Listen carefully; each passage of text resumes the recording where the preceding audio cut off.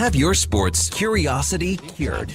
Have been out there for nearly 3 minutes. Drai, the Bouchard, back to Drai, across McDavid. Number 1,000 for Leon Drai.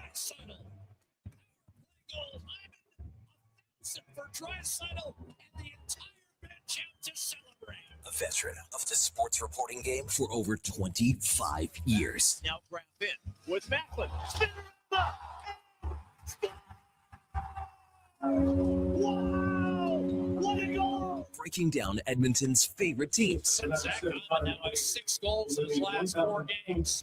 Oh, here's McDavid breaking through the Cutter! McDavid! 2-0. 14 seconds apart. Hyman and then McDavid. This is Sports 1440 and the Kevin Karius Show.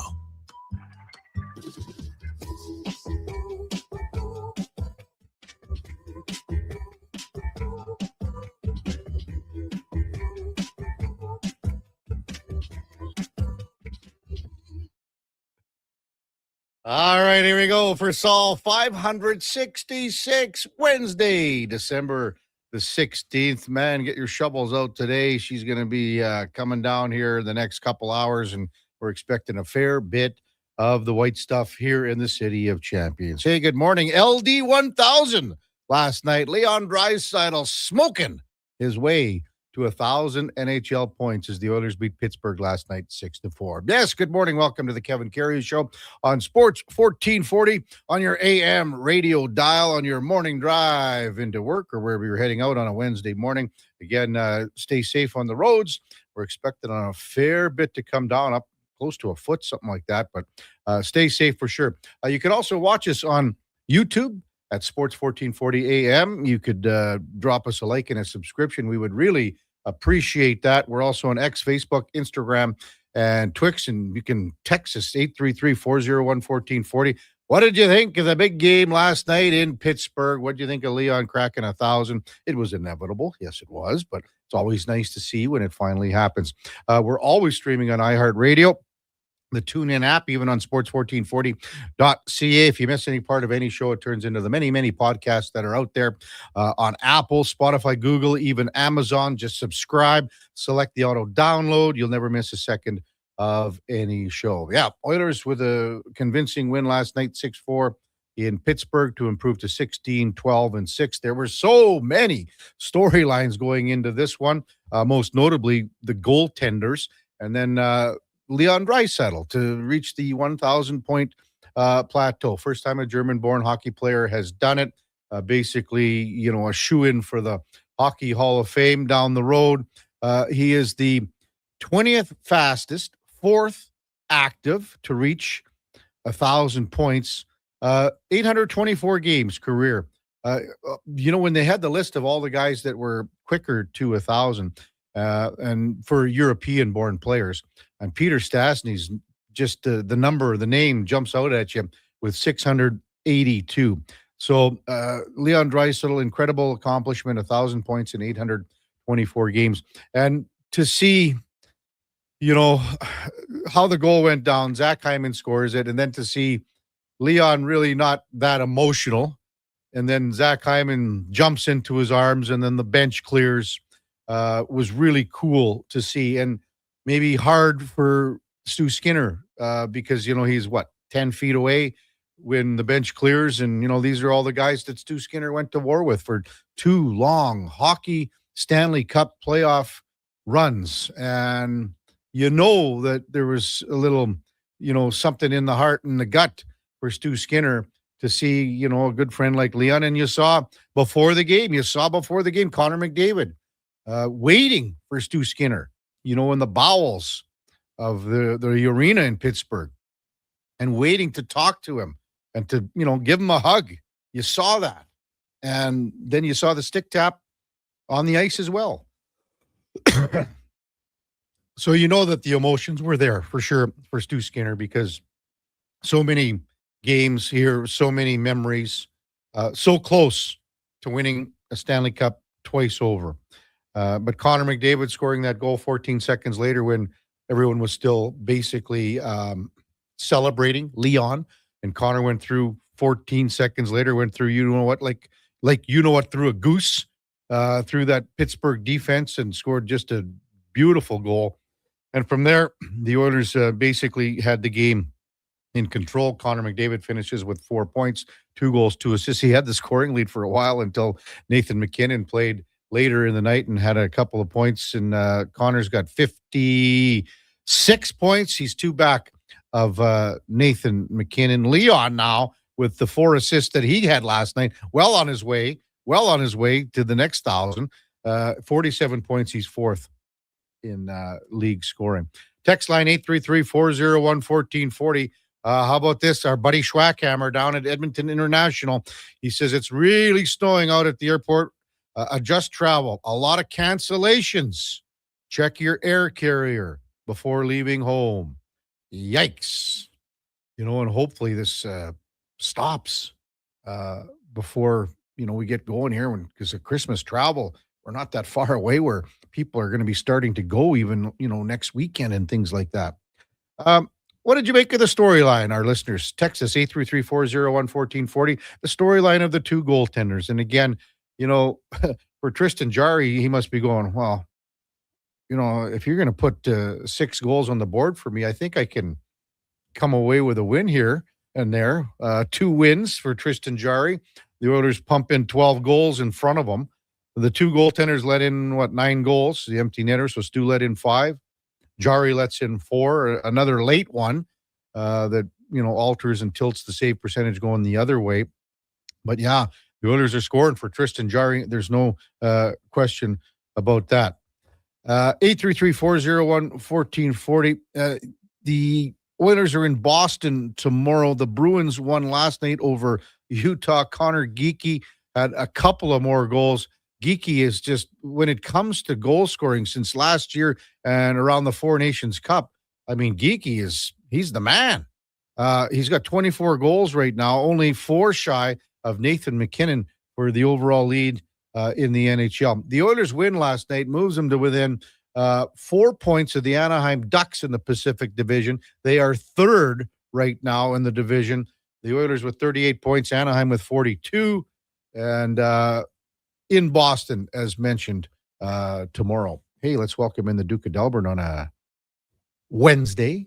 Duke, busy last night? Oh, very busy, Kev. Very, very busy. Very, very busy. Yeah. And on post game for the ailing Andrew Walker. So Donnie and I had the reins on the post game action, and a really good game for the Oilers overall. I thought they controlled the pace of play. Some pushback by the Penguins at different times, and when that did come, the Oilers largely held fast. Maybe saved the last 5 minutes of the third period, where you're looking already to Boston. I get it, like the game's over, but you're kind of leaving your goalie out to dry to once again give up a couple goals that you're playing soft on in front of your net. You're playing soft on a guy off the rush, and now all of a sudden your goalie save percentage is looking at an 867 again. Just finish the game. Yeah, it should have finished 5-2. It absolutely should have finished 5-2. So that was really my only qualm in the contest. There were a couple individual performances that obviously stood out. The Leon thing and all the post-game festivities that followed with the T-shirts, which were great. Yeah. You hear some of his teammates talk about it and what it means to them when discussing Leon Draisaitl, his own comments, naturally in a very humble fashion, talking about, all the other people that contribute to an accomplishment like this. So that's pretty standard by the book, as we would expect to hear. So it's the road trip continues in a pretty strong fashion. Maybe not the best situation for Stuart Skinner in his first start in a Penguins uniform, and a couple that he himself admitted in post game that he would like back, probably shouldn't get by him. But when the Oilers bring their game like they do last night offensively, man, like you look at the Connor goal in particular, what's a man to do when he basically snakes his way through an entire team?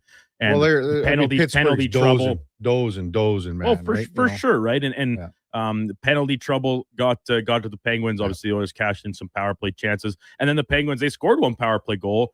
But if there was any prayer of them getting back in this game, and we know the Oilers not quite to the Penguins level, but they've had a propensity to give up some leads this season as well. You get a 4-minute power play in the third period, and you do literally nothing.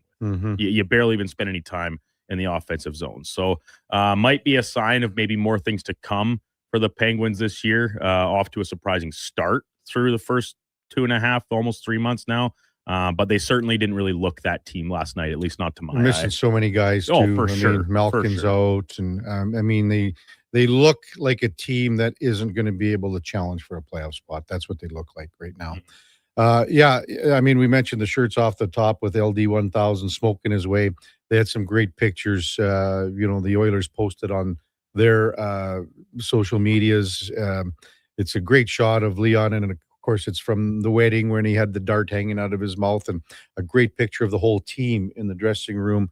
And Leon's got, the workman vest on and the player of the game and all that. And then a real good shot of Cal Pickard sucking back a cool one with Vasily Podkolzin. So those are great shots. And those are the pictures that, you'll always look back as a player and you'll go, man, what a great pic. This one's hanging up in the room somewhere, whatever. It's going to be on Struddy's nightstand, da-da-da-da-da. Those are the pictures that you really, really look like you love and you enjoy. Last night was the first time, and again, when we talked about those first two goals, both on the power play, a 5-on-3 and then the 5-on-4, 14 seconds later with Connor McDavid. That was the difference. When you look what happened in Montreal, the Oilers had the same amount of time, even a bit more in Montreal with a 5-on-3, didn't score. Basically, that group of five was out there for the first 5 minutes, it seemed, of the game, and finally get that goal, and you can almost feel it. And then Leon's in on it, and you feel like, just the bubble bursts, and it's just like a big breath of fresh air, and we can get on with the rest of the game. But the one thing that you noticed, and this was the first time, and maybe it was because of the Oilers getting, the 5-on-3 and extended power play time. This was the first time almost all year that I can remember. Maybe there was another opportunity, but I certainly don't remember where the Oilers grabbed momentum after a successful challenge, because it sure looked like Justin Brazeau had scored on the power play. The Oilers challenged for offside. Ben Kindle's offside by a hair, and the Oilers a perfect 5 for 5 in offside challenges. And after that, that's when things changed. Pittsburgh lost that momentum, and the Oilers grabbed it. Around the NHL last night, when you think about the Oilers and their schedule upcoming, and we touched on this with them playing in Boston tomorrow, the Bruins beat Utah 4-1. Toronto was out of it against Chicago, came back to beat the Blackhawks by a score of 3-2 thanks to a third period surge. Philadelphia gets by Montreal 4-1. The Red Wings slip past the Islanders 3-2. What's going on in New York with the Rangers? The Canucks go in there and shut them out 3-0. 17 home games for the Rangers. They've been shut out 6 times. This is an NHL record. How can you not score on home ice? It is just perplexing in New York with the Blue Shirts. The Duke's Ducks go into Columbus on a back-to-back and lose in overtime 4-3. Wild keep chugging along. They get a shutout from Gustafsson, beat Washington 5-0, and Macklin Celebrini 4 points for the San Jose Sharks. San Jose over the Calgary Flames by a score of 6-3. Our text line 833-401-1440. Get them in. We'll get them on as the morning progresses. Coming up on the big show, we will have Liam Hrobin to lead things off at 7:20 from Oilers Nation. Mark Spector on his way to Boston. He was a busy guy. And again, this is a perfect time, to be on the road. Think about the storylines that Speck just was, basically fell into his lap. He's on the road. He's leaving when the Jari Skinner trade breaks on Friday. And now you got, Leon with 1,000. Thought it could happen in Toronto. It happens last night. You had Sid Crosby there last night. Mario Lemieux was waiting for Sid to pass him. He got the 1 assist. That's it last night. And he's a point back of Mario for the all-time points scoring lead for the Pittsburgh Penguins. So Speck will be with us in his 8 o'clock time slot. We're going to talk a little baseball, Blue Jays baseball with Mitch Bannon from The Athletic. That's coming up at 8:20. Our co-host for Cougar Paint and Collision, David Schlemko, will check in from 9 to 11. We'll focus a fair bit on hockey as the morning progresses with Michael Trakos from the Hockey News. Again, some alarming stats again with the Toronto Maple Leafs, and Michael will have his opinion on it. Most notably, Austin Matthews, and he is getting it. He's just getting it every day from the Toronto media. What's wrong with Austin Matthews? And, they're saying his speed is off, his shot is off, lower, less velocity, everything. We'll get Trakos and his opinion on that. And even Austin Matthews scored 60 plus goals a few years ago. Now he's I think on pace to pick up 60 points this year. It's unheard of.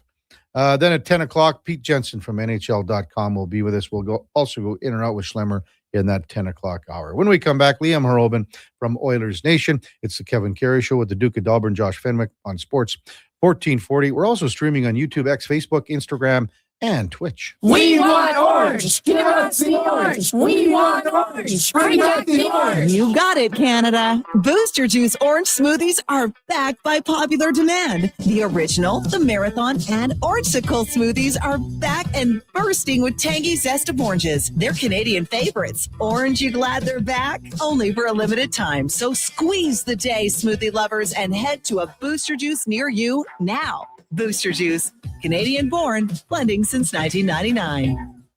Well, get ready for a silly hockey fans. Your partner in power just skated onto the ice. EWEL.ca, the new e-commerce website for electrical wholesalers Edmonton, is ready for the power play 24/7, 365. UL skates to where the puck will be in 5 years. Now that's forward thinking. Killer selection, slamming products from the best brands, and legendary service. Don't sit on the bench. Get your account today at EWEL.ca and win that project. Plug into your partner in power. Get an EWEL.ca account today. He's a winner. Sweet. She's a winner too. Great. Everyone's a winner during Wish and Win at Wolf GMC Buick. Every single customer is guaranteed at least a $500 bonus with a chance to save up to $25,000 towards a new GMC or Buick. At Wolf GMC Buick, we also have 0% financing up to 84 months on most of our popular SUVs and trucks. And we're clearing out remaining 25s, including cash discounts up to $10,000 on a great selection of Sierra HDs. 90 seconds east of the Henday. Wolf GMC Buick, where everyone wins.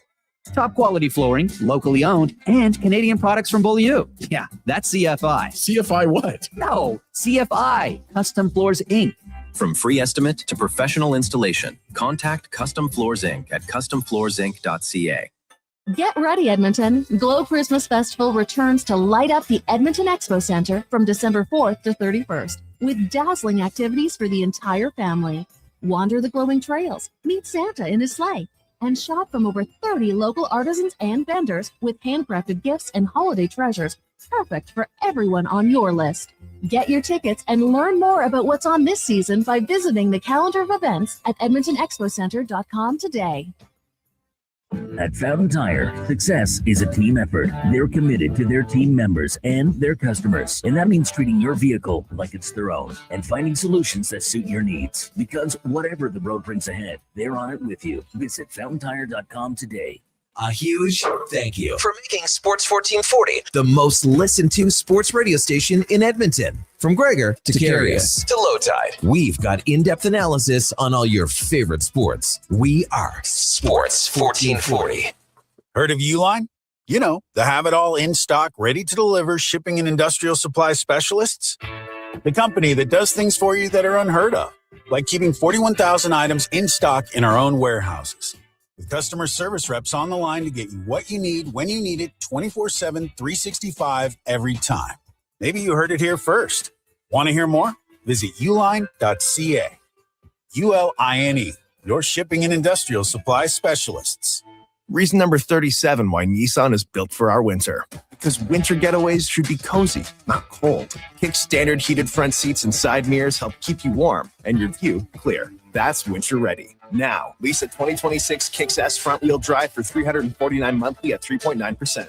Or get $2,000 cash purchase bonus on remaining 2025 models. Visit your local Nissan dealer today or nissan.ca for more details. Lease term for 48 months with $1,249 down. Conditions apply. Visit your local Edmonton and area Nissan dealer for more information.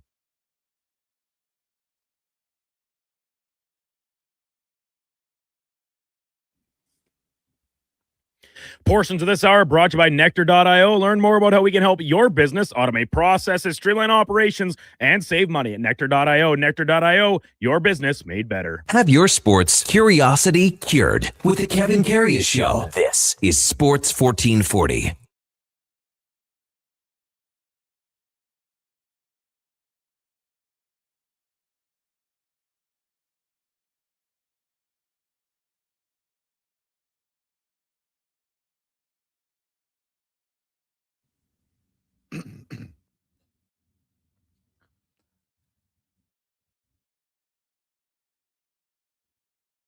All right, welcome back to the big program, 720 in Edmonton. Again, snow starting to fall in the City of Champions. The Schwackhammer texted in from the airport and says it's pretty bad out there. Check your flights if you're going somewhere. He said there's been cancellations, and it's only going to get worse as the day progresses. Stay safe on the roads for sure. Time now for the Puck Report, brought to you by Fountain Tire. And you know what? At Fountain Tire, we focus on one thing, and it's your vehicle. From tires and wheels to oil changes and vehicle repairs, we have got you covered at Fountain Tire. Visit fountaintire.com to book your appointment today as we welcome back Liam Hrobin from Oilers Nation. Good morning, Liam. You're with Kevin Karius. Thanks for jumping on Sports 1440 this morning. Really appreciate it, big guy. Morning, Kevin. I like the quarter zip, the St. Louis Rams quarter zip. That's pretty cool. St. FX Rams. Oh, is it really? My apologies. That's what I tell everyone anyway. It's the same logo. It's the old same logo as the St. FX Rams, but that's the way she goes. Last night there were so many storylines, Liam, that went into that game, more so than pretty well any game this year. That's why I called it yesterday the most anticipated game of the season. And in some regards, it did not disappoint, And I mean, when you think about it, the Oiler goaltending situation was the biggest story going into the weekend with the trade, and then Leon Draisaitl, and then you had Sid and Connor McDavid. Whenever they're going head to head, that's going to be a big matchup. So I don't think that the game disappointed at all with the high event and high action and things that people are talking about this morning. So I think you're probably along the same lines where you enjoyed watching that game last night, Liam. Yeah, it was fun. It's different, isn't it? Because like you said, like what was it, 3 or 4 storylines, and then the 5th one was Connor McDavid versus Sidney Crosby. So it's kind of a different flavor of a Penguins Oilers game. And obviously both goaltenders, I think, were overly scrutinized in both markets. So I think both markets who didn't like their goalies got that as well, with Skinner allowing 5 and Jari allowing 4. So I think everyone came out of it happy, besides Sidney Crosby, who wasn't able to match Mario Lemieux's points total for the Penguins. But I always think, and I was thinking this against Montreal as well, like when you're down in a game, do you really want one of those records, and then all of a sudden your entire team comes flooding on the ice? Like you kind of want it in a moment like Leon had yesterday, where you take the lead in the game, everyone comes on, you celebrate, and it's like a joyful moment, not like, okay, we're still down by 2 goals. Let's try and get this one back together here, guys. There was a couple times last night when you looked at Sid, or at least I did anyway. He looked a little frustrated out there at times. Did you see that body language in a little bit? And it's something we don't see from Crosby a whole heck of a lot. Yeah, maybe a little bit different from him for sure. I think Jari actually played pretty well against him too. So maybe that was kind of the frustrating part of the side of it. And obviously no Malkin, but it felt like obviously their offense got going early with the goal that was disallowed, but then they just didn't have a lot. I feel like their offense came from a lot of Oilers errors, and maybe that was kind of part of the frustration, especially with the recent run the Penguins have been on, where it's been like all they've done is taken huge leads in games and then just blown them in the third period. I'm sure it's been a bit of a frustrating period for Crosby as he's chasing this target. But yeah, it's a bit uncharacteristic of it, isn't it? I thought a little bit, and maybe, he rang that one off the crossbar. That was a big penalty kill the Oilers had in the third period, where they had a 4-minute man advantage, and the Oilers killed off that back-to-back high sticking major. And really, when you think about it, Liam, too, the special teams were, you could say, the biggest difference in the game, where the Oilers' power play was clicking and the Penguins wasn't. Yeah, especially too, it was such a flip from the Montreal game, where the Oilers' power play couldn't get anything going early, and they were basically given the exact same opportunity, and they didn't miss on it this time. And I know everyone wants the Oilers to be a 5-on-5 team, and that's in the organization, I'd just say, and that's why certain guys who aren't playing well right now, like Mangiapane, Frederick, were brought in to be 5-on-5 scorers, and obviously that's not happening. But at the end of the day, they're going to make their bread off what they do on the power play and on the penalty kill and on a night-to-night basis. I think that's where it becomes most important for them. And the power play since Nugent Hopkins got back has been unbelievable, to be honest. Like, the chemistry those 5 players have, it's unmatched in the NHL. So yeah, I liked that from the Oilers last night. The special teams came through for them, and typically when you can win the special teams battle, you're going to win the hockey game. Liam Hrobin from Oilers Nation with us on the Kevin Karius Show on Sports 1440. Because of, the Oilers had to kill off the 6 penalties, so the minutes that were distributed were, different when you look at it, because a guy like Matthias Janmark, his minutes were up there. Stastny, he's killing penalties too. Maybe I just wanted to get your thoughts on Stastny paired up with Emberson. They actually, before that goal was scored that was pulled back, I thought they killed that penalty in the first period really well before that Brazeau goal was scored and then reversed on the challenge. What have you made of Stastny so far here in a short time, Liam? The one thing I noticed about him, it was noticeable in the first game, but last night on the penalty kill is, one, I'm surprised he's on the penalty kill so early, right? But I suppose it is just a simpler special teams, you could call it, but just his quickness to get to pucks and get his stick in lanes. And it's something like, when was the last time the Oilers had a defenseman with that kind of quickness in his feet? All of them can skate perfectly fine and they're all good at it, but he seems to be a lot different than what we've seen on the blue line in quite a few years. So I like him. I think he's a guy who maybe we won't see it this season because he's still so young to the league, but I wonder if he has a bit of upside offensively as well, if he can become more confident with the puck. So I'm excited to see what Stastny can do for the Oilers. Another side of it too, which I thought was interesting, is the Oilers hired I think he was the director of recruiting from Notre Dame a few months ago, maybe only a month ago. And obviously Stastny played at Notre Dame. So you wonder how much influence he had on the decision for the Oilers to go get him. Yeah, good point on you there, Liam, for mentioning that. The one thing that I noticed, and you talking about his boots in Stastny, pardon me, his boots and how quick he is, that allows him to maybe have a quicker and closer gap control in the neutral zone. And that's the one thing I've noticed. He is a foot or two up on where maybe other defensemen for the Oilers are, because he's able to get back quicker because he's got that great foot speed. So, and maybe there's something brewing between him and Emberson as a third pairing. We'll have to see what happens when Wallman comes back, because it's either Emberson, it's Regula, who's, I think, faltered off a little bit here in the last couple of games. Had the giveaway on that goal where he's trying to clear and it goes off the linesman. But when Wallman does come back, who do you foresee coming out of the lineup on the back end? I think it needs to be Regula, and I think you're right. That Toronto game, I thought, was his best game of the season. I was like, oh, we've seen a turn in his game here. And then I thought Montreal, he was just doing stuff. It's like, you're Alec Regula, you're not Leon Draisaitl. They tried to do a spinning backhand pass, a blind one as well. And it's just like, why are you making plays like that?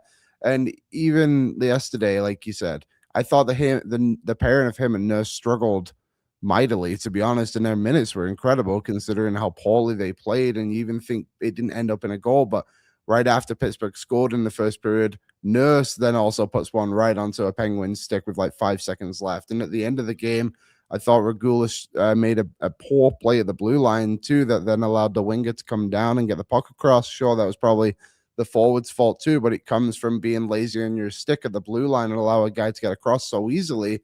And then you just make Jari's numbers look way worse than they probably deserve to be. So I would take out Regula, but then I think it asks the questions like, how do you pair everyone together? Do they simply just go with Stastny and Emberson, or do you reward Stastny maybe and see if you can get a Stastny Wallman pairing and a Nurse Emberson pairing as your shutdown? I don't know what the answer is yet, but I think it is a simple one of who comes out is Alec Regula. Yeah, there's options. There's options there. And, with back-to-backs and with the schedule and travel, it doesn't hurt even just to have a guy going in or out on the back end. Liam Hrobin with us in Sports 1440. Because of the game was a special teams, it was dictated by special teams with all the power plays. You're looking at, a third of the game, either on the power play or penalty kill when you add it all up. The Oilers' fourth line, and then tack on the injury to Curtis Lazar. Oilers' fourth line didn't play a whole heck of a lot. Quinn Hudson, though, did have a shift late in the game. I'm pretty sure you noticed it, along with Frederick, with Connor McDavid. That was Hudson's best shift by far. He only played just under 7 minutes, and a lot of that was in the third period. But our texters are saying, well, why call him up and not play him, 10, 11, 12 minutes? Well, the reason is because of, to our listeners, the reason is because of all the penalties that were last night. And he's not a special teams guy. So that's where the minutes were allotted. But maybe just a quick thought on Hudson and how he looked last night. Yeah, that was what I was going to point out as you were saying there, is that shift late in the third period. I thought he was noticeable, but the rest of it, yeah, he's clearly just still trying to get his feet wet in the NHL. And I know people were frustrated that he was playing on the third line, but also he had a morning skate at best with the team to start the season right at this point. So I think you got to allow this guy to ease in. I don't think anyone's coming back anytime soon, and if that was the case, they wouldn't have called him up. So I think he's going to be a good player. I think one thing he's done well with in Bakersfield is he's able to capitalize on loose pucks, and he's got a really good shot, and he's not afraid to use it. So that's the one side of it. I'm curious to see when those opportunities come, and we saw it a little bit late in the game, like you said, but does he maybe elevate up the lineup? Because if you look through it, like, it's not like anyone in the bottom six did too much, but again, the ice time was kind of distributed a bit unevenly at 5-on-5 because of all the special teams. So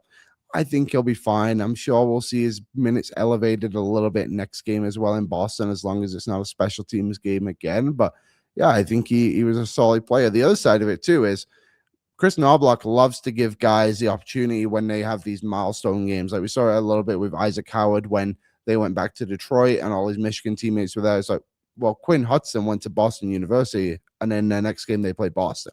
So we'll see kind of what he does there. Like, I wouldn't be surprised if the fourth line starts and he's playing alongside Frederick to start the game, for example. Yeah, a good point. Very good point.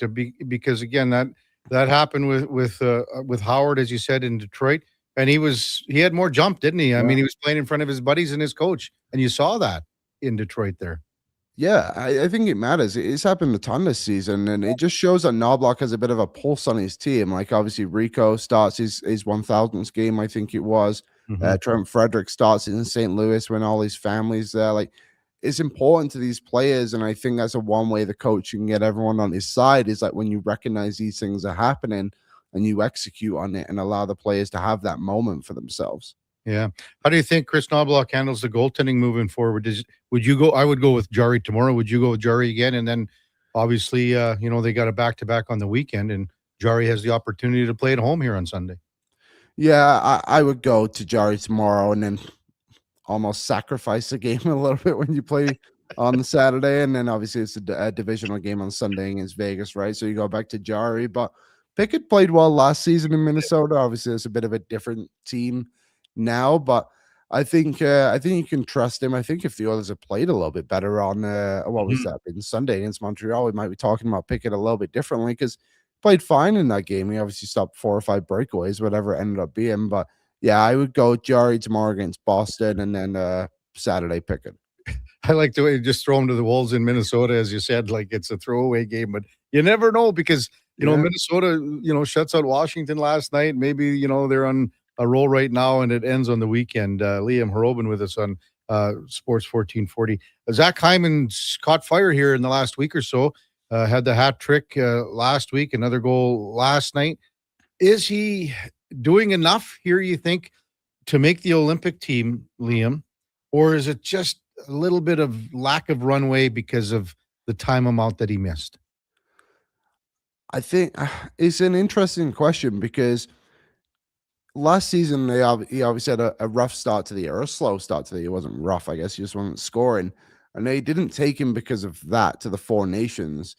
And it seemed like a mistake. So are they going to learn from that mistake and be like, no, he needs to go? But I think the problem Hyman is having is not necessarily how he's playing, but guys like Macklin Celebrini and Connor Bedard and Tom Wilson, those kind of players, I guess, have thrown themselves more into the conversation for a while. So I don't think he'll make the team, unfortunately, as much as I would love to see him there. But I just don't think he's had enough runway, unfortunately, to start the season. It's so close. And again, when you think about it in the sense that he's got a few more games here and he's starting to come back. The one thing that I did notice twice, he fell last night and he doesn't get up like a normal guy with his hand on his stick, Liam. If you notice that with your fist down on the ice, he uses his elbow to get up. And I noticed that and I was like, man, oh man, that's still, you're conscious of that injury. And I was like, oh man, you just think that something is still in the back of your head. And even when he goes hard to the net, there was a time where I think was on that goal that they reviewed too. Like he and Nugent Hopkins were jamming away. Do you think he went in as hard as he normally does? I don't know. Yeah, I mean, it's a lot harder to come back from injuries than I think people give credit for. Like, as soon as they step on the ice, everyone expects immediate results. But hockey's a different game compared to a lot of other sports, and the physicality of it all. Like, you use your hands for the entire game, no matter what. Like your wrist injury, it can linger for a while on a mental side too. You're just obviously always thinking about it. So maybe him not going to the Olympics is also a good thing for Edmonton in the sense of, just to be a bit selfish about it, just recover so they can go for a Stanley Cup again. Like I always remember Evander Kane, obviously a lot different injury to what Hyman had, but similarly in his hands, he's just like, it took me a long time to get used to it and get like the real feel back in my game because of that injury. Hey Liam, great stuff. Appreciate it. Are you watching any curling in Saskatoon this week or what? I'll be watching some curling. I'm excited for that. That rink they're at too is great. I've been there once before. It's a really cool rink, but I'm pretty dialed into the Ashes right now, Kevin. England and Australia. The third test started yesterday, so I was up till midnight watching that. England are doing okay so far. We got 8 wickets on the first day, which is pretty good. We've been playing terribly, so I'm looking forward to tonight. Sounds good. Hey, Liam, thanks as always. Have a great day and have a great holiday season too. We'll probably talk to you in the new year. Take care, man. Yeah, you too, guys. Have a great day. That's Liam Hrobin from Oilers Nation, and the Puck Report brought to you by Fountain Tire. And again, one thing on your mind is your vehicle, and it's the one thing that is on the mind of the people at Fountain Tire, your vehicle, and we've got you covered. Visit fountaintire.com to book your appointment today. Text 833-401-1440. Jordo says, I didn't think Emerson had a great night. He screwed up on the first or second goal. That was Regula, Jordo. So that was Regula, I think you're talking about, on the goal that was late in the first period. It was a face-off win by the Oilers, and Regula tried to, wedge it out with a 60-degree wedge right into traffic, probably hit the linesman, and 2 seconds later, it's in the back of the net. Northside Lou texts in, what was the point of calling up Hudson? Oilers are the worst with burying skilled players on the fourth line after calling a player up. Jason, why bring up Hudson? Knob is such a horrible coach for young guys. It's pathetic. Well, again, you got to look at this as a different situation, guys. You think about how the game started. Hudson had one shift, I believe, and then it's basically a special teams game for a good part of the first period. And he doesn't play special teams. Neither does Frederick. Those guys are going to be stapled to the bench. When you got 6 power play goals or 6 power play opportunities from the opposition, and you're on the ice for 4, including a long 5-on-3. Excuse me. So that's where the minutes get taken away, because you know that the first power play unit is going to be out there the whole time. You know they need a goal on the 5-on-3. So the minutes are going to be distributed way differently last night than they would normally be on a game where there are no penalties. So that's what you have to look at. You can't just go and say, well, he played 6 minutes, 59 seconds. Well, he played a lot of that in the third period because where the game was at 5-2 and things like that. But I mean, you can see there's something there with them, but you can't just go on one game. And Liam Hrobin makes a great point. Expect, because the Oilers going to Boston, and maybe Hudson's going to go in and see more action, unless it is, again, a special teams game. But when you're playing so many times on the PK and you're playing so much on the power play, things change. Like, look at Matthias Janmark because of all the penalties that they had to kill. 16 minutes. And that's because Curtis Lazar went down. Thankfully, came back. It looked bad. Came back and won a key face-off on a penalty kill to the right of Tristan Jarry. He gets off on a change. So you can't just say, oh, he played 7 minutes. He's buried on the fourth line. That's just what happens. I mean, the minutes for some other guys were way up because they had to kill penalties, like Henrique. Matt Savoy's minutes were up. That's just the nature of the beast when you're killing that many penalties in a game. When we come back, we're going to hear from the 1,000-point man, Leon Draisaitl, smoking his way to 1,000 NHL points. The shirts are fabulous. Got to get one of them. Got to get one of them somehow. It's the Kevin Karius Show with the Duke of Delburne, Josh Fenwick on Sports 1440, presented by Sports. Oh, man, there it is. Man, oh, man. Not presented by Sports Select. We were. Maybe they'll be back. But we're also streaming on YouTube, X, Facebook, Instagram, and Twitch. Jingle bells, jingle bells, jingle bells. Tired of the same old holiday tunes? Spice things up with the sound of a Wilhauk beef jerky bag being torn open. It's the carol that everyone wants to hear, promising a chorus of tender, perfectly spiced beef jerky. This holiday season, make sure you're Wilhauking around the Christmas tree with Alberta's best beef jerky. Available at Wilhauk Beef Jerky in Leduc. Picture this. You're sleeping and you're awake, but it's a good day because you're about to make your way to McDonald's to pick up some breakfast. Fast forward, you're there. But what's this? You can now get all those breakfast classics penny style with rich, creamy hollandaise-style sauce. A happy little tear rolls down your cheek. You grab your small McCafe premium roast coffee, still just $1 plus tax every day. And see. Get up and at 'em with the Egg McMuffin. At participating McDonald's restaurants in Canada. Prices exclude delivery. Hey, sports fans, we've got a clear choice for you. At Crystal Glass, we provide customers with the perfect glass for any job. From home to auto and even commercial, installation or repairs, we're your team. Call 310-GLASS or visit crystalglass.ca. Crystal Glass. Cheer on the teams. Help a good cause. The Benz Cup is coming to the Ardrossan Recreation Center, December 26th to 30th. 100% of the proceeds help the Ben Stelter Foundation bring proton beam therapy to Edmonton. Learn more at benscup.com. Proudly supported by Sports 1440. Whether you're a craft beer connoisseur or more of a wine aficionado, there's always something new to discover at Sherbrooke Liquor, a unique, family-owned, independent liquor store. The selection, incredible. The non-alcohol section is also very impressive. Sherbrooke Liquor, expert, knowledgeable staff with a passion for unique finds. More than just a liquor store, we're a community. Alberta's best, the one and only Sherbrooke Liquor. Wine, spirits, and oodles of beer. Visit SherbrookeLiquor.com. I'm Rick Showers from No Bull RV, and people often ask me,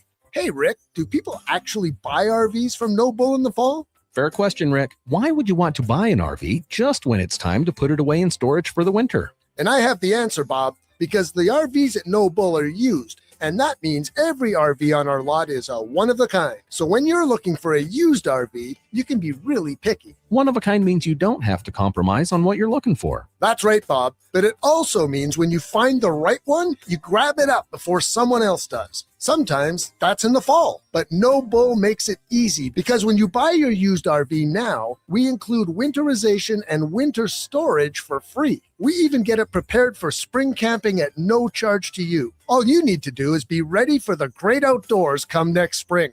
When you think of it that way, the fall might be the best time to get your RV. And that's No Bull. NoBullRV.ca. This Christmas, Subaru is proud to support the Little Warriors, a national charitable organization dedicated to protecting children, raising awareness, and helping survivors heal from the trauma of child sexual abuse. Join us for a Phil Forster event at Rally Subaru in Subaru City. We're collecting much-needed items like AAA batteries, art supplies, backpacks for kids, winter gear, and laundry essentials. Drop off your donations at either location and be entered to win a free detail package. Thank you for your support from Subaru. We waited.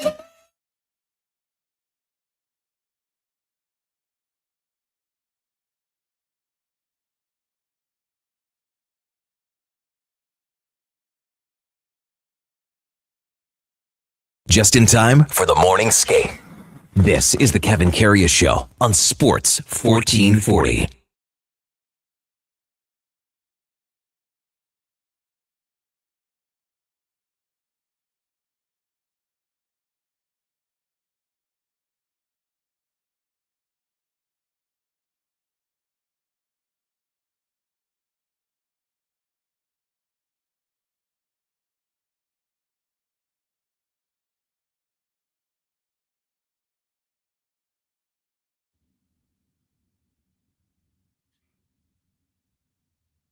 Do you have that on extended version, Duke? Do you just play that over and over and over during the holiday season?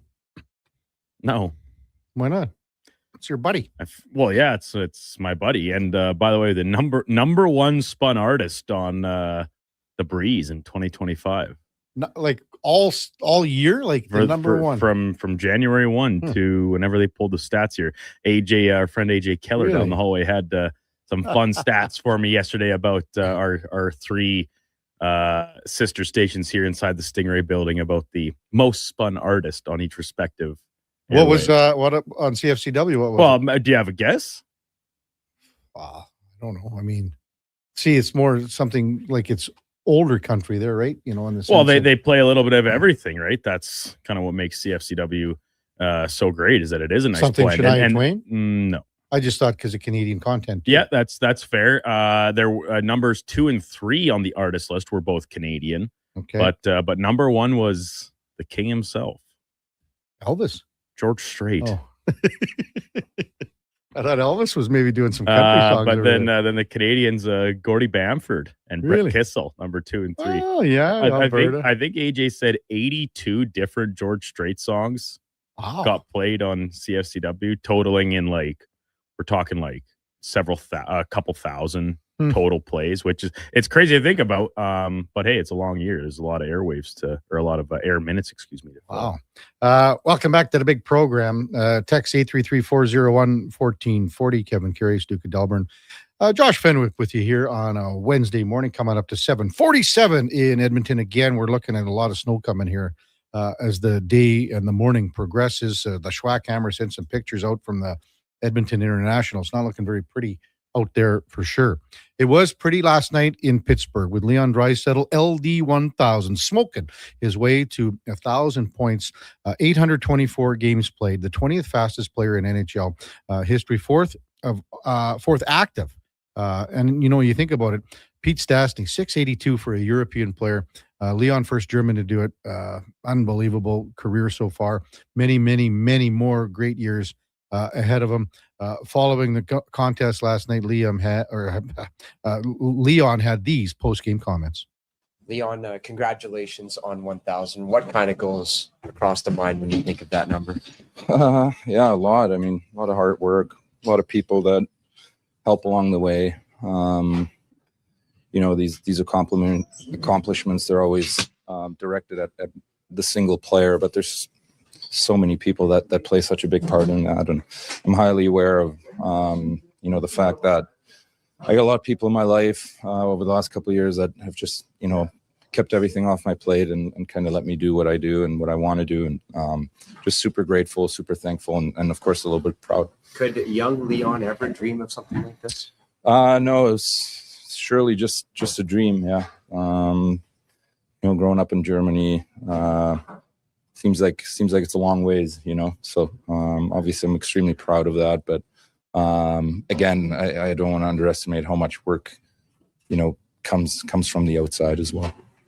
You talked about how weird it was to see Stu in the other side of the net. Yeah, I mean, it's odd. I think the whole situation is just how quickly we played them after the trade happened. I'm sure there's lots of people that felt a little odd about it, and two amazing human beings, two really good hockey players, and just wish them nothing but the best here.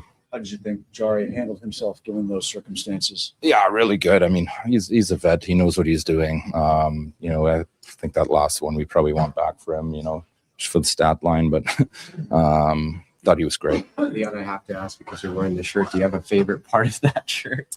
I mean, there's a lot. There's a lot of details on there that I love. Hairball is about as good as it gets when it comes to this stuff in the league. So pretty savvy, yeah.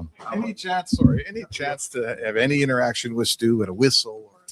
I didn't. I'm gonna try and see him right now and see the guys and say hi at least. I'm sure they got a lot on their plate right now. So yeah, but I'll make my way over there at some point. One for me, Connor right now is having just an unbelievable stretch. He seems quicker and faster and better than often. You've seen him through it all. Is this like, super good right now, or what's happening? Yeah, I mean it's him being dominant, right?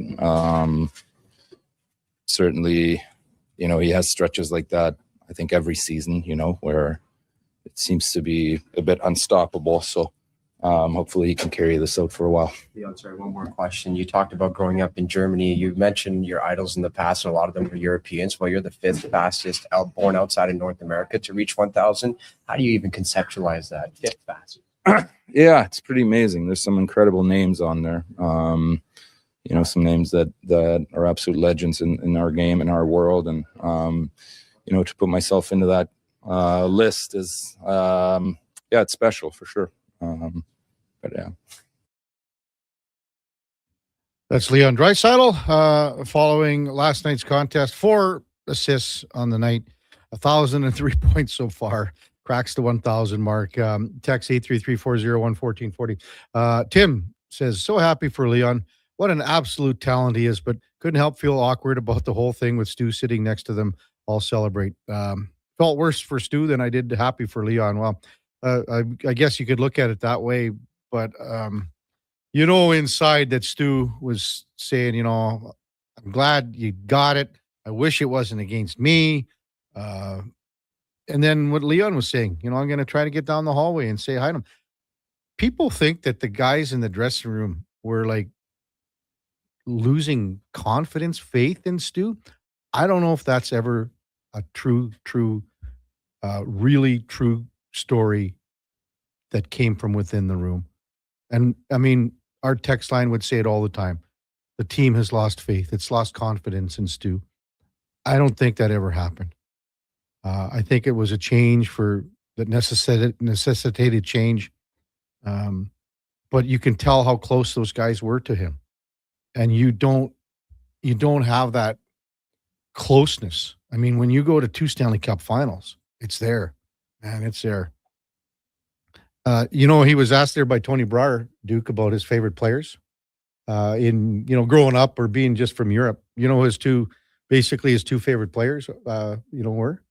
Well, one of them, I think a lot of people could maybe get because he's mentioned it, and it's Pavel Datsyuk. And that's why Leon really wants to work on that defensive end of his game, the defensive side of his game. But the other player, which maybe a lot of people don't know, has massive ties to Edmonton and the Alberta Golden Bears. And it was Ben Thompson. And Ben Thompson played for the Golden Bears when they were really running roughshod over the rest of the nation. He had the overtime winner in the big game that was here in the national championship final that was at Rexall. And Ben Thompson scored the game winner. And then what happened was, I think Benny played 3-4 years for Rob Dom's U of A Golden Bears. And then he went over to Germany. And he played in Germany under Leon's dad, Peter Draisaitl. So Peter Draisaitl coached Ben Thompson when Leon was just a pretty young whippersnapper, really. Would have been almost 20 years ago. And what happened was, Leon ended up really liking the way that Ben Thompson played in a little place in Germany called Ravensburg. And Ben Thompson had 5 wonderful seasons there. And he was a really good player. And guess what number that Ben Thompson wore? 29. And that's why Leon Draisaitl wears number 29.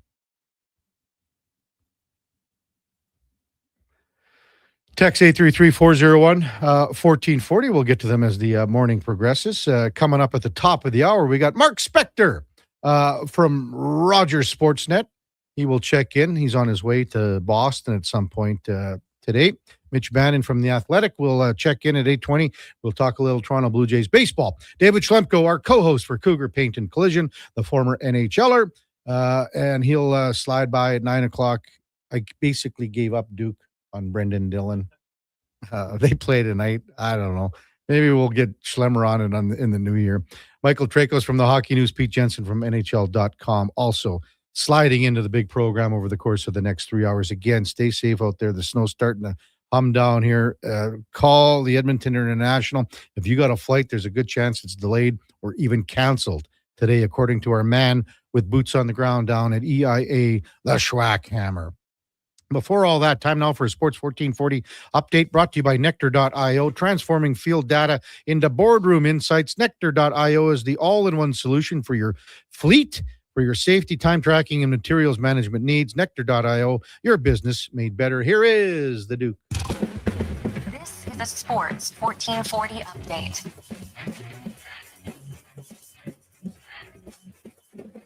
Was a historic night in Pittsburgh as the Oilers beat the Penguins 6-4. Leon Draisaitl with 4 assists, the first of which was his 1,000th NHL point. Draisaitl becoming the 5th Oiler to hit 1,000 points in the sweater, which is the league high, and also becoming the first German player to hit the plateau. Connor McDavid, 4 points. Tristan Jarry picking up the win over his former team. None of the games around the NHL, including the Flyers beating Montreal 4-1. Thatcher Demko made 23 saves. The Canucks flanked the Rangers 3-0 from MSG. San Jose doubled up Calgary 6-3, and the Leafs scored 3 times in the final 10 minutes of regulation to come back and top Chicago 3-2. PWHL resuming action last night in Vancouver, where the first-year Golden Eyes beat Ottawa 2-1, and the Oil Kings play their final game before the holiday break. They fall in overtime 3-2 down in Lethbridge. The New York Knicks are the 2025 NBA Cup champions as they beat the Spurs 124-113 in Las Vegas. OG Anunoby's 28 points led the way for New York, but it was Jalen Brunson taking home the NBA Cup MVP. Coming up in hour 2 of the Kevin Karius Show, we'll be joined by Sportsnet's Mark Spector, as well as Mitch Bannon from The Athletic covering the Toronto Blue Jays. I'm Brandon Douglas at your Sports 1440 update.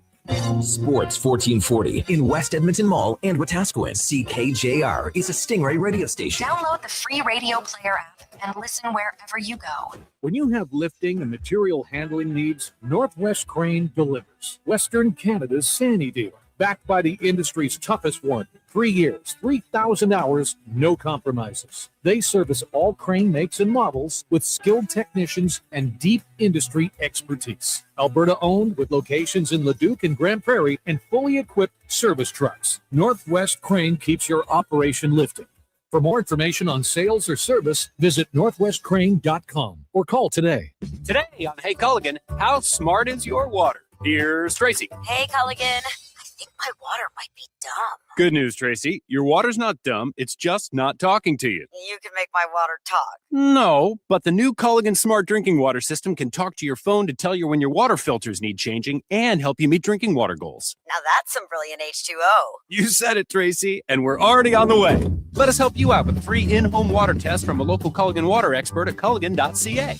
Is your company drowning in paperwork and administrative tasks? Do you need more data to make better decisions? Nectar.io is your company's all-in-one solution for fleet and materials management, safety, time cards, and GIS-based project management. Now is the time to capture and transform field, site, and shop data into boardroom-level business intelligence, all with one login. Visit Nectar.io to book a demo today. Nectar.io, your business made better. Your all-access pass to the world of sports is Edmonton's only sports radio station.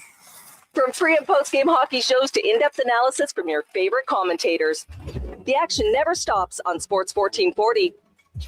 Hard to believe it's already that time of year again. Time to get your festive aluminum pole at Metal Supermarkets, where the staff will be completing feats of strength to get your metal ready without any grievances. When your project needs a festive miracle, Metal Supermarkets offers in-house bending, often by the next day, plus metal cut to your exact specifications, fast. The convenience stores for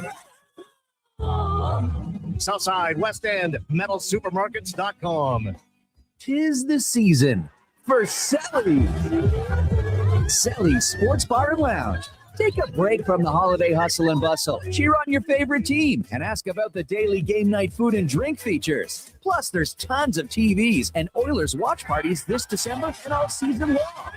Selly Sports Bar and Lounge at all 3 Century Casino locations, Edmonton, St. Albert, and Century Mile. Check it out. Every day is game day at Century Casino.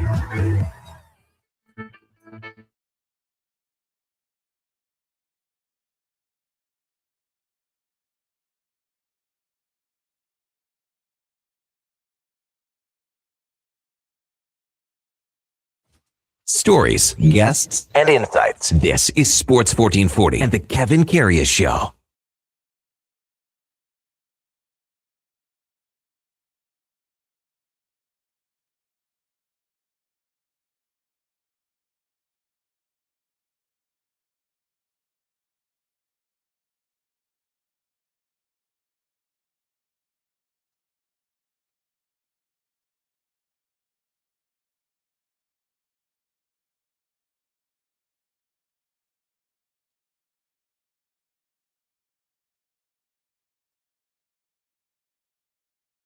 All right, welcome back to the big program. 8 o'clock in Edmonton. And, text rolling in 833-401-1440. Also to my personal line. I love my dentist, Dr. Trevor Ushko. We're talking about Ben Thompson. And he says, I'm pretty sure that Ben Thompson didn't score that goal in 2005 at the University Cup at Rexall. And I'm going, well, I said, what's that thing to the left of the one incisor by the molar? And he says, LOL. I said, yeah, just stick to the dental work. And the reason we were bringing it up is because that's the reason Leon Draisaitl wore and wears number 29, because of Ben Thompson, who played for the Golden Bears, went over to Germany, played for Leon's dad, Peter, in Germany. And Leon was just a young kid, and like Ben Thompson, was good to him. That's why he wears number 29. Time now for On the Mark, brought to you by Northgate Chevrolet Buick GMC. Stop in today and play Wish and Win for your chance to win up to $25,000 towards a new vehicle. Guaranteed a $500 prize. Play today at Northgate Chevrolet Buick GMC as we welcome in Mark Spector from Rogers Sportsnet. Good morning, Spec. What's happening, Kev? How you doing, man? Wow, what a wild night for you. I mean, when you get in this business, you hope something like this happens, right? You just and you're on the road and you're the only guy there. Man, you're one lucky dog, Spec. Yeah, it was a fun night to be in an NHL building last night for sure. Lots happening, man. Holy cow. And lots of emotion, a game that really, there's 82 a year, and some of them get a little mundane for not just for us, but for the players, but not that one. It meant a ton on a whole bunch of different fronts. Imagine if Sid would have got one more point. Yeah, well, that's exactly. I was almost kind of waiting for that to happen, the way they were pouring in at the end there. Well, you had that one off the crossbar there, right? They had that 4-minute power play. So, I mean, he was damn close. He was pretty close. And Mario was sitting up there. They showed him every 10 seconds. And it's pretty good still, old Mario. He looks good. Up. Yeah, he's still as fit as a fiddle, as they say. And you're bringing back Phil Rivers. Why not Mario? Yeah, that's it. Well, now Mario's played considerably less games than Sid, correct? Oh, like 920 or whatever, and Sid's at 13, whatever. So, I mean, like I was asked, I'll ask you this because Gregor asked me. I did the pregame show with him yesterday, and is it Mario or Sid for you? He asked, and I go, I'll be honest. I mean, you look at Sid's resume and how great it is, and the points he's going to be. He could be pushing towards 1,900 points here. But to me, it's maybe I'm an old guy, and maybe you're different, but. To me, it's Mario, and it's the points per game, because he only played 915 or whatever it was. Well, I guess we're talking, they're completely different players. Yeah. They really are. I mean, they're completely different players. Mario, if the question is who was a better offensive player, who was more potent, who could light you up for a 5-point night more often, there's not even a debate on that. No. Mario was a savant offensively. And productive in all the biggest moments. So, but I mean, Sid's clearly a better all around player. Sid's a guy that, I'd take him for that last minute face off in my own zone, probably ahead of Mario. So, you know what? It's kind of potato and potato here. They're both great Hall of Famers.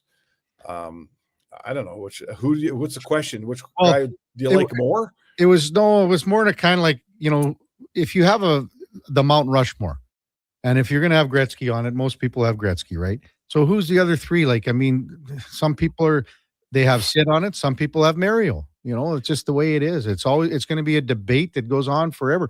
I mean, Sid's at 1,384 games, same amount of points as Mario, basically in 915. Yeah, you know, it's a lot. So, I mean, that just goes to show you there's no Different era, debating. right? And the era, like Mario had guys draped all over him and was still getting it done. You know what I mean? Yeah, he played in the garage league, as I recall. No, for sure.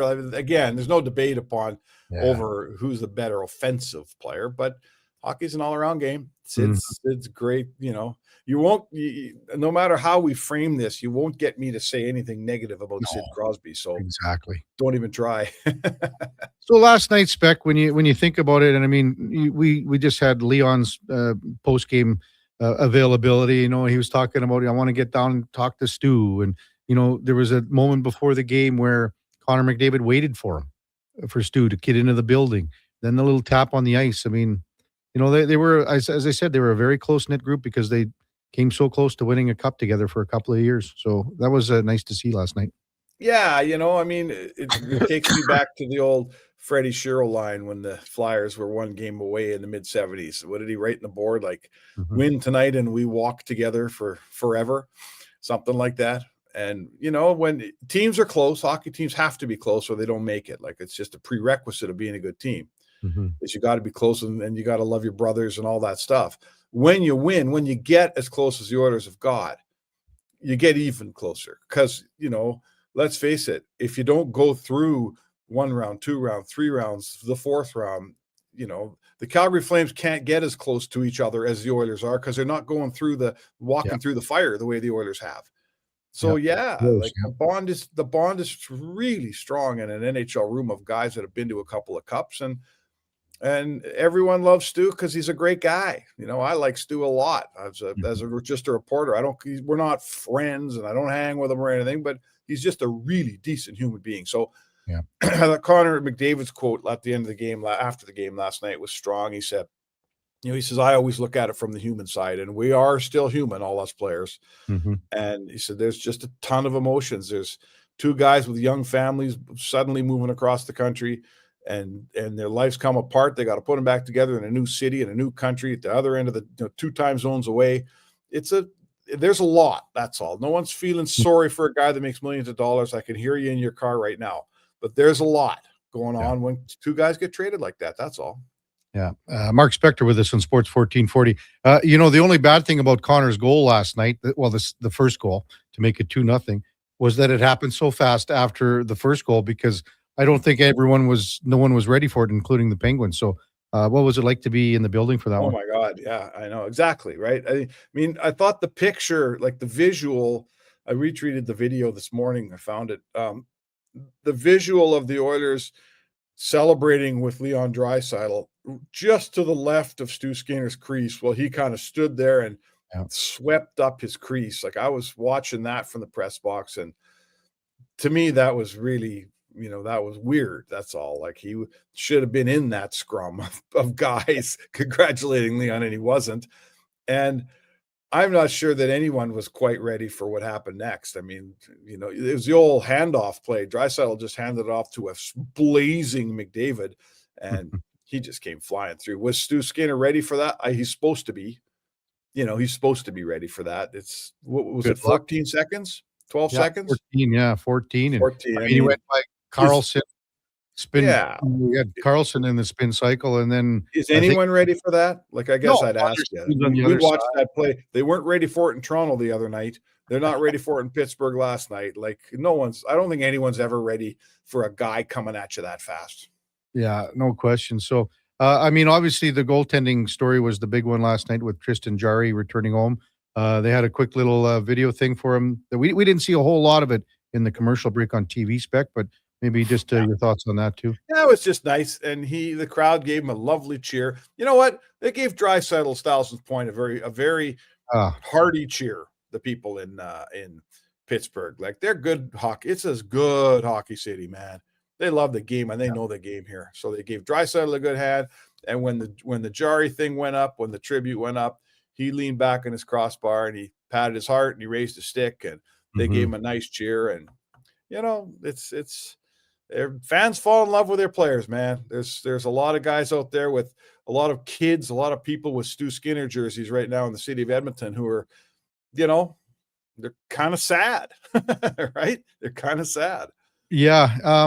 There were so many. Jack Cooks would be one of them, I'd say. Because he's got about 45 Stu Skinner jerseys.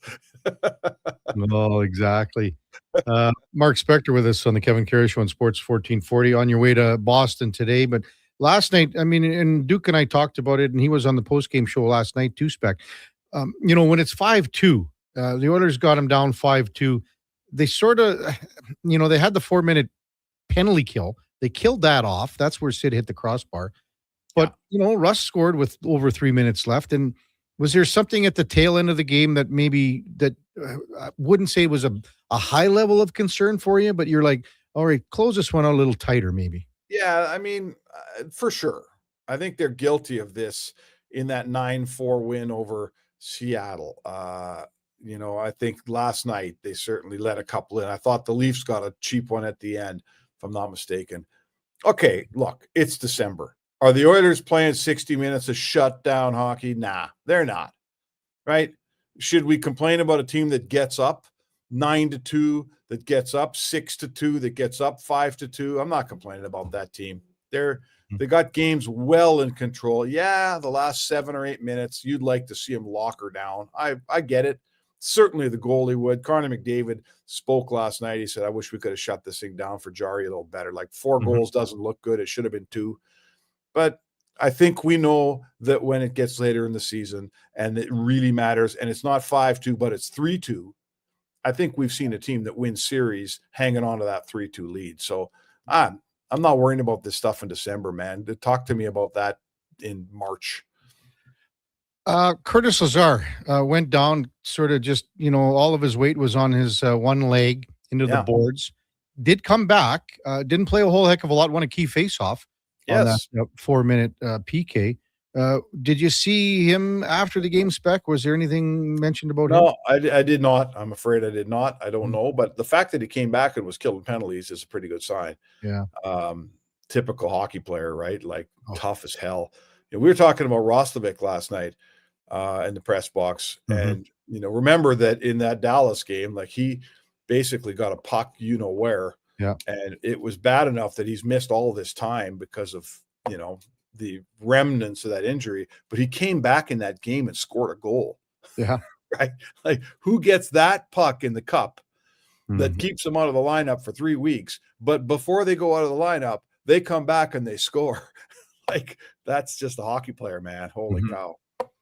I can't wait for Roslovic to get back. And Savoy had a goal last night, but I really think, they're a better team with Roslovic playing right wing with Leon Draisaitl, because I think that line with Podkolzin, and look at Podkolzin now. What's he at? He's at 9 here, Spec. We said last week that he's going to get 20, and I still think he's going to get 20. And if he's on Leon's wing for however many years, he's a 20-goal guy a year, all day, all night for me. Oh, no question about it. And, I think we're seeing with Savoy what we see. Like there was a little internal debate around my Twitter feed maybe 3 weeks ago about, hey, Savoy should play with McDavid and Hyman the rest of the season. And I said, that might be a lot for this guy. And of course, the critics come out. But I think what we're seeing is what we always see with young players. He's looked great with Draisaitl and Podkolzin. He really has. And he's shown us that he can play. Like you love Matt Savoy. He's going to be part of this team for a long time, and he's a good young player. But the pressure of playing in the top 6 next to a guy like Draisaitl or McDavid and you got to produce, right? You can't, very few players, like look at the way Podkolzin's played. He hasn't been that productive in past years. He's more productive this year, but he does a million things that a guy like Savoy doesn't do. Savoy, you're going to take that spot next to Draisaitl. You got to put points on the board. And that's a lot of pressure on a rookie. It's a ton of pressure on a young guy. And we're seeing like Savoy's games kind of coming and going a little, which is what happens when you're his age. I get it. I'm not criticizing him at all, but I don't personally think that it'll be good for him when Roslovic comes back is what I'm trying to say. I think it'll put him on a spot where the pressure isn't so acute. And here's the thing, Spec. If you do really want to keep Podkolzin and Draisaitl and Savoy together, there is another option that most people haven't talked about. But Roslovic can be your 3C. He can center your third line.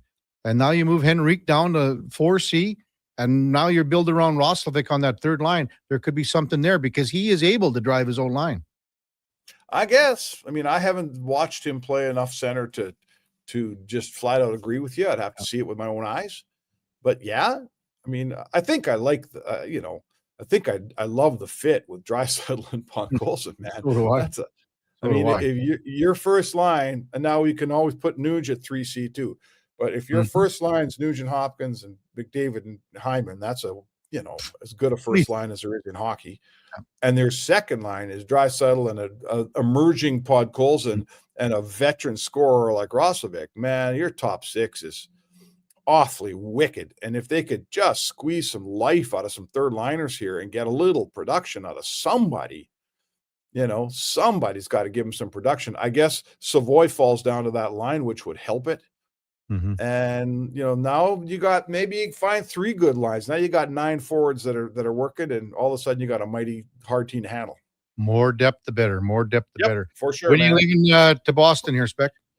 Oh, I got to do a little interview with our buddy Frank Saravalli at about 12:15, and then I'm going to hop in the Uber and hightail it out to the airport. Everything's far away. The airport's far here. It's kind of like Edmonton. You made Frank's show? I did, yeah. Kidding. I'm quite honored. Yeah, we had a little discussion about that, Frank and I, and maybe that'll continue tomorrow. We'll see what happens. Have a good one, Spec. Safe travels, buddy. All right, thanks, Gav. It's Mark Spector from Rogers Sportsnet.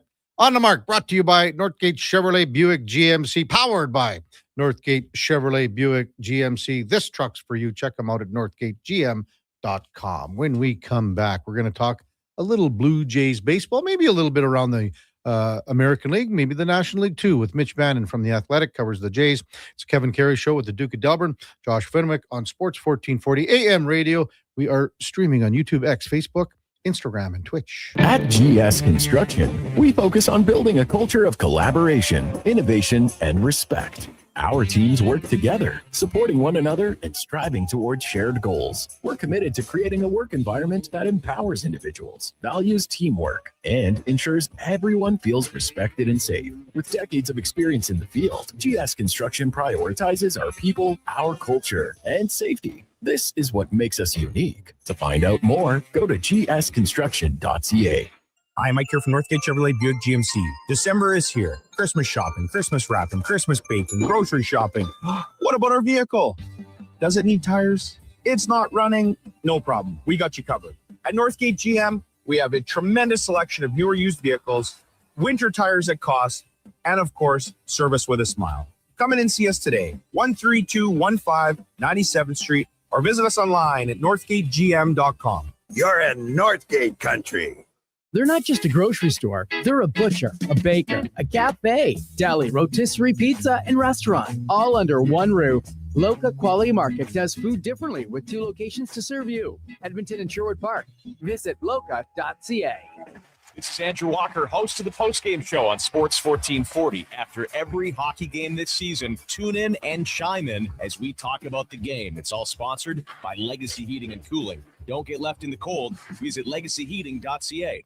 I'm Grant Fedork from Leading Edge Physiotherapy, and sadly, some people think orthotics are just glorified shoe cushions. But I've seen a runner drop 8 minutes off her marathon, a grandmother ditch her painkillers, and a 12-year-old nail her long jump, all thanks to custom foot orthotics. So if your feet are screaming for help, flat, high, or funky, that pain's heading to your knees, hips, even your lower back, our professionals will assess you and, if indicated, custom fabricate a pair of orthotics made just for you. Happy feet make a happy person. Feet shouldn't hurt. LeadingEdgePhysio.com.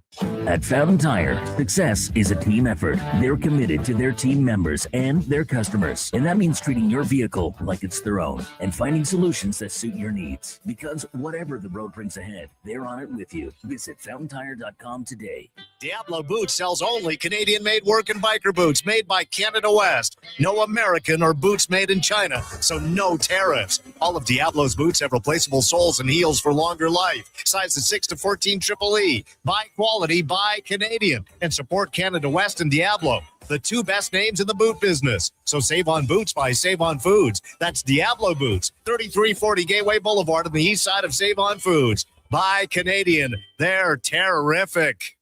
Merry Christmas from Anu Gas Compression Consulting in Wetaskiwin. The management and staff would like to wish you a peaceful and happy holiday season. They thank you for your patronage this year and look forward to seeing you in 2026. Season's greetings from everyone at Anu Gas.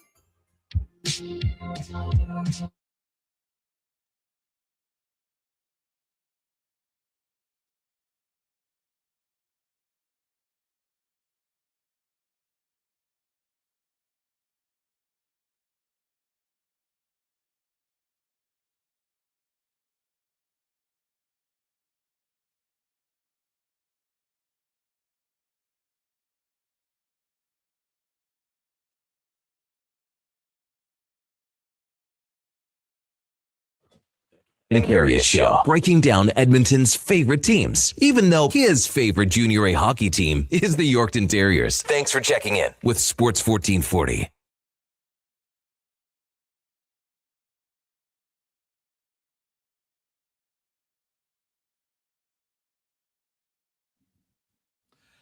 All right, welcome back to the big program, 8:20 in Edmonton, and time now for the headliner of the day, brought to you by Mr. Reuter Plumbing, the plumber to call when the toilet mysteriously breaks after your jalapeno pepper popper fueled game night with the fellas. That's mrreuter.ca. As we welcome in Mitch Bannon from The Athletic, covers the Toronto Blue Jays. Morning, Mitch, you're with Kevin Karius. Thanks for jumping on Sports 1440 this morning. Really appreciate it. Thanks for having me. So free agency continues, and man, all the names that are floating around. The big name that most teams are looking at is Kyle Tucker. Before we get to that in the Blue Jays, I saw Buck Martinez on the hot stove talking about Bo Bichette. You've written about Bo and the possibilities of him coming back to Toronto. What are your thoughts? What would you put out of maybe a percentage that you see Bo returning to the Toronto Blue Jays? Yeah, I saw Buck had it at an 8 out of 10. Okay. I don't want to dispute Buck. That's a pretty confident number, and I think there's definitely reason for that confidence. Like there's a fit on the Jays roster. You could play second base or shortstop. The Jays, as they've showed this offseason, clearly have a lot of money, and Bo has said he wants to come back. I don't know if I would have it as an 8 out of 10. I think I'm more kind of 50-50 right now, just because there are a couple other teams that have interest in Bo. The Jays have other players, Kyle Tucker being one that they're interested in. They're just past to this not working out, I think. I don't think they're particularly likely pass. I wouldn't say it's like a 70% chance Bo's not coming back. That's why I'm kind of 50-50 right now. I think if Bo's number comes back to what the Jays are willing to pay, I think he will be a Blue Jay next year. Well, and you also said, Mitch, in your writings that, there's a possibility that a backup plan could be in the works with a guy by the name of Alex Bregman. Your thoughts on that? Yeah, so that we were down in the winter meetings in Orlando last week. It feels like forever now, but last week. And a couple people floated that as a potential backup plan to me. People who kind of know what they're talking about even more than I do when it comes to that stuff. So it's kind of hard this time of year to suss out what is BS and what is posturing and what is real. And ideas like that are particularly interesting to me because obviously there is something advantageous for the Jays to have their interest in kind of backup plans, guys like beyond the Tucker Bichette market out there. And so it's on me to kind of suss that out. I think Cody Bellinger is an interesting potential backup plan. Alex Bregman is a backup plan. But I think it's pretty obvious that the Jays are honing in on Tucker and Bichette. Those guys are the prize bats on free agency right now. Bo, because he's probably the best contact hitter in baseball, the best contact hitter on the Blue Jays. The last couple of years, he really fits what they're trying to do. And if you can get him to play second base, he's a potentially elite player for the entire duration of that contract. Kyle Tucker is just objectively the best player in this class. Yeah. So I think it's sussing out kind of how real these backup plans are. I'm not entirely sure. I think they are truly backup plans. I think the Jays are going to wait for those top guys to fall before they have to turn otherwise. And if they have to turn to a Bregman, a Bellinger, it's not because they prefer those guys. It's because they haven't gotten a Tucker or a Bichette at the number they wanted them. What kind of What kind of number would we be looking at for Kyle Tucker here? Like, it's north of 400 million, and is it 10, 11 years? What are your thoughts on that, Mitch? Yeah, I think I'd be surprised if he got significantly more than 400 and significantly more than 10 years. I think his ceiling is probably something like 440, 450 over 12 years. I think if he signs for that, he's probably not a Blue Jay. Like, that's a Vlad-esque number. You're getting pretty close to Vlad, and they signed Vlad because they needed to kind of build a foundation piece for the franchise. It was a pretty heated, publicly back and forth contract negotiation. It seems, at least through 1 year, to work out for the Jays. I don't know if they're the type of franchise, as rich as the Jays are, as much money as they've spent, that can put another $450 million player on their payroll. I think if he's a Blue Jay, or honestly, I think we could see him sign with any team for a number a lot closer to $300 billion. Maybe 10 years, over $300 million. Like, that's still a lot of money, but there is a big gap between that $400 and $300 million mark. Yeah, I to be honest, I think it's pushing towards the 400 million, more closer to 400 than 300 for me. And then if you add in Bose, that's, another 130, 40 million there as well. So, but the Jays, they made a lot of money last year, and they can definitely. Could you imagine if they get both these guys? I mean, they have the best team on paper in the majors then, probably. Yeah. Oh, definitely. I think we would see those World Series betting odds get real close between the Dodgers and the Blue Jays at the top if they did that. Yeah. I know there's been talk, and I know a lot of people want that to happen, a lot of Blue Jays fans especially. I would be shocked. It would be the most shocking move that the Blue Jays have done in my entire lifetime if they get both of those guys. Like that, it would push their payroll, unless they found a way to kind of cut a bunch of other payroll, up close to the New York Mets. And like the New York Mets and Steve Cohen are just spending kind of like funny money. It's not even real kind of like business sense money at this point. And I just don't see the Jays operating like that. Yeah. Even though you're right, they made a lot of money in the playoffs. They're a very profitable team. They've had all these stadium renovations where they're now selling the really high priced boxes. Like, this is a team that has shown that they can spend close to kind of the upper tiers of the luxury tax, but bringing in both of those guys would push the payroll another, $50 million higher. And they're already close to they're already above what like the Yankees are spending right now. So I don't want to get anyone's hopes up that is a real possibility. It's crazy for sure. Mitch Bannon from The Athletic, our guest on the Kevin Karius Show on Sports 1440. Let's talk about the pitching staff a little bit, and let's just maybe go to one of the more recent signings in Cody Ponce, who comes over from Korea on the 3-year, $30 million contract. What is it about some guys over there that pitch in Korea that just find their arm and find a pitch or two that end up coming back here, and all of a sudden you go, man, this guy, where did it come from? Yeah, I think the key to kind of the guys that come back from the Japanese league, the Korean league, it's not necessarily that they're getting like exposed to different kinds of coaching or there's this like kind of factory over there that is turning these guys out and sending them back to the big leagues. I think it's more that some guys get the opportunity that they lacked in the big leagues. It's maybe they weren't getting the time and attention in AAA or on a major league roster to kind of really find themselves. They weren't getting the innings to work through stuff and try new things. And you go to Korea, in Ponce's case last year, you get like $1 million and you get 180 innings to really figure something out. There is a lot of guys still who go over there and we never hear from them again. Like, it's not a guaranteed path back. Ponce is kind of an exception to a lot of rules. There have been other guys who have come back, but he clearly found something last year. His velocity was way up. He added a new breaking pitch that entirely changed kind of who he was as a pitcher. It will be interesting. Like, he arguably had the best pitching season in Korean baseball history last year. Like, there's a lot of reasons to think he can translate and be a good big league player again, but the ball is different over there. The competition, the hitting is certainly very different. I wouldn't expect him to come back and win a Cy Young award, but the Jays at 3 years and $30 million clearly think he can be at minimum a good number 4 or 5 starter. And at that price, that's kind of all you really need from him. And anything else is upside. Where are you at with Dylan Cease, Mitch? The 7 years, $210 million. Is it a bit of an overpay? Do you think he can maybe, he's had some incredible years, but there's been a couple of years here where, they have laid off the splitter and laid off that breaking ball, opposing batters, and his numbers have shown that. But where are you at with him? Yeah, I think it's just it's a classic Blue Jays signing in that they're paying for the durability. This guy has literally never missed a start since his rookie season. They're paying for the upside because he has Cy Young upside. He's already flashed it. And they're kind of hoping that their staff, Pete Walker, the rest of the pitching staff, can kind of help him find a little more consistency.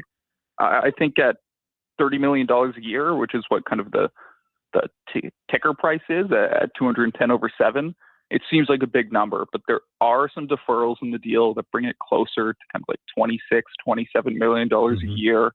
That puts him in a tier with other pitchers like Sonny Gray, who seem like maybe a bit better comparison for him, more of like a number 2 guy. And so I think those deferrals make the number a little bit more manageable. It's obviously a really expensive signing. Like, it's the most expensive pitching signing the Blue Jays have ever made, the second most expensive signing behind Vladimir Guerrero Jr. Like, this is a big investment for a pitcher.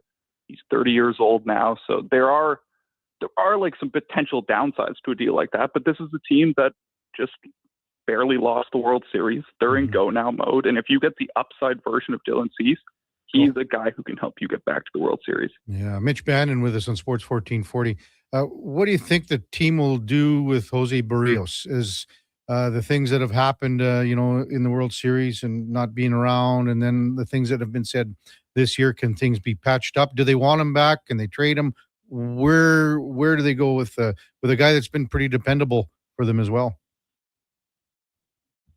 Yeah, it's a bit of a prickly situation. I think publicly both Barrios' camp and the Jays are saying they hope he comes back in next year and he's part of the starting rotation. I think that's what they're saying. But you look at the starting rotation right now, and it's Kevin Gausman, Dylan Cease, Shane Bieber, Trey Savage, and Cody Ponce. There's no Jose Barrios in there right now. So, and it was kind of an issue at the end of last year when Barrios got taken out of the rotation.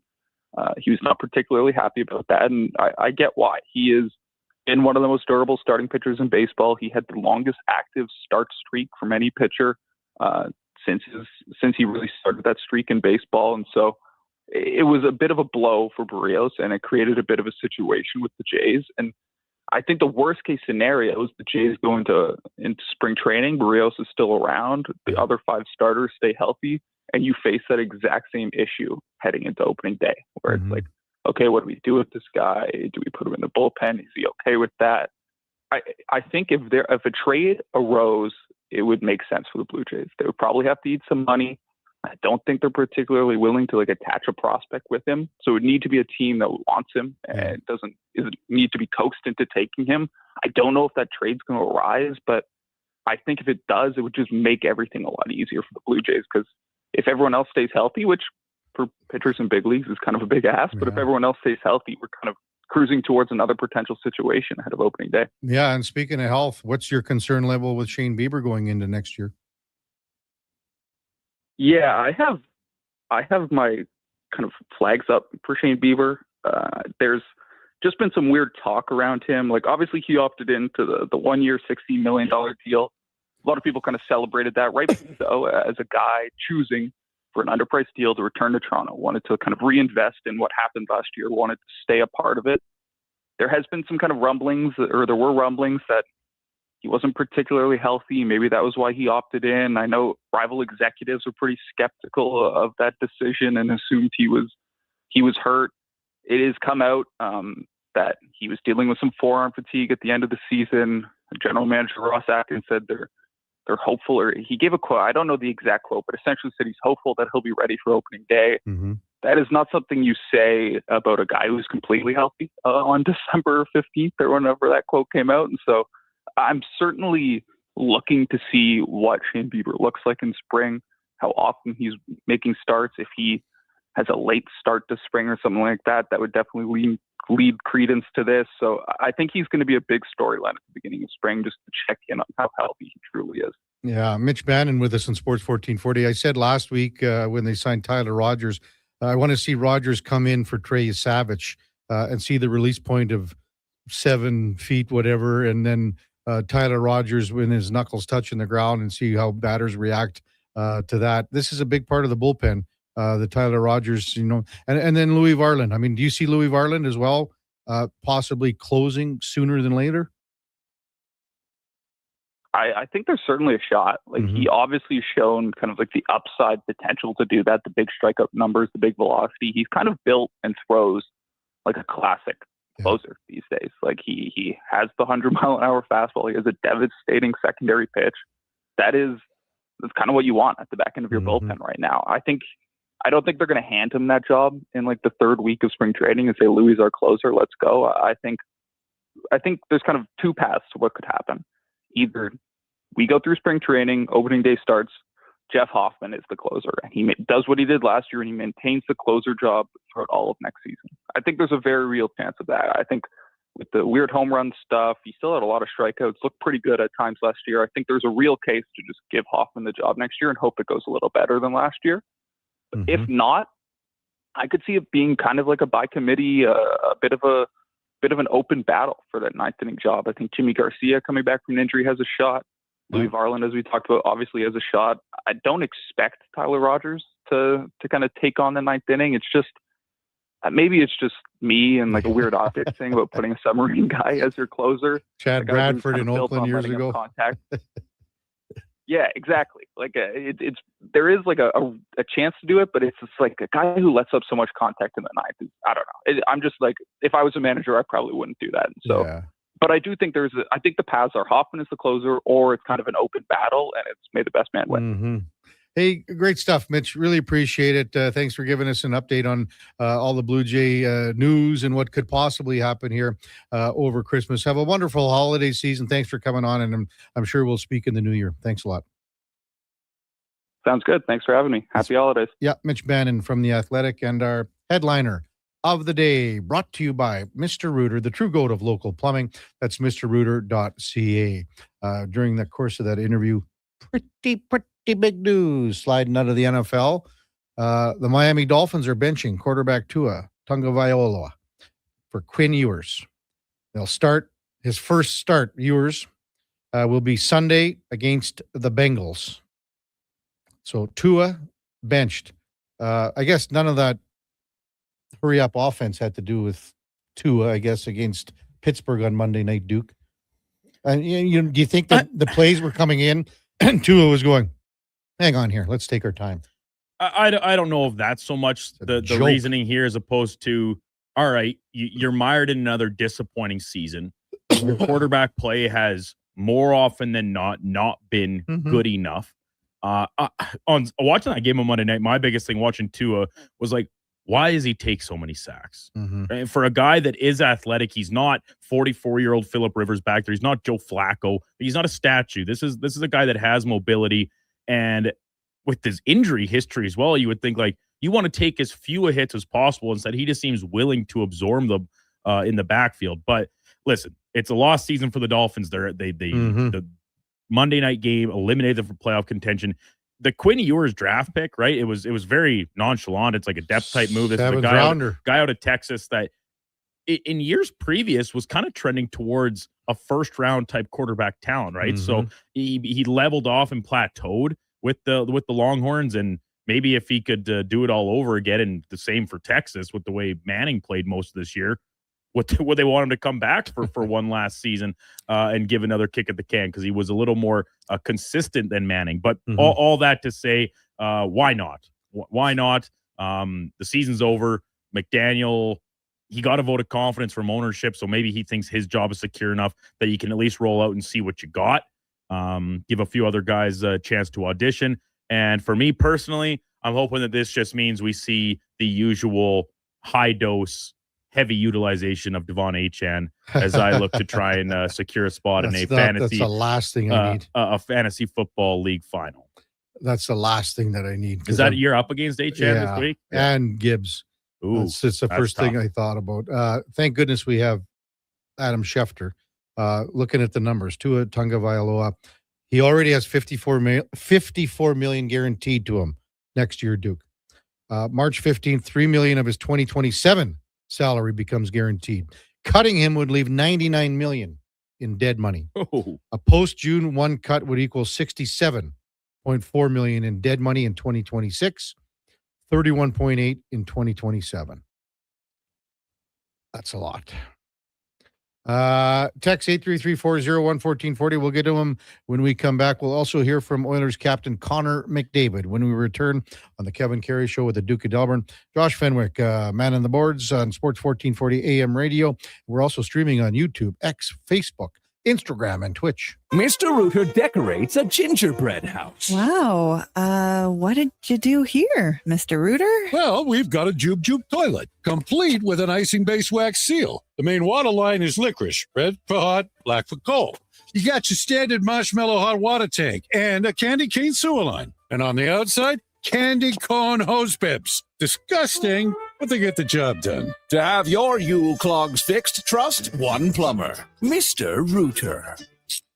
At Fountain Tire, success is a team effort. They're committed to their team members and their customers. And that means treating your vehicle like it's their own and finding solutions that suit your needs. Because whatever the road brings ahead, they're on it with you. Visit FountainTire.com today. The Junior Prospects Hockey League's fourth season is now underway.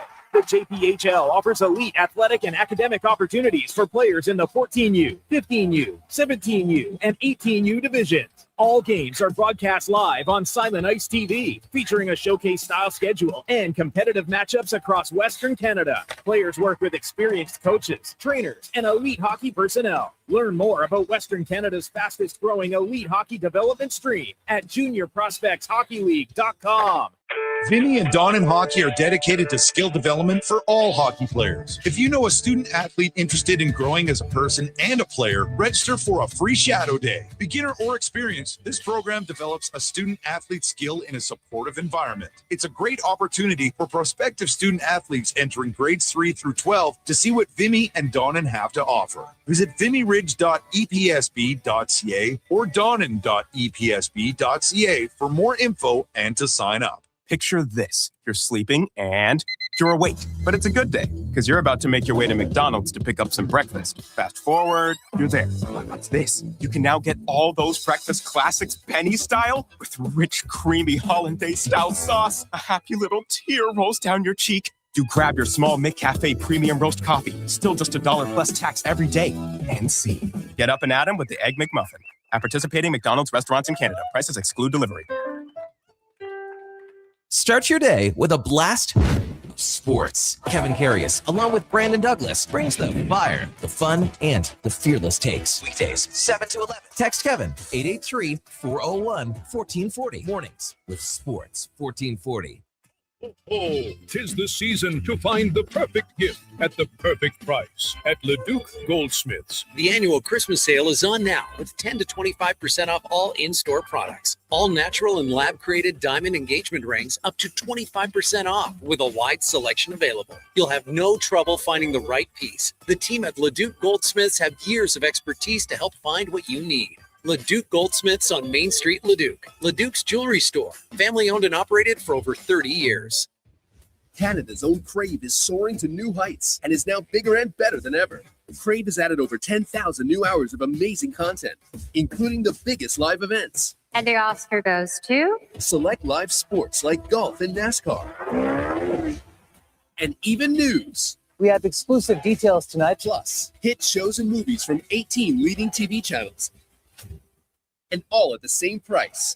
Crave, bigger, better, endlessly entertaining. Breaker 1.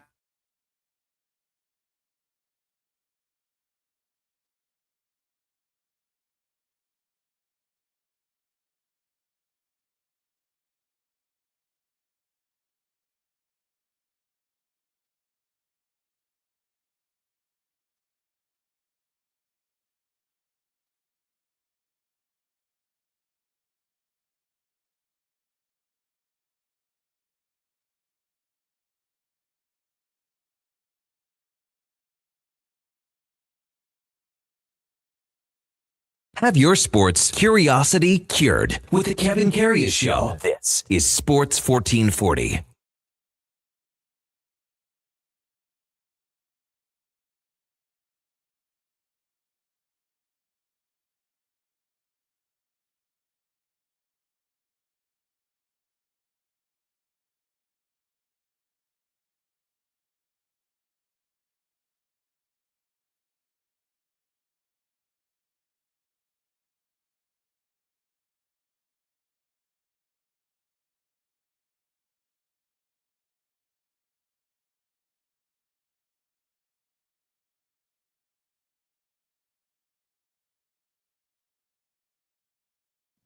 Duke, you're coming around here as we get, a week before Christmas.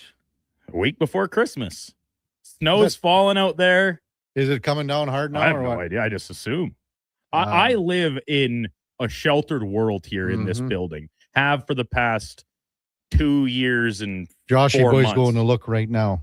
Every day when I leave the studio at like 12 o'clock, I try and take a glance out towards the exit and think, and just to see like what is happening outside, because I'm completely oblivious to it. The King of Fort Nasty texts in, good morning, KK Duke Fenny. You know the Duke considers a jarry when the boys are passing around the shine, a jar of shine, like he's talking about. Yeah, I get it, Kev. You are going to be having the shine this weekend. Well, this week. Right. I think Friday's a great day. Gonna be a good day. I think we'll do it right at like 11 o'clock, like, 10:49 kind of thing. And you're going to have, you and Fenny will have a good shot. Just a quick little shooter. What about you? No, I can't because. Can't or won't? Well, both. Because we got hockey. You got another I hour. have hockey too. No, not at 12. I have another hour of work. That's right. That's why you should be just some fine. of us try and put in a full day's worth here, and then I do have to go play hockey immediately after. You'll be just that. fine, Duke. You'll be fine. Well, why wouldn't you be fine then? Because I've had my fair share of this stuff. Exactly. You're well saturated. No, I've had my fair share of the shine. You talk such a big game about it. I think you'd be jonesing for a quick little pick me up on a Friday morning. That's a little more than a pick me up, Duke. MTR said Tua looks fatter and slower to me this year, which I got another text. I think it came to our group chat that Tua looks about as slow as Phil Rivers. Oh, like it's brutal. But I don't understand it. Why he looks so slow? Maybe because he's not that slow. No, I agree. He you just watch looks it, and then the sacks that he took on Monday night. Oh, it was killing me. Well, I sent some messages out to friends of mine.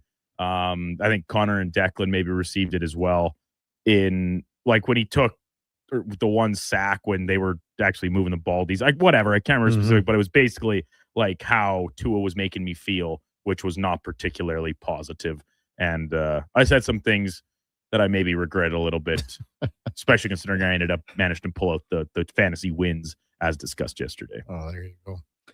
Oilers won last night in Pittsburgh, 6-4. We've talked about Leon cracking the 1,000 point plateau. Connor McDavid had 2 goals, 2 assists. One of them was an absolute dandy just 14 seconds after Zach Hyman opened the scoring. Connor added an empty netter for a 4-point night. He's got 56 points on the year, 2 back of Nathan McKinnon for top spot. And just think how he's closed that gap in the last couple of weeks because he's on an absolute tear. After the game, obviously, Connor was talking about Leon and a great accomplishment. Well, Connor, I think I should just ask you about the highlight of the night, which is that T-shirt. What do you think of this shirt, and how good of a job did Harry do there? Harry does a great job for these. Big credit to him, honestly. Pretty funny. I remember when this picture was taken at his wedding, so it's funny how it comes full circle. It's a close friend of yours. For him to join you in the 1,000 point club, what does that mean to you, not only as a teammate, but as a good friend? Yeah, I mean, first and foremost, obviously as the player, just a special player. Can't say enough good things. I mean, he does it each and every year, both sides of the rink. Really, really special and a special accomplishment. And for him to get there so fast, can't say, as I said, can't say enough good things. And obviously as a person, he works his tail off. I see it firsthand every day. It's not surprising for him to reach this accomplishment and reach it so quickly with, so many great years ahead of him. Still, that's a great thing. How did Jari handle himself in the circumstances, do you think? I thought both goalies handled themselves well. Unique situation, obviously, probably a strange night for both guys. And I thought they handled themselves just fine. Charles obviously stood in there and made some big saves for us. And I wish we shut it down for him better than that. We shouldn't have given up 4, but credit to Stu too, stepping in a in a weird spot, and I thought he made some good saves. Just optically, how bizarre is it to look down at either end of the ice and see the masks from the other team staring you back? Yeah, strange. I don't know if I recall this ever happening before. Definitely strange. Not sure how they had their pads ready, but yeah, strange. I'm sure they're both excited to get it out of the way. I'm happy that we came in here and won a game for Jars. Now we can look ahead. What was it like for you personally to see Stu in that other net? Strange. I've seen him in the net lots, shot lots of pucks at him. Obviously in practice, but strange to see him in the other net. A little bit. Maybe not emotional, but understanding that both those guys, Cooley as well, were big parts of this group for the last number of years. And we've had lots of great times together, and we've gone through some bad times together too. And that kind of forges your relationship. And disappointing to see them both go, and difficult to see them on the other side. Like games like this, we get excited about, and fans get excited about. I never sense players get that excited about this. This isn't something you guys love. Is that fair? Well, I always advocate for the human side of it. The storylines were endless for the media and the fans tonight. Whatever you guys wanted to write about, you could write about. So, but as people, that's what we are at the end of the day. It's emotional. Stu's got a young family. Cooley's got a young family moving across the continent. Jars the same thing. And then they build relationships, obviously, with those guys. Jars with those guys, Cooley and Stu here. So, sure it was an emotional night for all three of them, and I'm sure they're glad it's over. You've lit it up in your last few trips here. What do you like about playing in Pittsburgh? Yeah, something I get up for. Get up for playing against Sid. Always have. One of the best to ever do it. Always love challenging myself against him, and I don't know, for whatever reason, it's been a good building. Just a quick comment on Zach Ryan, 6 goals in his last 4 games, just his scoring touch and how much of a welcome back that is. I know you guys want to start the season with him. Yeah, he's working back, and his legs are getting there, and his puck touches are getting there. He's still going to be hard around the net, always going to bang in a few around the net, but he's opening up space. He's making plays, creating ice, doing what he does best, and great to see him get rewarded. Connor McDavid, following last night's 6-4 win in Pittsburgh, Oilers improved to 16-12-6. They're third in the Pacific Division, 4 points back of Anaheim. Ducks picked up a single point last night. Connor McDavid, again, 56 points on the year, 2 back of Nathan McKinnon for top spot in the overall league lead. He's got a 7-game point scoring streak going where he has 20 points over that streak, 9 goals, 11 assists. The 4-point game last night was his 3rd of the season, 44th of his career. That passes Sidney Crosby for the most among active players. He also, with those 4 points, that's 381 career goals, 757 career assists, so 1,138 points. That passes Claude Giroux for 62nd in NHL history. And, that question that was posed about Zach Hyman, now he's on a 4-game goal scoring streak. He's got 6 goals over that run. The 7th career goal scoring streak of 4 games or more. And he was on that real heater a couple of years ago. That's how he was scoring. Man, wouldn't it be great if he continues this and they decide, sometime around Christmas that he's back and he is on the Canadian Olympic team. That would just be absolutely fabulous. Coming up in the 9 o'clock hour, our co-host from 9 to 11, David Schlemko, the former NHLer, will be by for Cougar Paint and Collision. He'll dial in here. He's probably in the parking lot right now. You never know. With the snow and the roads, Schlemmer could be still kind of navigating his way here to West Edmonton Mall. Michael Trakos from the Hockey News, going to touch on what's going on across the league. Even in Toronto, it was a big night for their longtime play-by-play guy, Joe Bowen, who was honored at center ice, and then the Leafs came back to beat Chicago with a couple of goals later in the third period. And then Pete Jensen from NHL.com will chime in at 10 o'clock. Before all of that, time now for a Sports 1440 update brought to you by Loca Quality Market. And Loca's not your average grocery store, not at all. Your next dinner's ready with Loca Quality Market's gourmet meals. You can choose from over 200 chef-prepared meals. Shop local at loca.ca. Here is the Duke. The Sports 1440 update.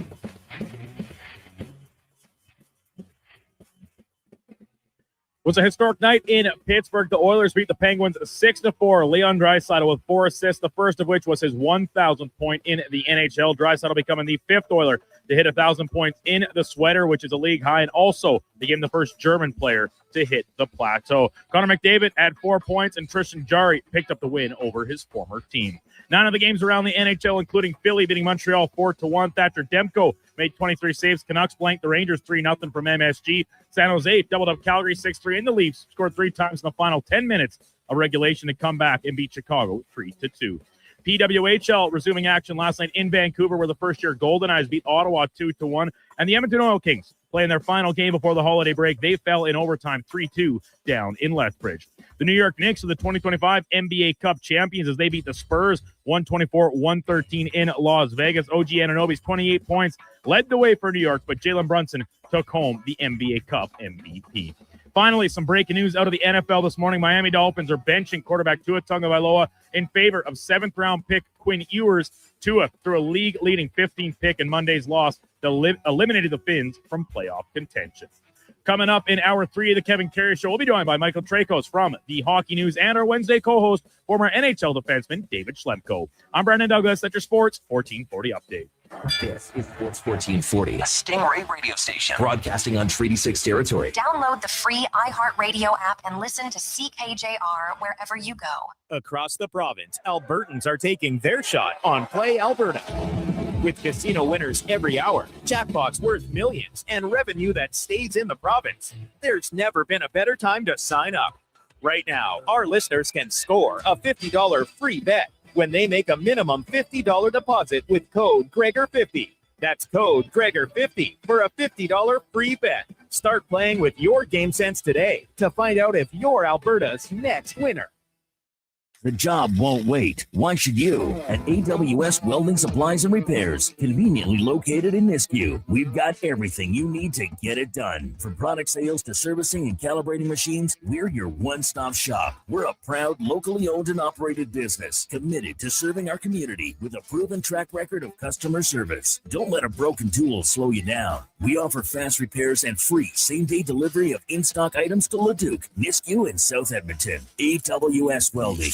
We make it happen. Hold up.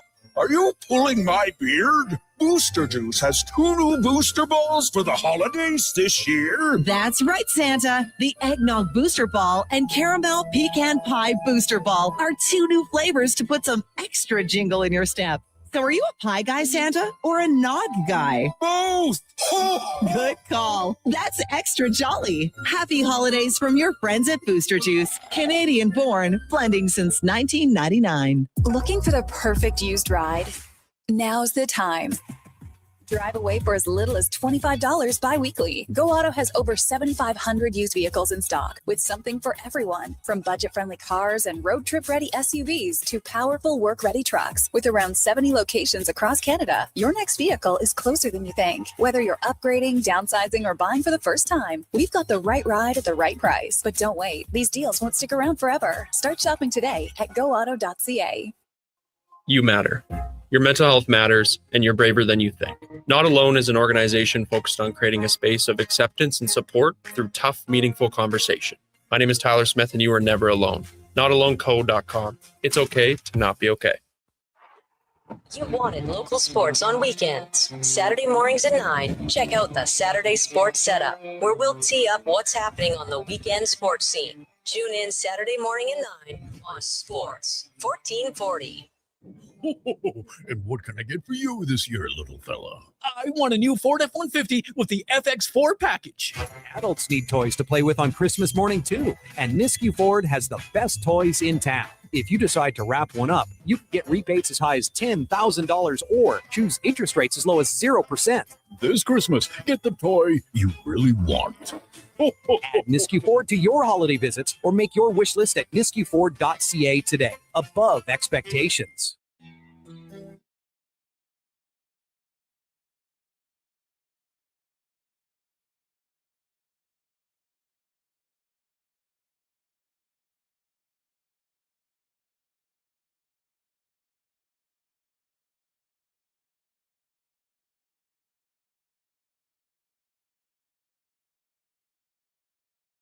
Have your sports curiosity cured with the Kevin Karius Show. This is Sports 1440.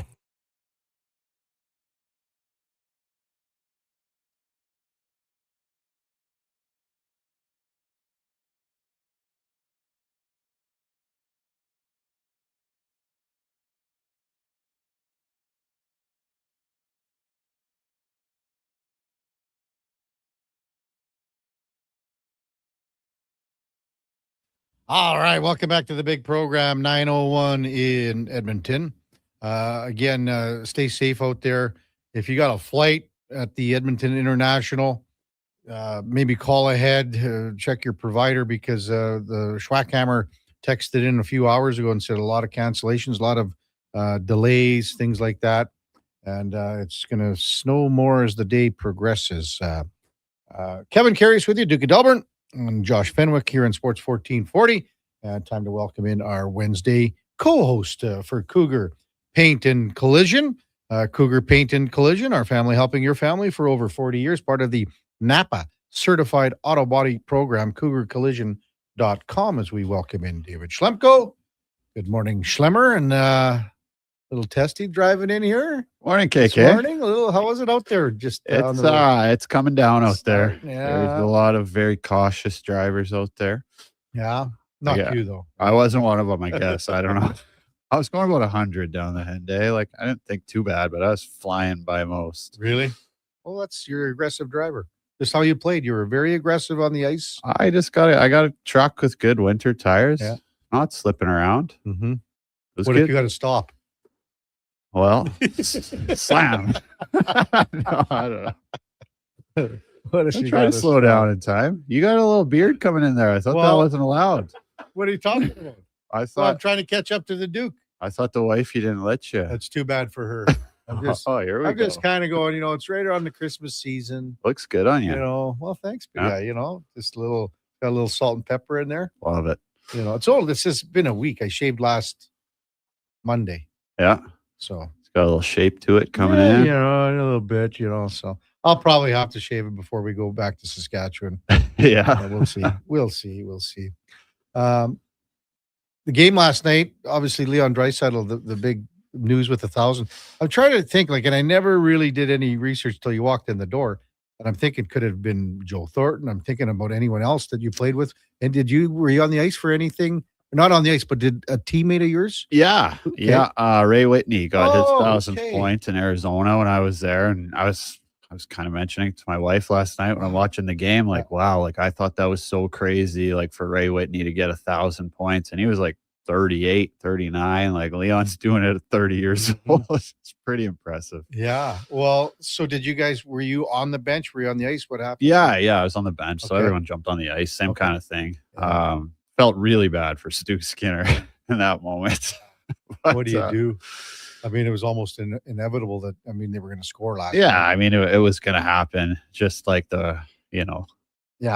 was it the first goal? Yeah, The he's first goal you give up with your new team and you're watching 20 of your old teammates celebrate right in front of you. He's 10 feet away, right? Yeah, right outside the crease. And I think you saw the video of Connor McDavid hanging around, like outside the room. The interview before the game there. Yeah, I saw that. Yeah, Or was they that just the morning or well, something? no, I think it was just going to the game. Like Connor was just hanging around waiting for Stu to walk by. Oh, to just say to say hello. hey. Yeah, Yeah. And he put his arm around him, and Stu sort of he wanted to get going. He didn't look like he really wanted any part of it. Well, there was all the cameras Well, that's there the too, thing. right? That's the only reason why. Yeah, If the cameras weren't there, they would have stopped a lot more.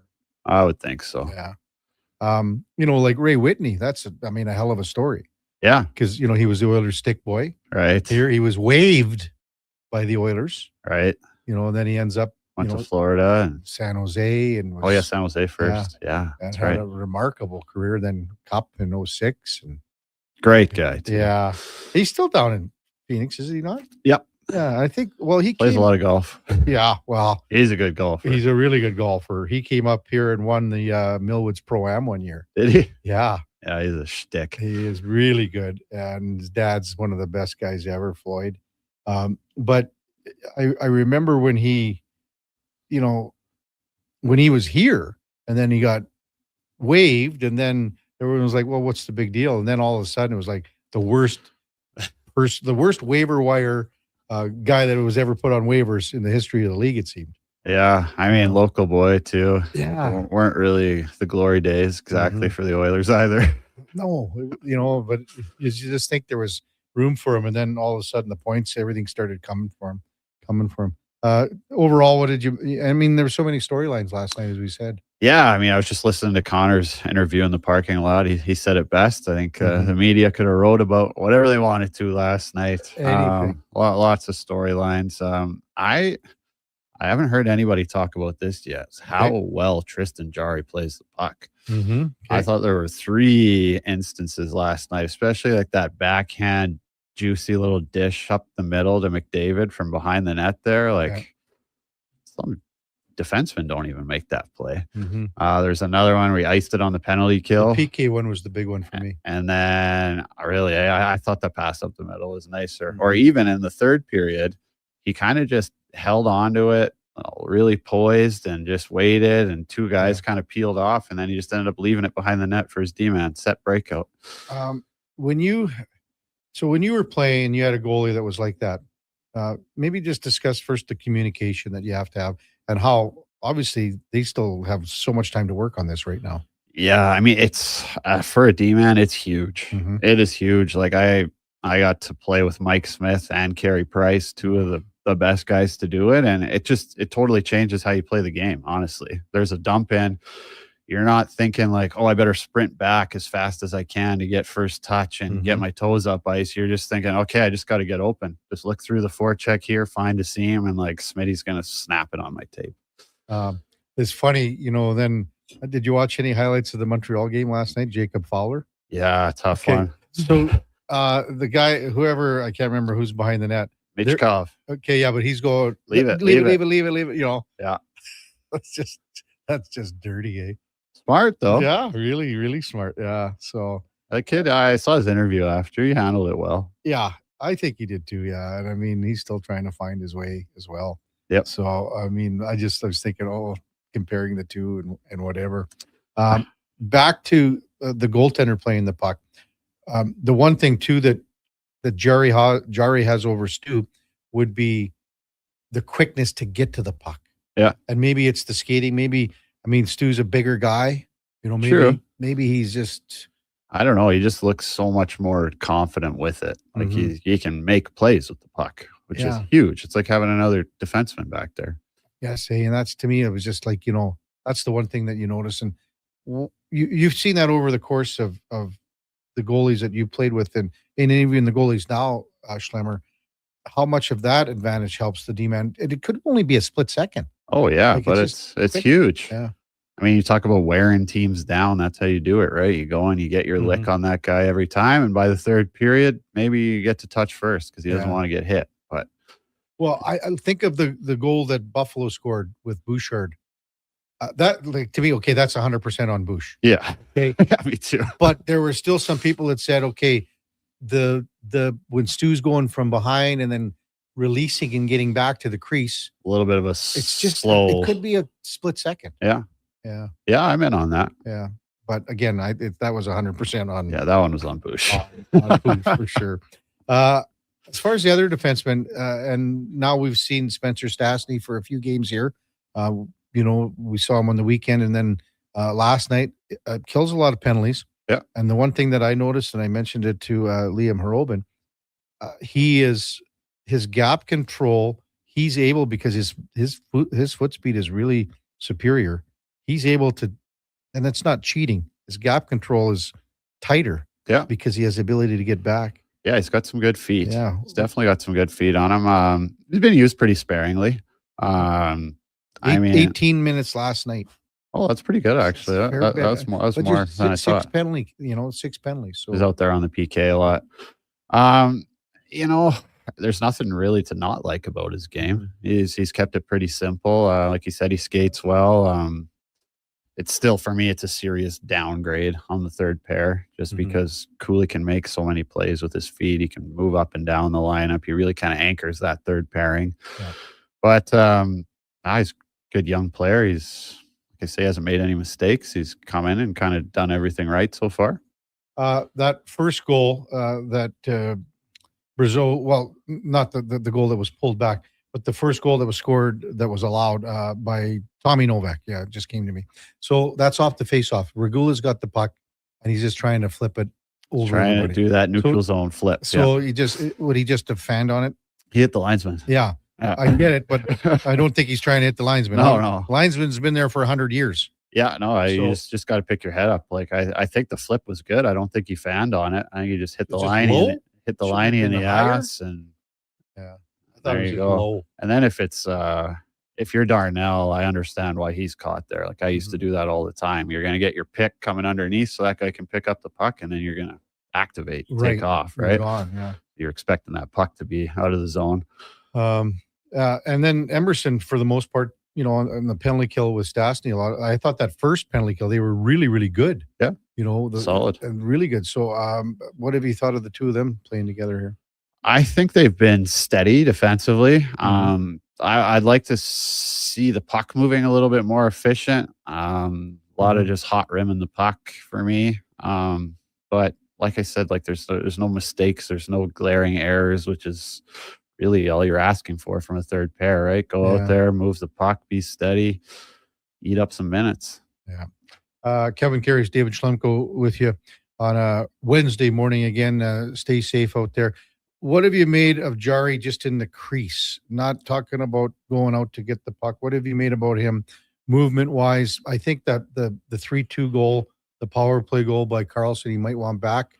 That's through him. It is. I kind of thought the same thing, but watching it on the replay, it is a good shot. It's inside the post. I'm sure maybe he does want it back, but the thing for me with Jari is he's made the saves that he's supposed to make, right? Has he been unbelievable and made a bunch of 10-bellers? Yeah. No.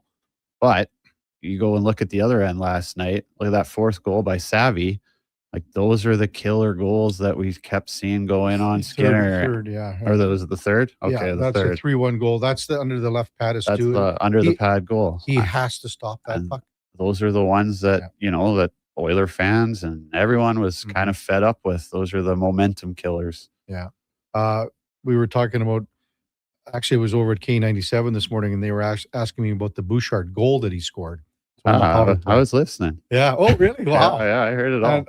So was I sort of right in how that is, how I explain that? Yeah. Okay, yeah, I think so. That's surprising.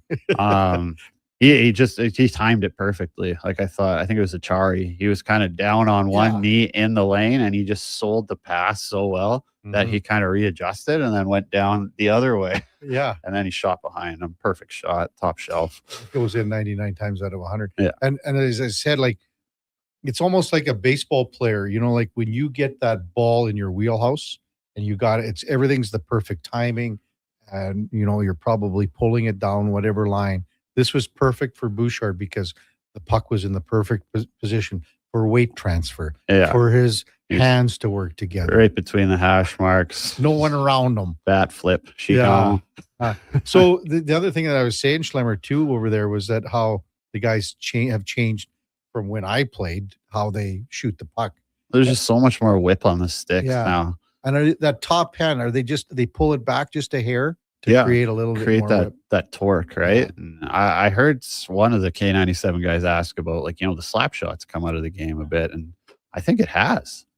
Honestly, like the bigger, stronger guy like Bouchard, he's not using an 80 flex. He's got an absolute bomb. There's still guys that do shoot it like that, but for the most part, the forwards, they all use those whippy sticks now. I know, and I mean, if you got a flex of, a lot of guys I know that are rec hockey players are like the 85-ish. Yeah. Because I think a lot of the NHL players use that, and that's the pattern. Right. So I just assume that's why everyone's using. But I think I think Bedard's into the 65s, isn't he? 70s? Yeah, 70s, 60, high 60s, something like that. Like I know Dylan Gunther is the same. He's like a 77 or something. He's a big boy. Yeah.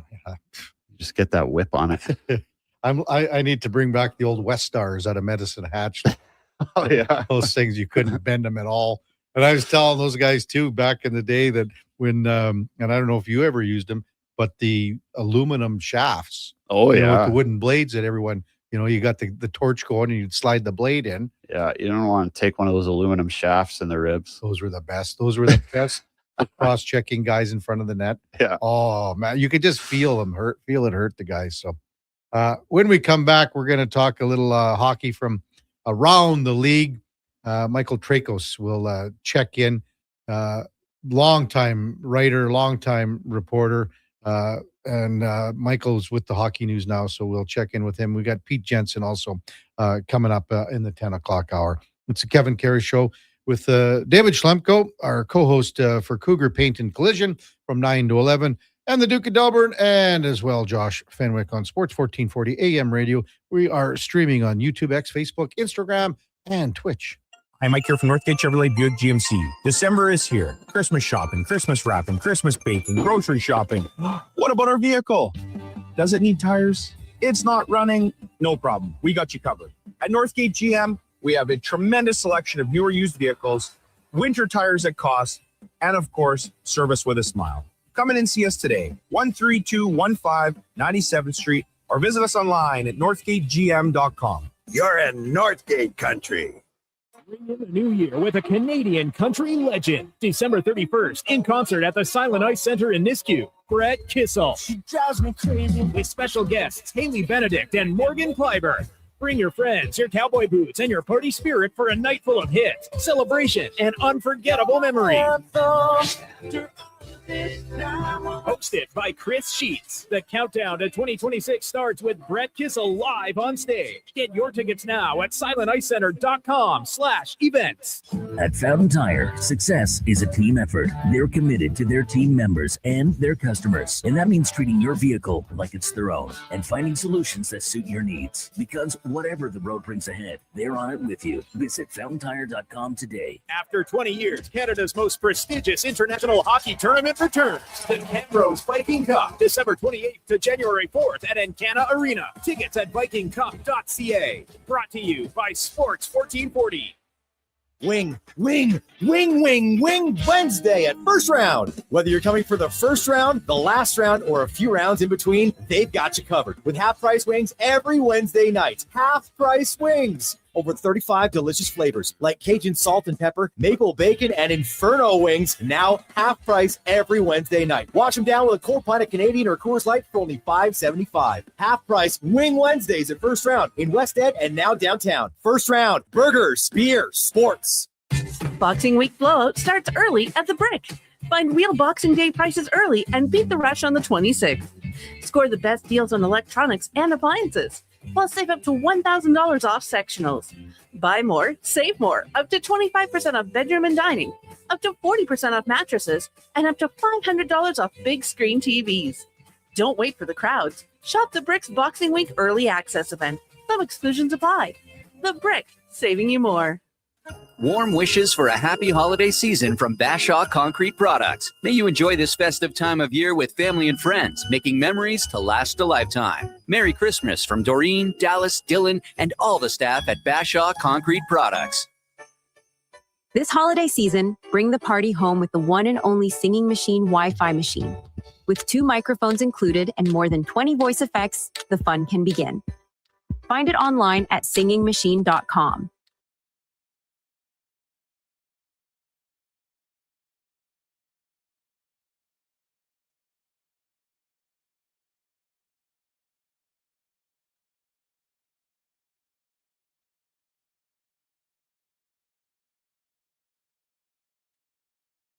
Just in time for the morning skate. This is the Kevin Karius Show on Sports 1440.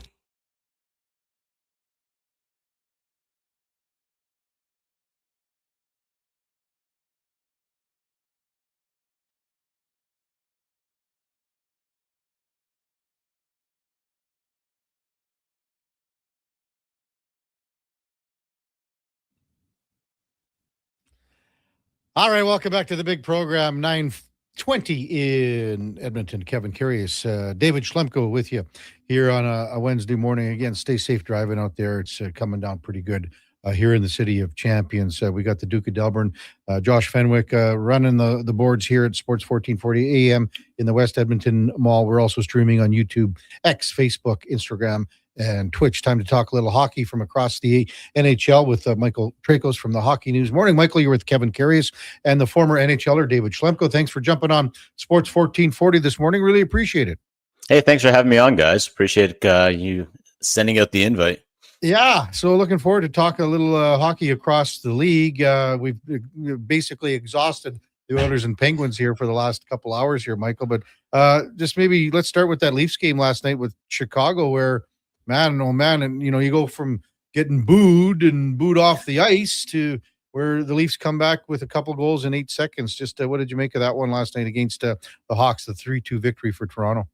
Yeah, it wasn't a good win, and we've said that a lot, I think, in Toronto this year, where you can count on one hand the amount of times that the Toronto Maple Leafs have won a game where they deserve to win. And last night was a prime example of a game where they deserved to lose. And for the better part of 3 periods, they were losing. And, to your point, the crowd was letting them have it, to the point where, when Austin Matthews finally scored the game tying goal, he cups his hand to his ear, a move that you don't usually see at home. Like that's a road move where you're telling the crowd, hey, quit booing me. And I hear what you're saying, and I'm going to silence you. The fact that he's doing that to the home crowd is, a real, strong signal in my mind that this is not the same Leafs team that we've seen for the past decade where, say what you want about the playoffs. This has been a really good and dangerous regular season team, not looking like a dangerous team these days. No, not at all.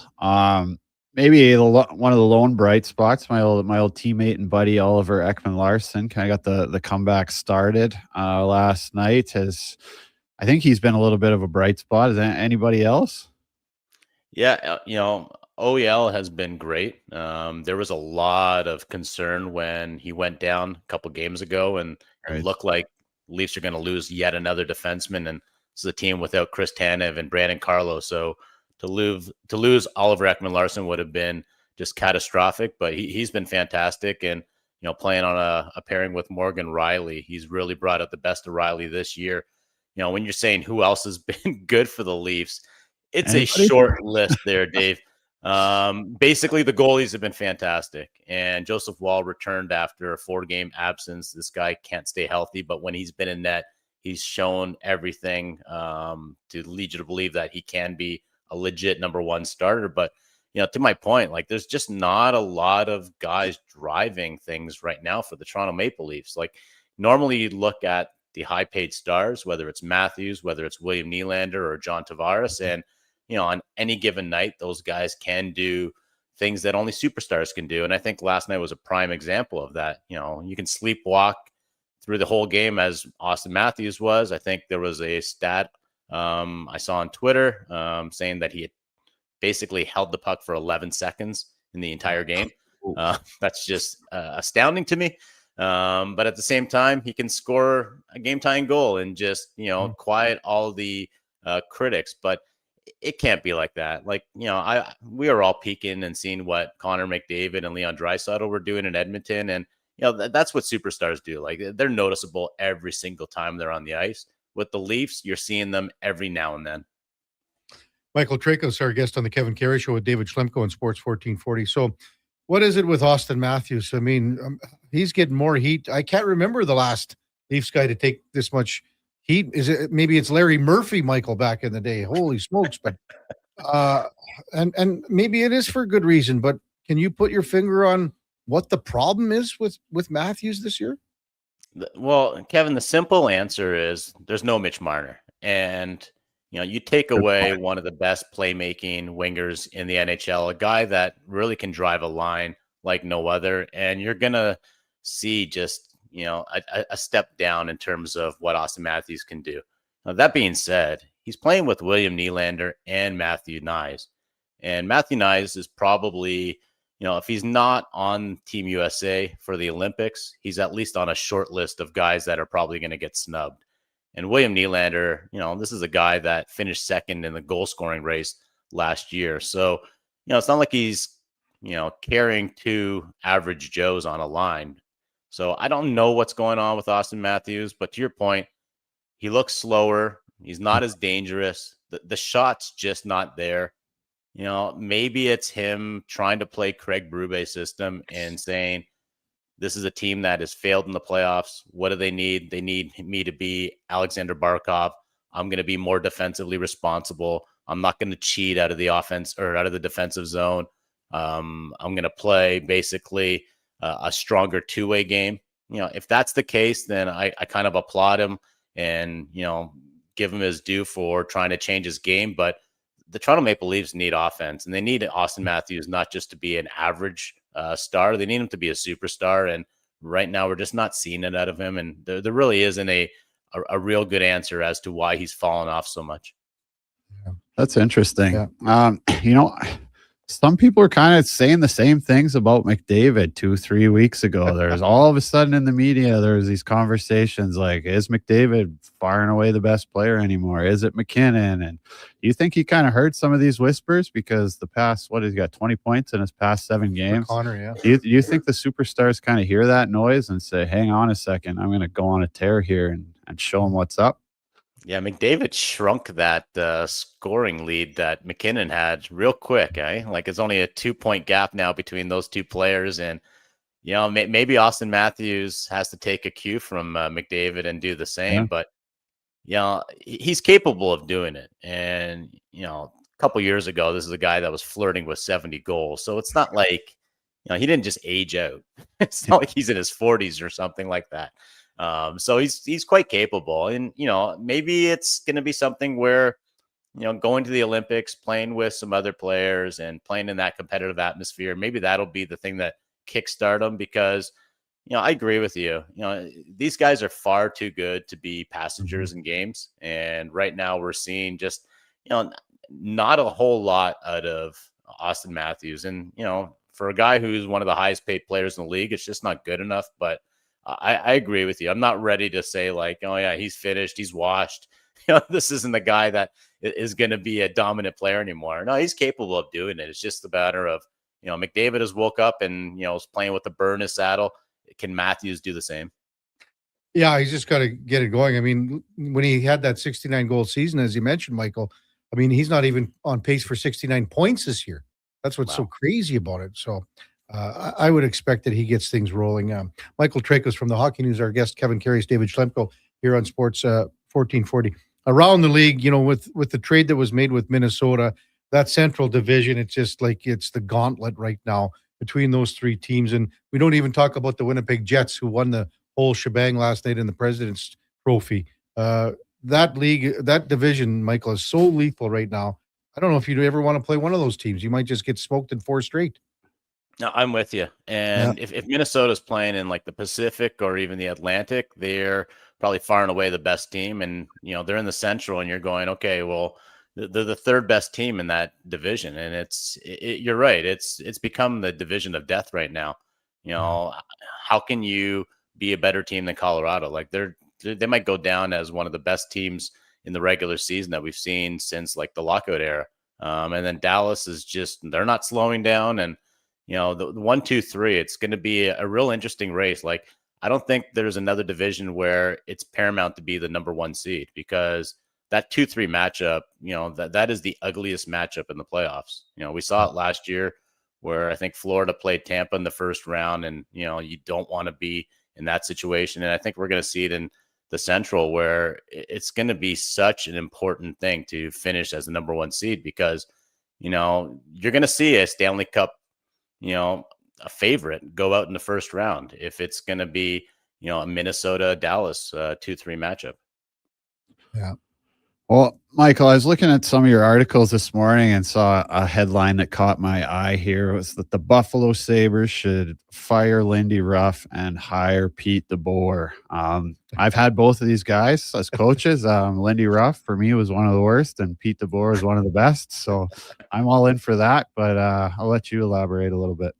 Yeah, I don't know if Pete DeBoer wants to, stop receiving a paycheck from the Dallas Stars and living at his cottage to, take over a Buffalo Sabres team that may, at their best, be a sixth or seventh place team in the Eastern Conference. But I think something has to change, obviously, in Buffalo, and I think the next move that Jarmo Kekalainen makes is going to be real interesting now that he's been handed the full reins as the GM. There's been talk as to, Lindy Ruff's obviously on the last year of his contract. So, it is sort of a lame duck scenario for Lindy Ruff. I think, when all's said and done, there should be an opportunity for him to join the management team or, the Buffalo Sabres in some sort of role because, he's given so much to that organization, both as a coach and as a player. But, it's going to be interesting to see who the next coach is. And for Buffalo, they keep, it's not that they've made a lot of changes, David. They keep making changes where they're bringing in guys who are first-time coaches or first-time GMs. And I saw a stat like Jarmo Kekalainen is their first GM hire since Scotty Bowman, who actually has GM experience. Like every other guy has either, this was their first job in a management role, or before this, they were just an AGM. Like that's astounding that you have to go all the way back to the Scotty Bowman era. And same thing with the coaches, like Ron Rolston. It was his first coaching gig. I love Don Granato and everything he's done for the program, for the NTDP, but that was his first head coaching gig as well. So, Phil Housley, another guy. I think it's real important that they bring in a guy that's got some experience. And, Pete DeBoer is probably the biggest free agent name right now in the coaching world. If Buffalo doesn't try to scoop him up, there's going to be another team, whether it's, maybe we're talking about LA down the road. It could be Toronto if Craig Berube doesn't get this team playing better. Who knows? It might even be Edmonton with the way that things have gone kind of up and down this season. But, DeBoer's not going to be unemployable for too long. And, if I'm the Buffalo Sabres, I'm trying to do everything to bring him in. Michael Treco's with us on Sports 1440. What do you make of what's gone on in Ottawa this year, Michael? I mean, the Senators, everyone thought they were making that push last year. They made a step forward. They were 1 point behind, Florida in the regular season standings, but very inconsistent this year. Why do you think? I think you just got to look at their goaltending, Kevin. And Linus Ullmark, you can say what you want about him as a goaltender, but it's usually the playoffs where he plays his best. The regular season, even last year, he was hurt for most of the year. And, when he was healthy, he wasn't that outstanding. So I think we're seeing a team that could use a lot better goaltending. Like you go around the league and you probably say that about half a dozen teams right now, give them better goaltending and you're going to see a better effort out of them. But that really is the missing piece because I'm with you. I love Ottawa. Toronto played them in the first round last year. Toronto got out to a great start in that series, but Ottawa very much looked like they were the next Florida Panthers in the style of game they like to play. It wasn't as easy as an out as Toronto was hoping it would be. Brady Tkachuk is obviously the heartbeat of that team, but so many guys play, with a sort of chip on their shoulder because of Tkachuk, and he really drives everything around there. So, if they can get into the playoffs, I still think they're going to be a tough team to face, but, can they get in there? Because that Atlantic division, it's not as top heavy as the Central, but you go up and down and, there's going to be some real good teams that miss out on the playoffs because of how deep that division is right now. Yeah. And I think the Senators thought they had that missing piece in Allmark a couple of years ago. Has he shown flashes of what he was in Boston, or has it just been a total disappointment?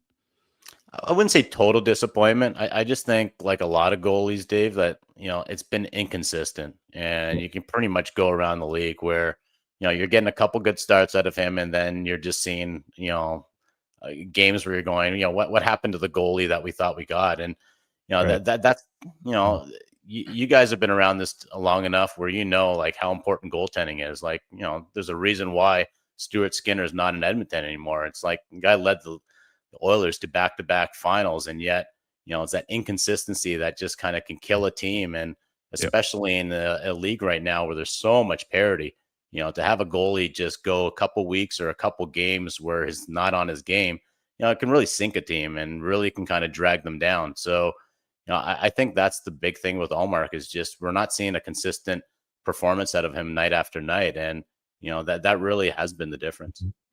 Michael Trickus with us from the Hockey News. As we head into Christmas here, Michael, have you got a surprise team? Is it out west here, the team that surprised you the most? Is it Anaheim, San Jose? Even Philadelphia right now. Philadelphia's been good. Have you got one or two for top of mind? Yeah, well, Pittsburgh's been a surprise. The fact that they're hanging around so long. They haven't looked good in the last game, but they're still a team that I wouldn't be surprised if they're still, hovering around a wild card spot for most of it. The other team that's really kind of jumped out is Detroit, and we've been waiting for the Yzer plan to kind of come into fruition. This year, I think they've got their best chance of making the playoffs. We're seeing just a lot of their kids have been really stepping up and playing really well. And, Patty Kane has been one of those great stories where, it's not just Sid and who's, playing well as an old guy. We're seeing Kane also play well. And, they're getting some really good goaltending from both Cam Talbot and John Gibson. So, I haven't been in a playoff game. No one in Detroit has seen a playoff game in their new arena. So I'm hoping this is the year where we can kind of christen Little Caesars Arena. No kidding. Hey, just one last one as we wrap it up. The ceremony for Joe Bowen last night in Toronto, and been around a long, long time, and basically the voice of the Leafs. I'm sure you've known him for many, many years, Michael. Maybe just a thought on a wonderful career for a broadcaster that was hoping maybe he could call a Stanley Cup for the Leafs. Never know. You never know. We'll see what happens, but just a wonderful career in our industry. Yeah, it's great to see. And, for me, I remember growing up in Toronto and, hearing Joe Bowen on the radio. He is the voice of the Leafs, and, his catchphrase, "Holy Mackinac," is something that every Toronto fan knows very well. Just a great guy outside the rink. Like you mentioned, I've gotten to know Joe over the years. They did a fantastic job of honoring him last night. In fact, his son, who's a play-by-play announcer in the Ontario Hockey League, called last night's game to let Joe really enjoy the experience in a private booth. So real nice touch by the Toronto Maple Leafs. And, Joe Bowen is going to be missed. But what a career he's had. You think they'll ever let the next broadcaster, whoever it is, do road games, Michael? It's not looking that way. Unfortunately, the industry has changed, hasn't it, Kevin? Yeah, it sure has. Hey, Michael, thanks so much for your time this morning and getting us up to date across the league. Really appreciate it. Have a wonderful holiday season, and I'm sure we'll talk in the new year. Thanks for coming on. Awesome. Thanks very much, guys. Yeah, that's Michael Tricos from the Hockey News. Check his stuff out. Remember, when I was growing up, the Hockey News, that was the Bible, man. Yeah. Of course, you had to, you got it in the mail, or even if you were, I don't think we could ever get it at a newsstand, in small town Saskatchewan. Yeah. You would get it in the mail. And there was also another publication years and years ago, Schlemmer, called Hockey Digest. And it was it was like a small little book. Like, and it came, I think it was once a month. I think it was published in the States, but yeah, the Hockey News, that was mandatory reading back in the day. Was that like in the magazine like it is now? Yeah, it would be in the magazine. I don't know, now with everything you read it online. Oh yeah, it's all digitalized. So I think they still sell. You can still see like the Hockey News magazine at like the airport or whatever. This would be more like a paper. Okay. So it would have been like a paper. It would have looked like the Edmonton Sun. Like a newspaper. That was the size of it. Yeah. The Sun, cool. And then it would come in the mail. And back in the day though, like Bob McKenzie used to write for that. And there were guys that, oh man, everyone sort of had a beat writer across Canada, and everything was like, by the time you got it, it was new to you and it was new to the reader, but it was probably 10 days old. Right. Well, even later for I was the same change. way, Kevin. Yeah. Even obviously you and I come from different generations, but it was my Bible growing up in small town Alberta. And so as a print edition of something, it was already dated by the time it printed. Yeah. Then by the time it gets to me at the farm in Delburne, it's like weeks old already. Like the timeliness of the line, they had the depth charts in there, it said statistic pages and stuff. But the articles were so great, and even until I want to say I started my subscription when I was in grade 6 or 7. Like it was still that full-size newspaper version of the print issue. And then I think probably handful of years later kind of switched to the more traditional magazine gloss on every page and things like that. But yeah, oh man, I would read those things cover to cover, to cover. Then the crazy thing is they would print every summary. In the back was every scoring summary from the week. Oh yeah. And like, so this, by the time we get to you, could say Wayne Gretzky scored his 20th goal. He might've had 40 by the time.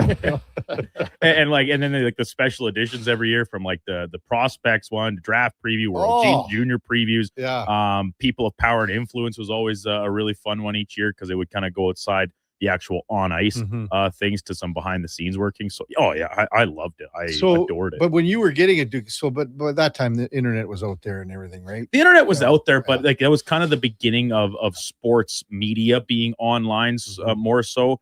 And like I think my final year of being a subscriber was probably grade 10 or 11, I think. And I still, I looked forward to it every week to read it, whether it was on the school bus.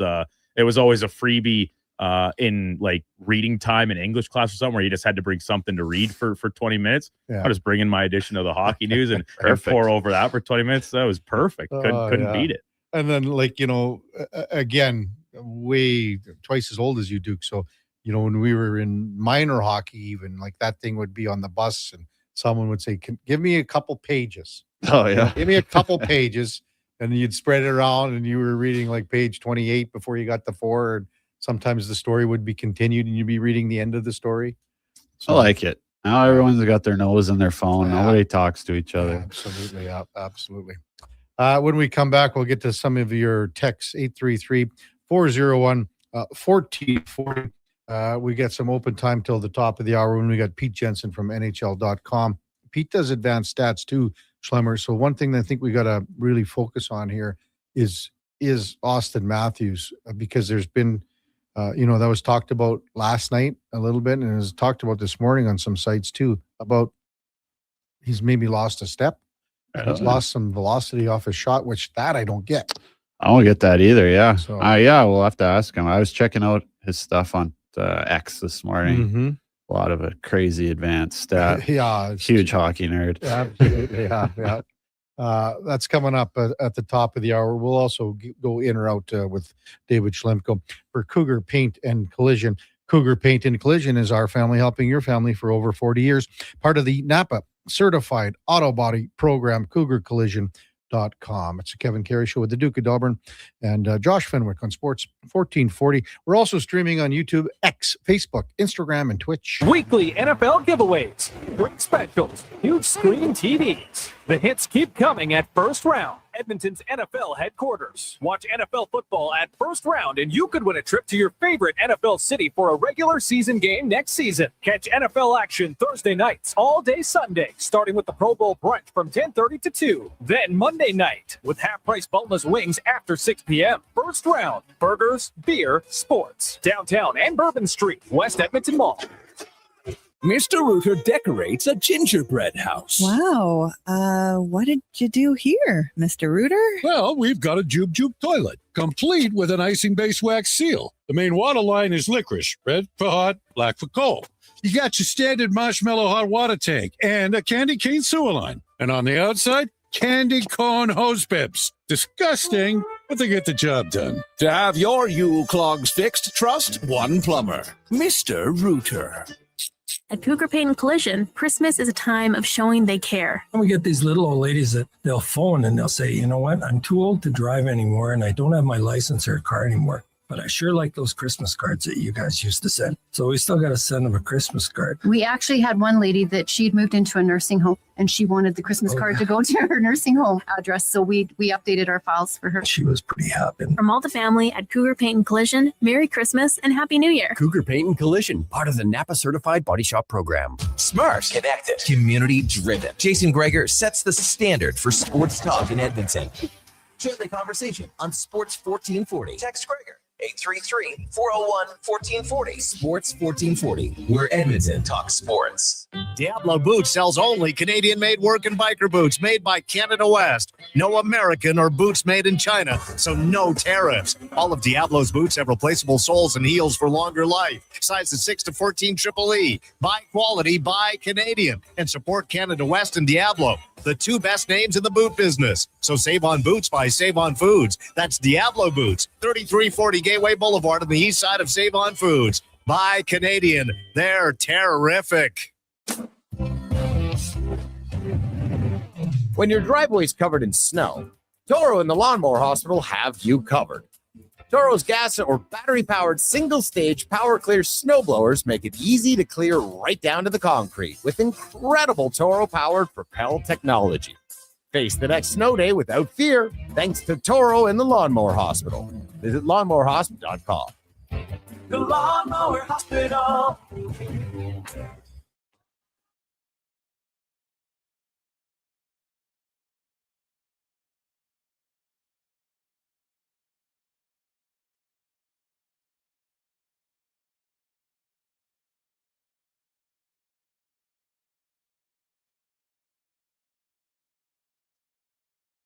Just in time for the morning skate. This is the Kevin Karius Show on Sports 1440.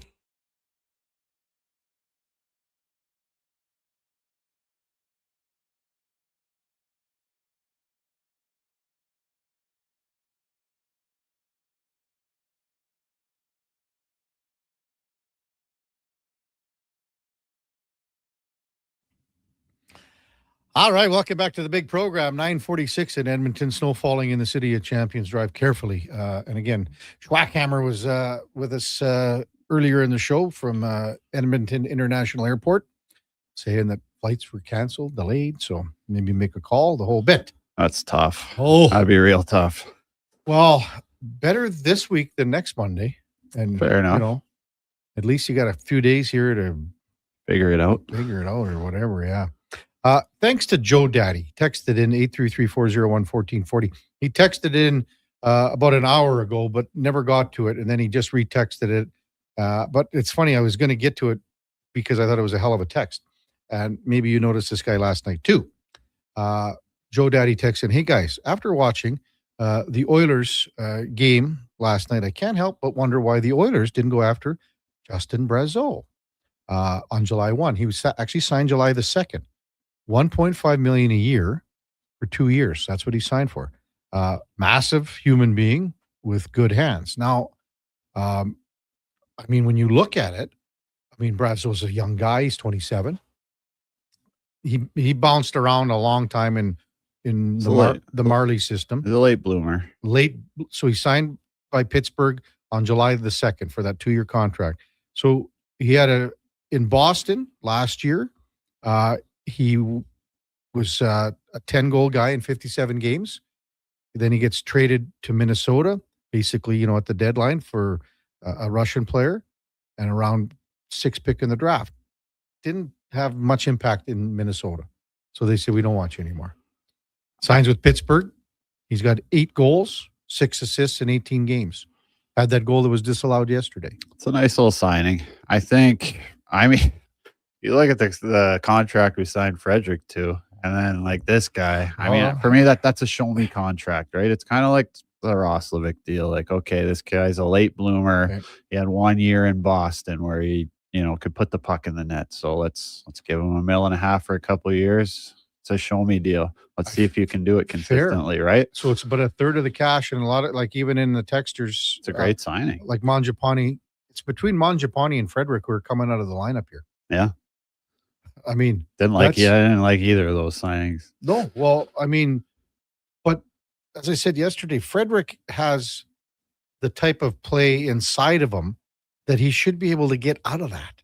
Like, he's got to be initiating. Yeah. He's got to hit. He's got to get involved. He's got to scrum. He still looks slow to me. Like, he's not really getting in on the forecheck. Is he like finishing his checks a couple times? Maybe, sure, but it's like it's 2 seconds late. The puck's already gone. You're not turning over any pucks. It's too slow. So, hey, I agree. And I mean, like Brazeau, he never was drafted. and he would have been he played in the North Bay Battalion for them in the OHL in 2018, 2019. That got him a contract. He scored 61 goals in 68 games in the OHL. Not bad. And he's 6'6". He's 232. I mean, those are the guys you want. Absolutely. For a fourth line banger. Yeah. Yeah, I would have loved that signing. Oh, yes. JP, KK, what's your honest take on what's going on with Frederick? Well, we just kind of explained it. It's not good. He's got to get going. Mm-hmm. He's got 7 more years left on this deal, but I remember playing against this guy when he's young, and he just does not look like that same player out on the ice right now. Do you think, can it possibly be this injury still lingering with the high ankle sprain? I think it has to be. He looks slow to me out there. He still looks slow. He doesn't look like he's playing on one leg like he did in the playoffs last year, but I remember this guy being a bit of a menace on the forecheck and, causing chaos, and we're not seeing that. Yeah. I mean, again, getting to checks in the forecheck to me is the biggest, that's where you can make things happen. Yeah. You can initiate, you can do whatever you want. And that's how you get out of funks because you're laying the body, you're getting involved. Guys are hearing you coming. And then you go to the net. How many times have we seen, think about Clattenburg. When Clattenburg scored his first goal, the Oilers had nothing going on. Yeah. He goes and bangs 2 bodies, goes to the front of the net. 5 seconds later, the puck follows him. Yeah. So that's what Frederick has to do every shift. I need a little more of that. Yeah. And it just 100%. doesn't come. And so if it's going to be straight where it's still from last year, well, then figure things out. And I don't know if you got to put him on long-term injury and he's got to say, I need a full season here to recover from this. Yeah. I don't know what it is. I can't say that that's the reason, but that's the only logical reason. Like the way he looks out there right now. Yeah. I don't know. I mean, you got 7 more years of this. Exactly. That's what I'm saying. Better get going. I don't even know what the buyout would be on an 8-year, $3.8 million deal. No room for it. That would be something to check out anyway. That's as long term as it goes for a buyout. What else? Anything else catch your eye last night? Even on the Pittsburgh team. I mean, I watched every time. I was hoping to see, to be honest with you, Malkin play. Yeah, because I thought that's a great story with the 3 of them. That sucks. I mean, obviously, I just like watching Sid. He does everything right. He plays such a better 2-way game than he did 10 and 15 years ago. I said earlier in the show, though, I could see he was looking frustrated at times last night. Yeah. Well, you can tell that Connor always gets up to play against him. Hey, I mean, yeah, it's his idol, whatever. But you could see a little frustration coming from Sid. Who caught my eye was D-Man on Pittsburgh. Was it Saint Ivy? St. Ivy. Yeah, he was partnered with Cooley for most of the number 3. He just came off of the injured reserve. Oh, did he? Yeah. He's a young guy. I had never seen him before. I thought he looked pretty good out there, pretty smooth, making some plays with the puck. He is a 26-year-old he's a California guy. California boy. Drafted by Philadelphia, 112th overall, 2018. He's kind of a string beaner, 6'4", 197 pounds. Oh, yeah. So, yeah, he caught my eye a little bit. Mm-hmm. Other than that, didn't really look like a Pittsburgh team that wanted to win too bad. No, and I mean, to me, they're on the outside looking in now. So, Cooley's going to get traded again. Yeah, probably. They still don't know. They really believe that their goaltender of the future Miroshov is going to be the Russian, Sergei Miroshov. Shilov's becomes a RFA next year. So, I mean, they still got to figure that out. And Stu plays like last night. Stu's fighting for a job now all of a sudden, eh? Well, he is. And again, as I said, we said all week on the show, if Stu Skinner plays well down the stretch here, he's making the same money and same bank as what Tristan Jarry is. True. Because he's going to double his salary. Yeah. It's a going rate. Somebody will pay him. It's the going rate. But, like you say, it could also go the other way real quick for Stu. Well, he could be like, think of Devin Dubnyk. When Doobie left here, he didn't find his way for a couple of years. Yeah, no, right? he came to Phoenix. That's right. Played with him. Yeah, and so it took him a couple of years, and then once he got to Minnesota, that's when it really came together. He got together with Sean Burke. Yeah, because he was in he was Nashville, Montreal, then with you guys. Yeah, and I think he's in the minors in Montreal before. There you go. So I mean, it took a while for him to get on track, and I mean the similarities are there. That's true. It's a good Similarities are there. comparison. Coming up at the top of the hour, we're going to check in with Pete Jensen from NHL.com with all those crazy stats that he's got. We'll also go in or out with David Schlemko. Before that, time now for a Sports 1440 update brought to you by AWS Welding Supplies in Nisku. They have product sales, servicing, calibrating, free same-day delivery of in-stock items to Leduc, Nisku, and South Edmonton. Your one-stop shop for all things welding, awswelding.ca. Here is the Duke. The Sports 1440 update.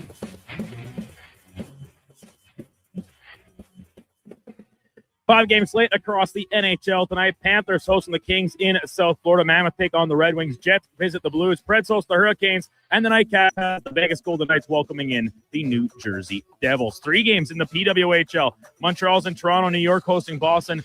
And Ottawa jumps down from Vancouver to take on the other first-year team, the Seattle Torrent. In the association tonight, just two games on the schedule. Chicago playing the Cleveland Cavaliers, and Memphis heads to Minnesota to play the Timberwolves. In case you missed it earlier this morning, some news out of the NFL. Miami Dolphins benching quarterback Tua Tagovailoa in favor of seventh-round pick Quinn Ewers. Tua threw a league-leading 15th interception in Monday's loss that eliminated the Finns from playoff contention. Coming up in Hour 4, the Kevin Karius Show, we'll be joined by Pete Jensen from NHL.com, and we'll check in with a new edition of In or Out. I'm Brandon Douglas at your Sports 1440 update. Sports 1440, Stingray radio station. CKJR broadcasts from West Edmonton Mall and Wetaskiwin. Download the free Stingray music app and listen wherever you go. Seriously, another door knocker? I really want to go solar, but these high-pressure tactics are exhausting. And their prices are unbelievable. Before we do anything, let's call Great Canadian Solar. There's a better way to go solar. Great Canadian Solar provides honest advice and fair pricing to save you from overpaying. They're easy to deal with and will never put pressure on you to buy. As a trusted local business for over 15 years, Great Canadian Solar will support you in your solar journey. Visit GreatCanadianSolar.com and call today to get started. Come for Canada's largest trade shows, the biggest names in entertainment, exhilarating sporting events, and more. And stay for the experience at the Edmonton Expo Centre. Looking for the perfect place to host your next big event? From trade shows to galas, meetings, and concerts, the Edmonton Expo Centre has the space, event expertise, and service to make your next event unforgettable. With over 522,000 square feet of flexible event space, in-house catering, and operational expertise, they bring your biggest vision to life. Learn more at EdmontonExpoCenter.com today. Picture this. You're sleeping and you're awake, but it's a good day because you're about to make your way to McDonald's to pick up some breakfast. Fast forward, you're there. But what's this? You can now get all those breakfast classics penny style with rich, creamy hollandaise-style sauce. A happy little tear rolls down your cheek. You grab your small McCafe premium roast coffee, still just $1 plus tax every day, and see. Get up and at 'em with the Egg McMuffin. At participating McDonald's restaurants in Canada, prices exclude delivery.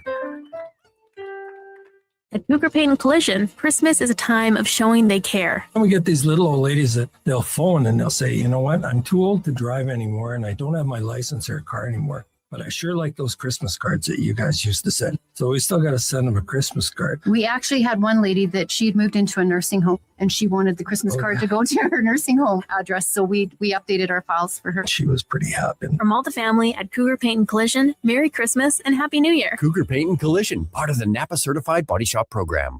This is Andrew Walker, host of the postgame show on Sports 1440. After every hockey game this season, tune in and chime in as we talk about the game. It's all sponsored by Legacy Heating and Cooling. Don't get left in the cold. Visit legacyheating.ca. I'm Saxon, and this is my little sister Goldie. I'm Goldie, and this is my little sister Saxon. Wait a minute. I'm the big sister around here. And I'm Rick Showers from Noble RV, and these are my granddaughters. They like to help with the holiday commercials. It's sort of a tradition in our family. And since they moved from Australia to Nashville, we get to see them more than ever. It's nice to live in the same hemisphere with Grandma and Papa. That's right, Saxon. And at No Bull, the holidays are all about family. And really, that's what camping is all about, too. Maybe I should come work for you at your store, Papa. I can make the Goldie cakes. Maybe in a few years. Papa says used RVs are way better than new RVs. That's right, Saxon. You learn quickly. So what do you have to say to all the people listening on the radio? Happy Christmas to everyone in Canada. And that's No Bull. NoBullRV.ca.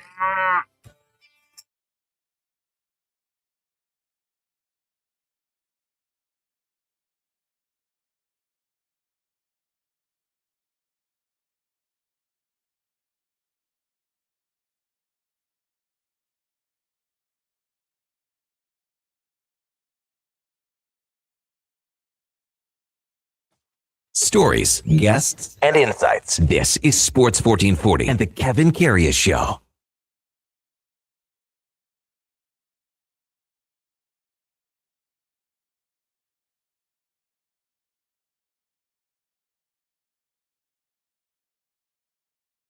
Big program, 10 o'clock in Edmonton. Got a text from Jeremy from The Art of Cake. He said, did you guys see that crazy cool cake Draisaitl got yesterday? Well, I've only seen the longer, wide-angle version of it that's with the picture with all the guys in the dressing room. So I asked Jeremy, I said, did you design it? He goes, no, my mom did. And she did it all in 10 hours. And I said, well, maybe you got a close-up picture of it. But so did it in 10 hours. They would have to get that cake there somehow, or I don't know how. Maybe she sent it across the border. Man, Stu can't even get across the border. Took it on a plane? Well, I don't know. She would have had to design it in 10 hours and have it somehow get to Pittsburgh. Cool. I don't know. Anyway, time to talk a little more hockey with Pete Jensen. And our game of the day brought to you by St. Albert Dodge, where the biggest sale of the year is on right now. And it continues with the Jeep Compass. It's a Jeep. It's a 4x4. It's got that big 8.4-inch touchscreen. It's got the keyless entry. It starts at $34,900. It's only at stalbertdodge.com as we welcome back Pete Jensen from NHL.com. Morning, Pete. You're with Kevin Karius and the former NHLer David Schlemko. Thanks for jumping on Sports 1440 this morning. Really appreciate it. Of course, anytime. Yeah, after the big trades in the Western Conference last week between Jari and Quinn Hughes and everything going along with that, we're talking Stanley Cup futures on all of our content. We're looking at the edge stats.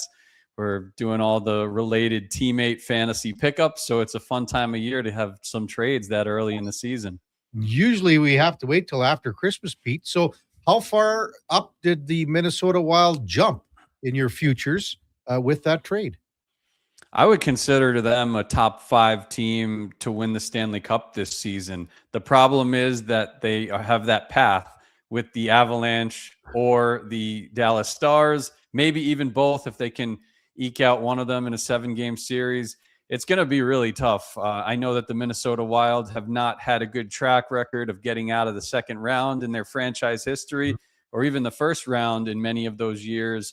And Quinn Hughes as well. He's gotten to the second round twice, but never the third round. Maybe it could be that perfect marriage where, you know, he's playing with such elite offensive talent with Kaprizov and Boldy and some of the secondary scorers they have in Minnesota. And he does all the little things defensively and his skating ability, his skating speed and all things like that, where he's going to benefit an already elite goalie tandem of Gustafsson and Wallstead in the crease.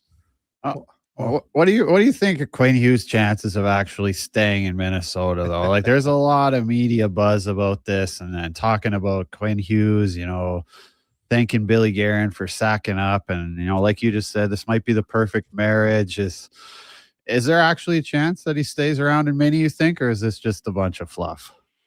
I think there's a chance, considering Kaprizov re-signed there and devoted the prime years of his career upcoming to the Minnesota Wild. When you have a player like that, I think that could supersede everything else, including playing with his brothers, whether it's in New Jersey or somewhere else. We know that eventually that will become a storyline in the NHL, most likely at some point in their careers, where they'll try to play together. Maybe even could happen one day with Brady Tkachuk and Matthew Tkachuk, not to look too far ahead. But I do think that the Minnesota Wild, with what they do this season, have a real nice opportunity to maybe make this thing last and maybe convince Quinn Hughes.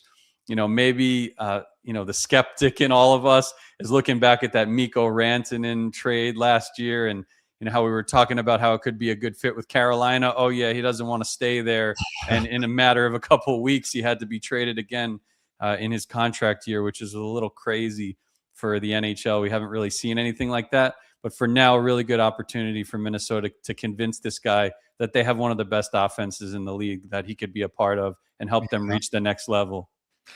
Pete Jensen from NHL.com, our guest on the Kevin Carey Show with David Schlemko. I really want to kind of bust down Austin Matthews with you, Pete, with the edge stats and everything like that, because he's been so under the microscope in Toronto with the Leafs in his play this year.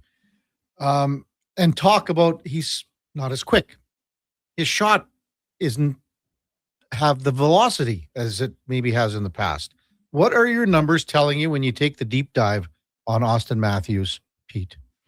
Yeah, I mean, I saw Mike Johnson's breakdown yesterday. I thought it was a great one. And I thought that, when you're looking at the edge stats, the shot speed, the skating speed, the average shot speed, it's all down. Does he still rank at a decent level in some of those categories relative to the rest of the league? Yes. Is he still an elite goal scorer when you isolate it on his individual play? Yes. But will he have to adjust his game as he gets older, and even as he's dealt with so many injuries over the past couple of years? I think that's also a yes. So that's what we've seen. And maybe he's, struggling a little bit in the short term to be able to do that. I still think that if Austin Matthews can adjust his game, he's one of the most dangerous goal scorers in the league. And I think that in the playoffs, his breakthrough will eventually come. Last year, that team just got so close in the Game 7 against the Panthers, and he seems to be a little snake bitten in some of those big moments, but we've seen it through the years with different guys. I think of Ovechkin. He's a different build than Ovechkin. Ovechkin has had to change the way that he's scored goals over the course of his career as he's gotten older, as he's gotten slower.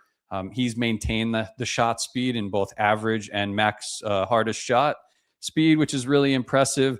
And he's just something that the sport has never seen, Ovechkin. So I think Matthews has to find that durability and then adjust his game to be able to keep pace with a young sport, right? All these guys, Celebrini, Bedard when he's healthy, Jack Hughes when he's healthy. There's so much blazing speed and so much combination of skill and shot that Matthews has just had to adjust as he reaches his prime of his career.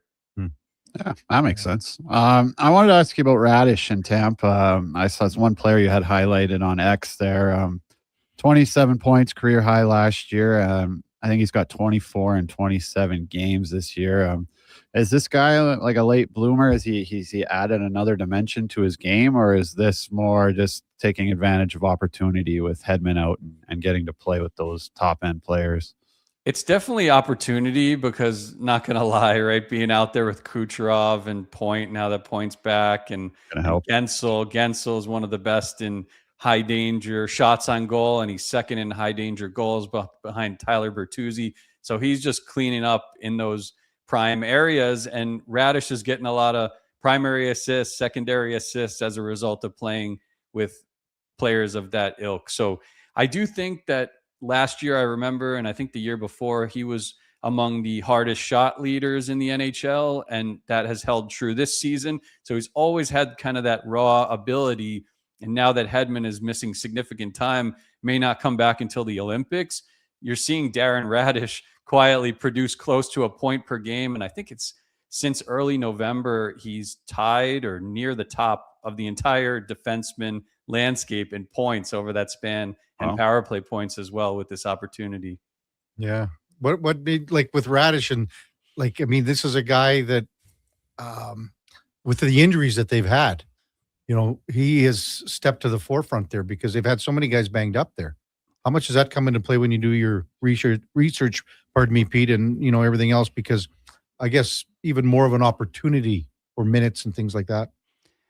Yeah, I mean, we took it with a grain of salt early on. Now he's kept it going for well over a month. So he's in the top 15 fantasy defenseman rankings on NHL.com/fantasy because he's going to hold that opportunity for another month or two here, and we trust Tampa Bay's offense. There's been a lot of fluctuation in the Atlantic Division this year, some struggles for the Maple Leafs. Doesn't seem like Stolars is coming back anytime soon, which is unfortunate. Wall came back, but he had been injured a couple times this year. They turned to Hildeby, so they've been a bit of a mess in terms of the goaltending. Florida has started slow, showed signs of bounce back. They'll get Matthew Tkachuk back at some point, but Tampa Bay, when you step back and look at it, that's the safest team, even with their injuries to Hedman and a little bit of uncertainty with Vasilevsky right now. That has to be the team, the slam dunk to win that Atlantic Division. And even other teams like, Boston, I don't fully trust that team. Detroit is on a heater right now with Gibson, but some of their underlying metrics are hot and cold. So it's tough to fully trust a team like that either. Yeah. Macklin Celebrini had 4 points last night. Again, he's third in league scoring. What are you seeing from him, even edge stats wise, when it comes to the things that he is doing that I would say most people never thought that we would be seeing this quickly in his career? Oh, yeah. He's an absolute prodigy. He's in the Art Ross trophy race at 19 years old, just the number one pick 2 years ago. It's insane what he's doing. His skating speed is blazing. You saw it yesterday when he scored that goal where he just turned his entire body on a dime in a split second and was able to put it past the goalie. He's among the hardest shot leaders and average shot speed leaders per NHL Edge stats. He's also dominating the mid-range areas. So he's not just getting little gimme goals and stuff like that. He's scoring from some distance, and he's also using his playmaking ability and creativity to elevate, whether it was Will Smith prior to his injury. That was prior to Will Smith's injury. Hopefully that's not long-term for him. They were one of the best duos, if not near the top of the league, in common goals between a forward duo. So it's pretty crazy when you consider these guys are 19, 20 years old. And I think it all traces back to Celebrini. You even see it this week with John Klingberg. He's got a 5-game point streak with 3 multi-point games in the span. You know why? Because he's playing on power play 1 with Macklin Celebrini. So the Sharks are the most improved team in the NHL right now, in my opinion. Yeah. Pete, speaking of the edge stats, I see you've got Thompson, Robertson, Ehlers, and Volstead highlighted. Maybe you could just fill in our listeners on exactly what they've been doing edge stats wise.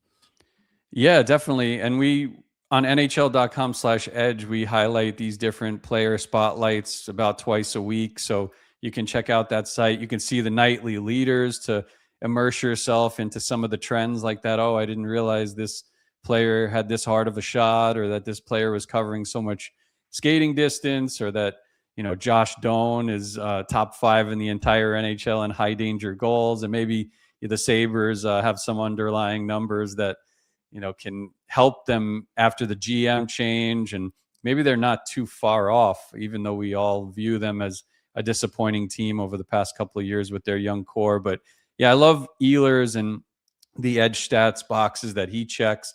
Skating speed, long range shots.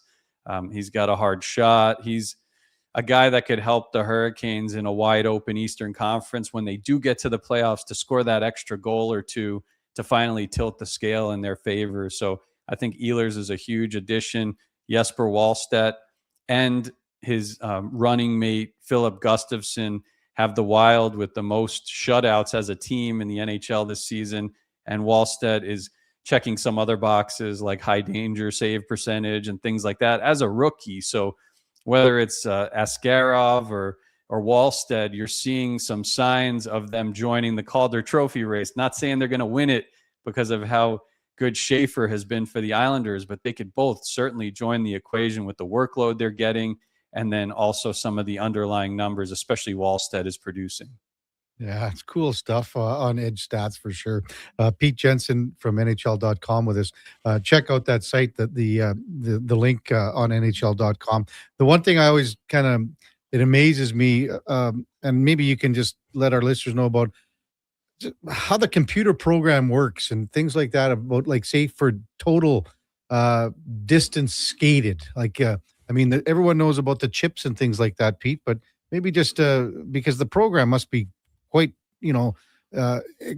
eccentric in the sense that, it has to be so accurate because of all the stats that come in there, and you guys have to, take them and for what you see and then put them down sort of on the website.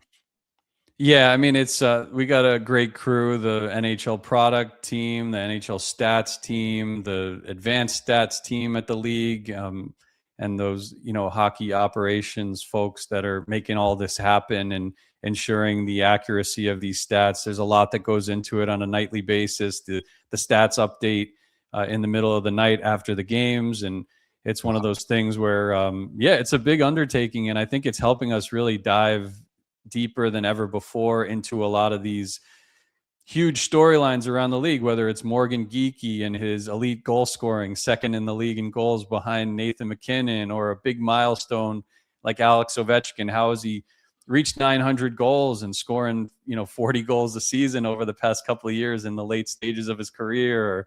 Or, how is Ilya Sorokin joined the Vezina Trophy race? When you're able to track the placement of the shots, the circumstances behind a lot of these different elements of the game, it just, I think it's something that a casual fan can really embrace, learn more about the sport, and then also, whether you're betting on hockey or playing fantasy, it just gives you other layers to help you break the ties when you're making lineup decisions or you're making pickups and preseason drafts. We incorporated edge stats into our preseason sleepers and breakouts articles, and all of our daily picks have edge stats in there. So we really tried to weave it into all of our content for fantasy and betting because of the investment the league has made in it and the accuracy of the stats, for sure. Wow, cool stuff. Pete, how much do you think the NHL staffs, like coaching staffs and stuff, do they dive into this now? Do you see teams kind of embracing this stuff more? Yeah, for sure. I remember when I started working for the league in 2011, there were only a couple of, analytics employees of the NHL teams across the entire league. Some teams didn't embrace it at all early on. It's the same type of thing that we've seen in baseball, just, a couple years behind, I guess you could say. But it was one of those things where now you see each team, I think every single team has at least a couple of people devoted to analytics. And, obviously there are deeper things that we work on with there's an edge IQ at the NHL where you look into rush chances, like we were looking at, and goals above projected, saves above projected, stuff like that is still, making a lot of strides, but a work in progress. And I think that's probably the next level of it that is going to become more mainstream, and we're working to make that happen. So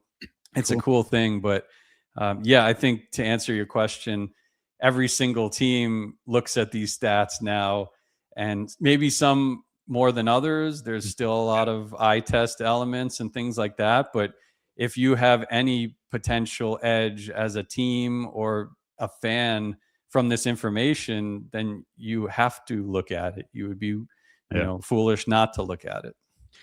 Too bad you didn't have that IQ thing going 10 years ago. Schlemmer's would have been off the charts. Yeah.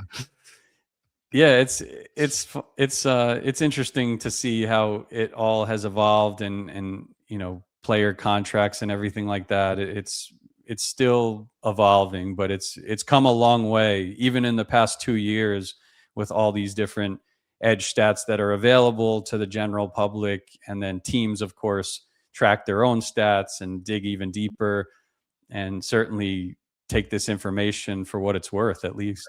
Do you mean like in contract, like negotiations, players trying to, use these stats for their own gain?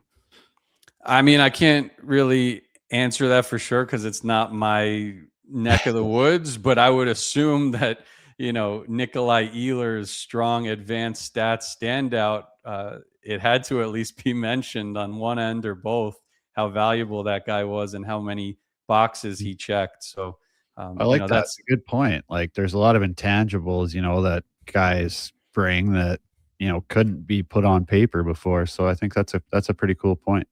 And it also indicates sometimes future success when you look at offensive zone time percentage and things like that. You know, a guy might be starting the season slow, but there are underlying reasons why he could pick it back up again. We see it all the time. And then also, like we were talking about with Radish, opportunity meets strong underlying numbers, and then all of a sudden the guy's having a breakout season.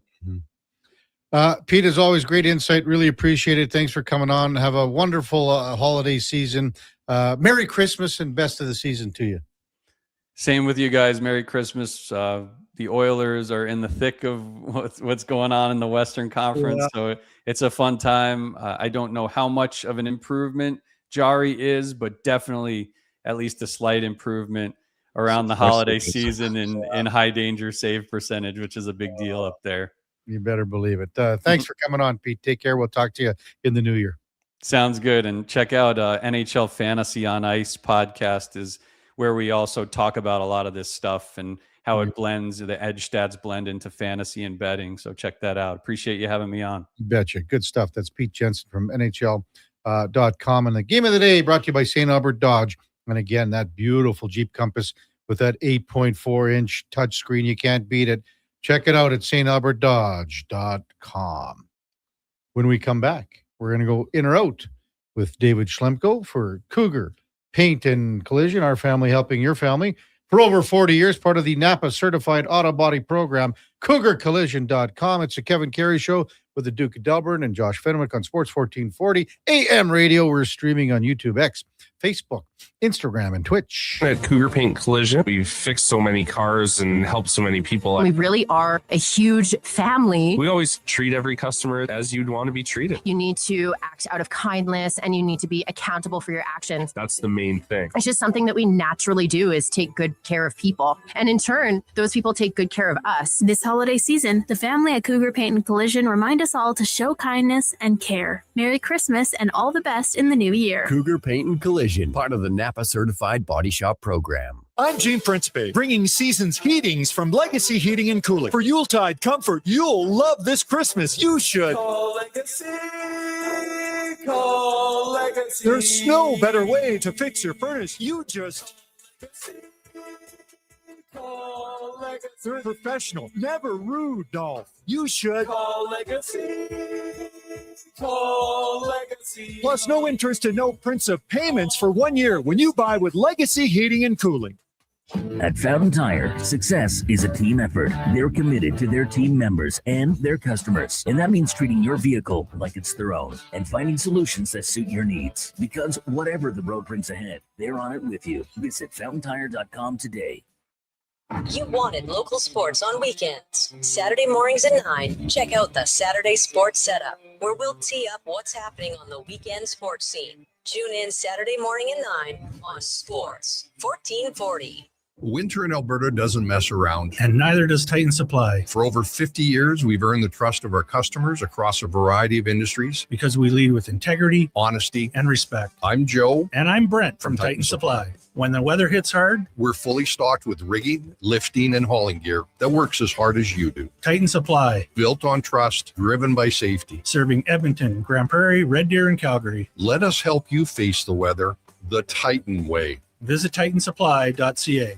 Ho, ho, ho! 'Tis the season to find the perfect gift at the perfect price at Leduc Goldsmiths. The annual Christmas sale is on now with 10 to 25% off all in-store products. All natural and lab-created diamond engagement rings up to 25% off with a wide selection available. You'll have no trouble finding the right piece. The team at Leduc Goldsmiths have years of expertise to help find what you need. Leduc Goldsmiths on Main Street, Leduc. Leduc's Jewelry Store. Family owned and operated for over 30 years. Across rural Alberta, volunteers and community groups work hard to make life better for their neighbors, creating new playgrounds, better rinks, and gathering places that bring us together. Vision Credit Union is proud to lend these local heroes a helping hand. Apply today for a Helping Hand grant up to $10,000 to support your community's next big idea. Let's make great things happen together. Applications are open until January 31st, 2026. Learn more at whatsyourshare.ca.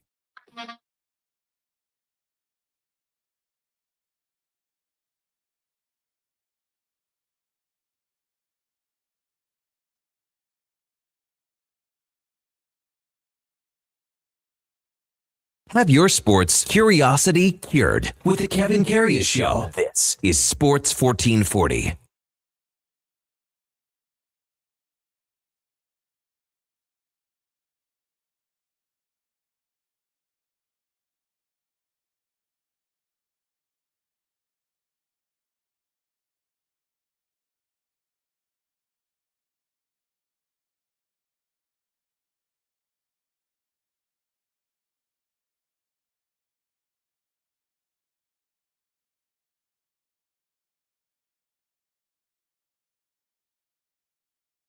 All right, welcome back to the big program, 1024 in Edmonton. Kevin Karius, David Schlemko with you on a Wednesday morning again. Snow continues to fall here in the City of Champions. Pretty much, we're looking at somewhere in the close to a foot range, upwards of 25 centimeters here. So get out there, stay safe, keep her between the ditches if you can.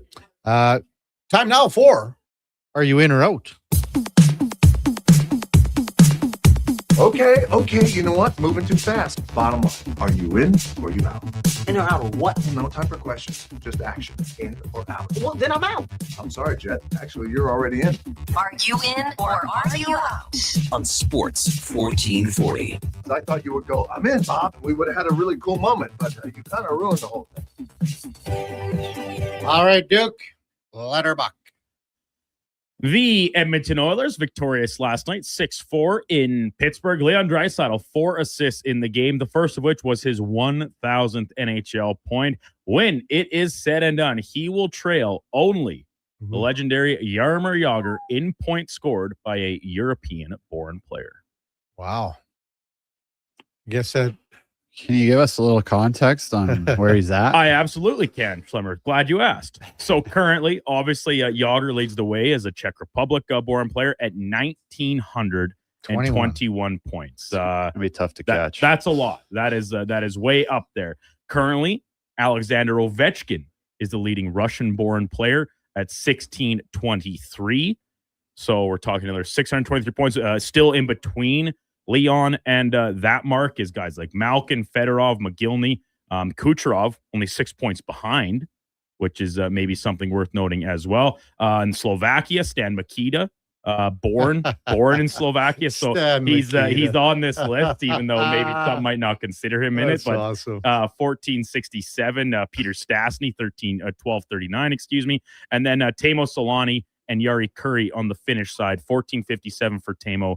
1398 for Curry. Yeah, it's none of the guys that you just mentioned, like Kucherov and all those guys. They're just, Leon's going to pass it. How old is Kucherov?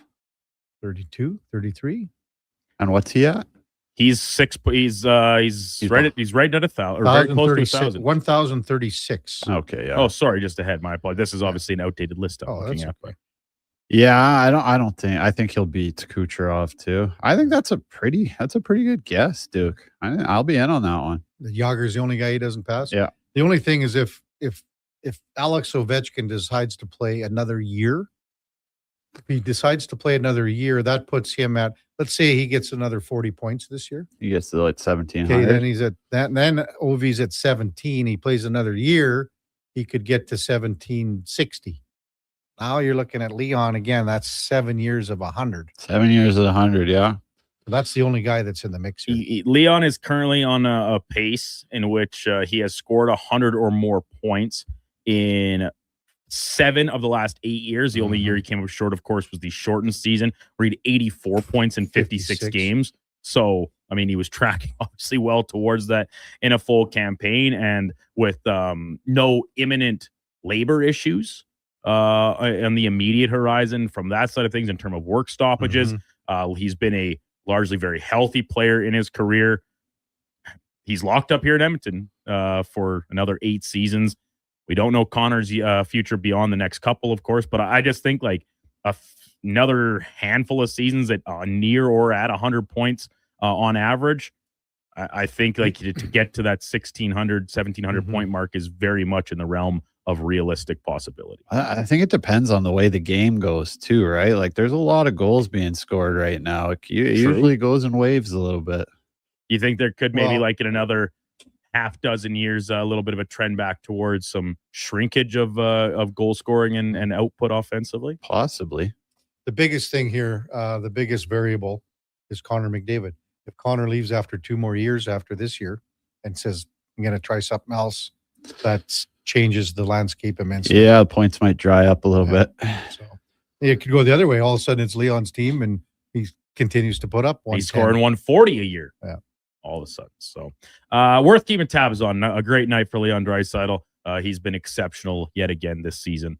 The Oilers, they did give up a pair of goals late in the game to Brian Rust, and then the first of the year for Danton Heinen in the final minute to tilt Tristan Jarry's stat line once again below that seemingly very important 900 save percentage threshold. I get it. Feels like nitpicking a little bit in a game. The Oilers were the better team almost start to finish, but they need to find a way to better close out games that they're winning. I don't think it's nitpicking at all. I'm 100% in on this. It's just a lack of focus to me, right? Like this is good practice to close out big games. I mean, you just can't give up 2 goals at the end of a game. I mean, Rust is, what's his name? Emerson, just puck watching, not boxing out. And Heinens is the same thing with Frederick. He's in the perfect spot. He's in between his man and the net, but he's just puck watching, whacking at the puck. And the guy behind him, his man, puts it in. Yeah, the Russ goal is 6-on-5. So they're a little outmanned in front there, but still there's no one else around. He's just watching the puck. Getting it, yes. But when it's 5-2 at that point, especially after you kill off the 4-minute power play, like you got to say, okay, we just killed off the 4-minuter. Let's really put this to bed because the focus was there for the 4-minute PK. Fair. Then after that, it stopped. Yeah. I thought game over. And they gave up one to the Leafs late on Saturday night. Sunday's game was not their best by any stretch of the imagination. It's one they obviously lose. But like there are certain teams, not everyone's the Oilers in the sense that if they're down 2 goals with 3 minutes left, that they have the firepower to really put you on your heels. Like the Oilers have the ability to do that. We've seen it time and time again. But there are other good teams in the NHL that if you don't develop, like you said, Schlemmer, this focus late in hockey games, maybe it will bite you against a team that's better than Pittsburgh. And all of a sudden you're giving up a free point to a divisional opponent, a conference opponent. That could really come down to matter when it comes to jockeying for position inside the Western Conference and playoffs. If you wanted to watch something too, if an Oiler would have done it last night, Brian Rust on the 5th goal, the Podkolzin goal, if you watch Brian Rust come back into the play, and if an Oiler did that last, people the flyby. Well, he didn't skate from probably the red line in. Oh yeah. But Podkolzin, the puck is going to Savoy off a skate, goes right to Podkolzin. Now, if Rust had been skating at all, he is not skating at all. Not tracking back. Nothing. Zip. Yeah. I didn't think he was going to get another shift after that goal, to be honest with you. Good. I didn't notice that. Every once in a while, I pick up something. He's very sharp. He's very sharp. Yeah, even at his advanced age.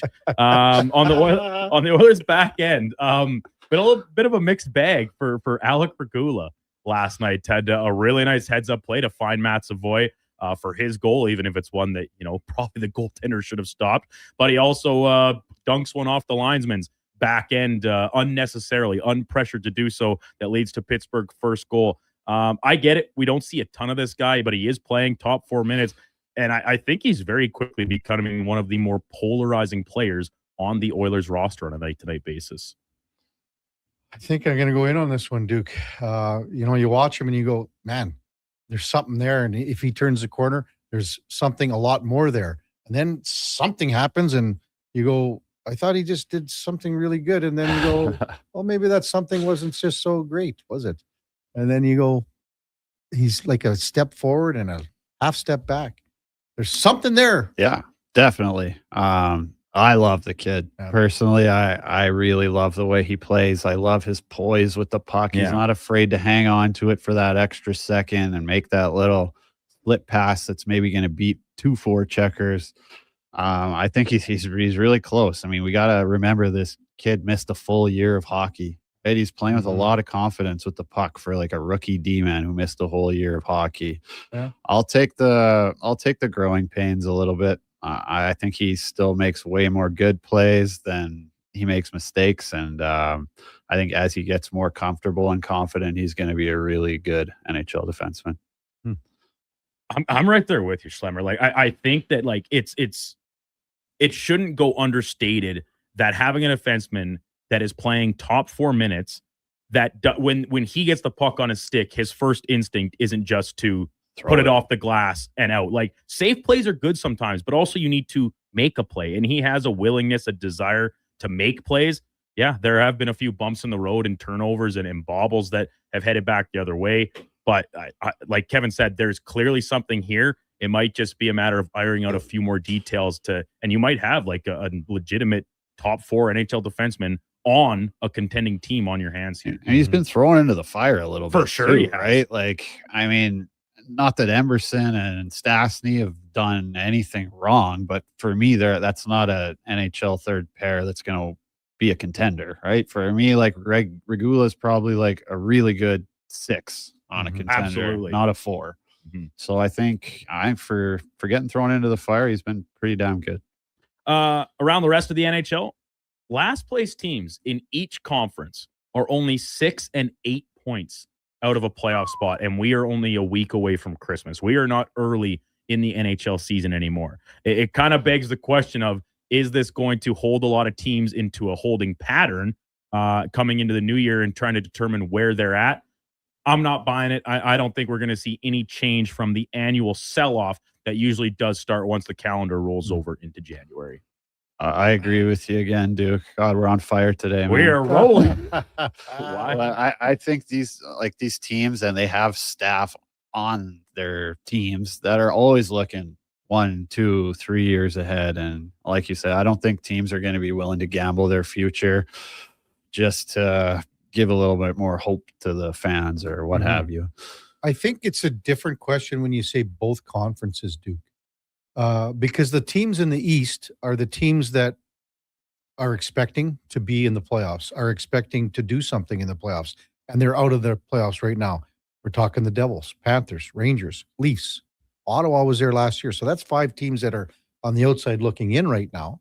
Oh, I see. You know what I'm saying? Like, these are teams are like the opposite. The West is a little different when you look at the teams that are below the cut line, save Winnipeg. You know, everyone expects Winnipeg to be above the cut line. Other than that, the teams that are outside right now, you'd go, well, that's probably what I thought would happen. Utah, Chicago, the Blues, maybe a little bit more on the fence. Bubble. But Seattle, Nashville, Calgary, and Van. So it's a little different conference to conference for me.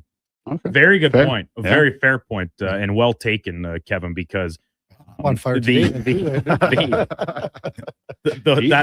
list of teams in the Eastern Conference, as you pointed out, that like were playoff teams last year, were largely expected to be playoff teams again this season, and flip that, the teams that are in a playoff spot, the Islanders, the Flyers, the Bruins, the Red Wings. I know we talked about it with Michael Tracos. Like, the Wings are kind of a team that, is this finally the Yzer plan coming to its completion and getting this team into a playoff spot, back into a contending window? Sure. But the Bruins, Islanders, and Flyers in particular stand out to me as like, are these playoff teams? I'm not quite yet sold that they are, but like I said, it's not early anymore, and here we are looking at them in playoff spots. Interesting to see what their courses of action might be as we approach the roster freeze and then the trade deadline shortly thereafter. Lastly, today, here in the capital region, we are expecting, currently in the process of, I suppose be the better way of putting this, a large dump of snow as temperatures head back south pretty quickly into the weekend as well. This was a hotly debated topic on Fantasy Frenzy last week. When is it acceptable to shovel your driveway, shovel your sidewalk in terms of operating hours? Apparently, someone texted in and said it's actually in the bylaws about you cannot shovel before 7 or after 11. I say, to boo with that, shovel whenever you want. It's shoveling. You're not out there with a leaf blower or a lawnmower. Shovel at your will to keep the sidewalks and whatnot cleared away of snow.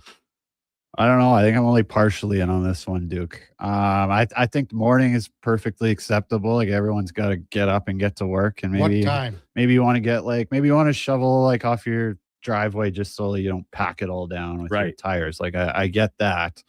I don't really get like 11 at night, and like kids are sleeping and got school the next day. And I'm gonna be Is it pissed really if I that got to deal loud? with Like, that. are you No, really? that's what I don't understand. it's People sc- say it's a disturbance. Well, it's scraping across. I think it is pretty loud. I don't think so. I don't think so. at That's all. where I'm getting. Like, I could see maybe those really loud backpack blowers. Oh, those are Yeah, worst. we're totally different. But I don't- That's the same as mowing your lawn at 11 o'clock at night or 6 in the morning. I just don't see the loud, like how loud that this can be when you are a house away. Like, do you have no insulation in your house that you can't? Like, is there no sound barrier? I don't know. I think you can hear that shovel kind of Really? echoing off the concrete at night. I'm not there. And like to your point, Slimmer, like Maybe why work are nights, you why are you shoveling 11 o'clock at night? Well, maybe that's when you get home from work and you didn't do it in the morning, or it started snowing while you were there. And if you don't do it, all of a sudden you've got 2 feet of snow to shovel the next morning when you leave for work, as opposed to 1 foot now, 1 foot in the morning. At night the cutoff is at 9 p.m. 10. I don't know. Like Pix just said, to me, there's no cutoff. Like it's shoveling. Okay. It's not a loud endeavor. Pix says you guys must not have young kids that are trying to sleep. So Well, again, that is true. I don't. I just mentioned that. Yeah. Would you? Well, I'm just reading the text line. But is there like, okay, if you? I used to shovel when I got home from work, when I worked the night shift. I mean, I think if you work a night shift, that's where I could make an exception. That's the only reason I see why you'd be shoveling at 11 p.m. Yeah. And like, so the morning thing, because I after moving, I live in an apartment now, so I don't have to shovel anymore. But before, hey, I don't hate it. There is something calming, I think, about shoveling snow, though. I don't hate it. It's not my least favorite thing to do. But before, if I got up and it snowed overnight, I am doing a quick little shovel of the sidewalk in front of the house, the walkway up or whatever, before I leave for work. And at this job, that's 6 o'clock in the morning. Am I a bad guy for trying to do that before I leave for work to clear the sidewalk in front of the house where people walk all day? Yeah, I don't think so. I don't think so either. I think it should be like old man Marley from Home Alone, Duke. Shovel whenever you want, throw as much salt out there as you want. That's the way it's got to be, man. Why not? Why not? Gonna need some salt out there today. Here's a text from 833-401-1440. Compro says, I say shovel often during a storm so you don't have a foot of heavy snow to shovel until you wait till it stops. Well, I agree with that. Yeah. Save the back. So this is I hate the city of Edmonton. Tony says, guys, the city of Edmonton paths in residential areas are clean anytime they get out and do it, including 4 or 5 a.m., which is fair. They'll do it at any time. So, so I'm having problems here. These guys keep putting the windrow up on the sidewalk. Oh, the worst. I mean, your drain's blocked. Well, everything, but but it's up on the sidewalk by 2 feet. See, to me, that's unacceptable. If you're going to do that, and I mean, there's a park that's kitty corner across the street, push it over into the park on that side. Right. So why would you push it on the sidewalk and then tell me that I have to keep my sidewalk clean? Yeah. Doesn't make any sense. And I'll be honest, I don't care. Like I push it up back on the street. Yeah. Yeah. I don't care. MTR says the city of Edmonton did that to me a couple of years ago. I got a bylaw ticket because I didn't clean it right away because I was out of town. I couldn't have been more mad. Yes. How can the city put snow on your sidewalk and then ticket you for not keeping your sidewalk clean? Yeah, it's kind of wild. It's very disappointing. What are you laughing at, Duke? Well, you don't have to shovel snow anymore. Yeah, I know. You just pay those exorbitant condo fees. Nope. What is it in your what is it, HOA or whatever you call it? No. Well, who's doing this shoveling? The building management. Yeah, but don't you pay for that, don't you? Well, if it's included in my rent, then so be it. But I don't see it as like a separate charge or anything. You don't have like condo fees? Nope. I pay one fee, which includes my pet fee every month. It's just in my rent. Chris says, as someone who's in the middle of an 18-hour shift cleaning snow, if you come give me heck because I'm shoveling at 11 p.m., you're not going to like my response. I'm probably on your side. Well, he'll be busy today. Yeah. Good stuff, Duke. I think snow shoveling is going to be a hot topic here. We got to figure out another question for tomorrow. Another Because people are going to be shoveling all day today. You need the snowblower today is what you need. But I feel like that's a lot of snow. Yeah, like an actual snowblower, like a push one. Yeah. Right. Like I know Connor has one too. Like like you said, Kevin, a backpack blower, whether it's electric or a gas that's one. the worst Like, when you see people doing that. that is so ineffective. Exactly. With the most minor exception of circumstances. Like Unless if it's you like have a a tiny skiff. skiff, then you Yeah. can blow it off. But otherwise, what are you accomplishing? It's going to take you twice as long. You're lugging around the heavy thing on your back anyway. Just shovel it. Yeah, exactly. Just shovel. It'll be twice as fast. I've Yeah. never understood that. Yeah. So actual snow blowers, those are sweet. That's a pretty good setup to have if you got a nice big driveway pad. Yeah, and a lot of the popular snowblowers are the smaller, lighter ones now that don't have the steel auger thing, and it's more of a hard rubber plastic. Right. Oh, yeah. Maybe sort more of a like scoop. carbon fiber type thing. Yeah, but you have to replace those too, Duke. Oh, for sure. Yeah. They wear them just like anything I got a else. big, heavy unit. Just got her back from the lawnmower hospital a couple Really? days ago. Best timing ever. And you're just going to be pounding it today, or what? Oh, absolutely. Yeah. Is there hand warmers on it? No, should be. Yes, hand warmers. I don't have hand warmers. Everybody's got hand warmers on them nowadays. I don't know. I've had it for a while. Text 833-401-1440. We'll get to a few of them when we come back after the break. Kevin Karius, David Schlemko, Duke of Delburne, Josh Fenwick on Sports 1440 AM radio. We are streaming on YouTube, X, Facebook, Instagram, and Twitch. At Cougar Paint Collision, we've fixed so many cars and helped so many people. We really are a huge family. We always treat every customer as you'd want to be treated. You need to act out of kindness and you need to be accountable for your actions. That's the main thing. It's just something that we naturally do is take good care of people. And in turn, those people take good care of us. This holiday season, the family at Cougar Paint and Collision remind us all to show kindness and care. Merry Christmas and all the best in the new year. Cougar Paint and Collision, part of the Napa Certified Body Shop program. Do you sit around at work listening to sports radio all day? That's right, my friend. There's no shame in it. It's the good life. And we're not here to snitch. Say, if your company advertised on Sports 1440, you could be the one listening for your company's ad every day. Now you've got an excuse to listen to Sports 1440 all day. It's part of the job. Sounds like someone's getting a promotion. Email Gregor at sports1440.ca and let's get to work for you. From the first face-off to the final whistle, Sports 1440 is your home for hockey talk. With live coverage, expert analysis, and pre- and post-game shows, we bring you closer to the game. Tune in 24/7, only on Sports 1440, Edmonton's sports station. Reason number 59 why Nissan is built for our winter. Because when winter storms make on-road feel like off-road, we've got you. Rogue comes standard with intelligent all-wheel drive and remote engine start to conquer even the harshest winter conditions. Now, lease a 2026 Rogue S for 0.9% for 36 months, or get $4,000 cash purchase bonus on remaining 2025 models. Visit your local Nissan dealer today or nissan.ca for more details. Conditions apply. Visit your local Edmonton and area Nissan dealer for more information. Wetaskiwin and Ready Mix hopes all your relationships with family and friends are as solid as concrete this season. And remember, quality concrete isn't cheap. Cheap concrete isn't quality. Merry Christmas from all the management and staff at Wetaskiwin and Ready Mix.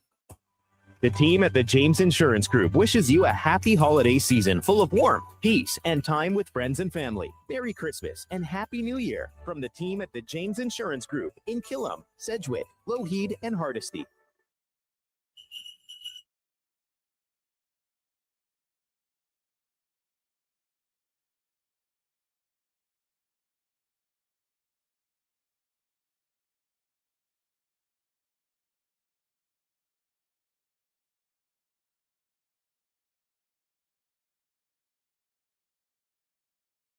Have your sports curiosity cured with the Kevin Karius Show. This is Sports 1440.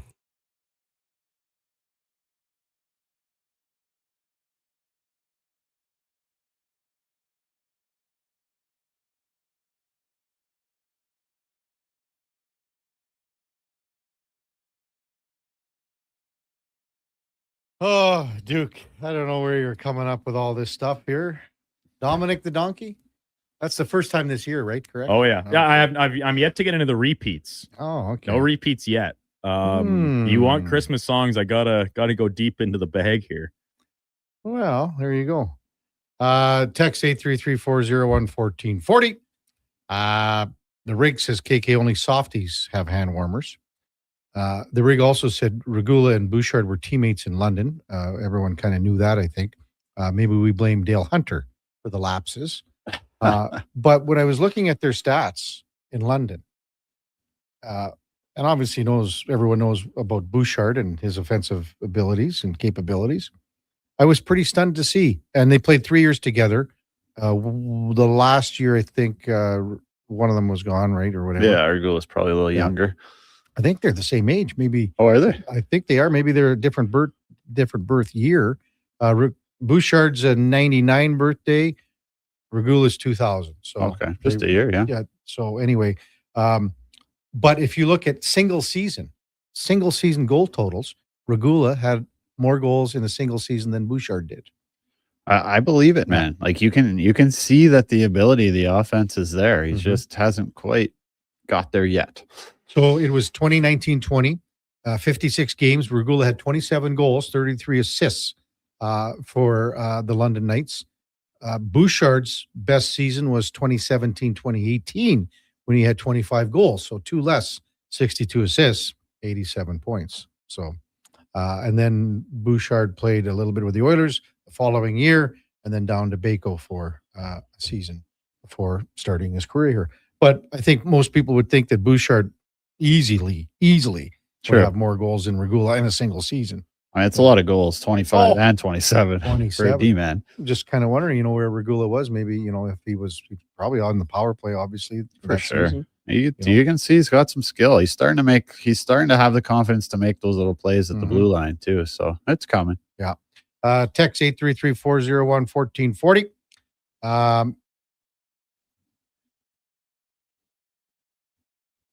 Northside Norm says, so glad I got rid of my big snow thrower and got the space backpack now. And other people are saying, are you guys kidding me?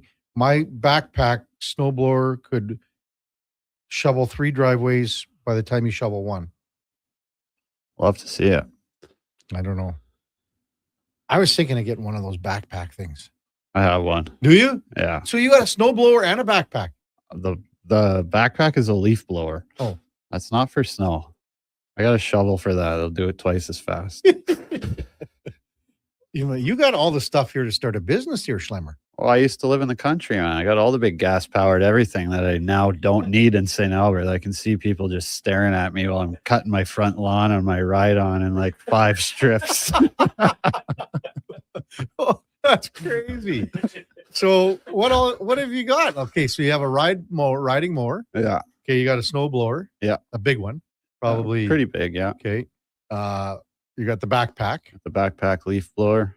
Do you have a gas-powered trimmer? I do. Yeah. I didn't know this about Schlemmer. Did you, Duke?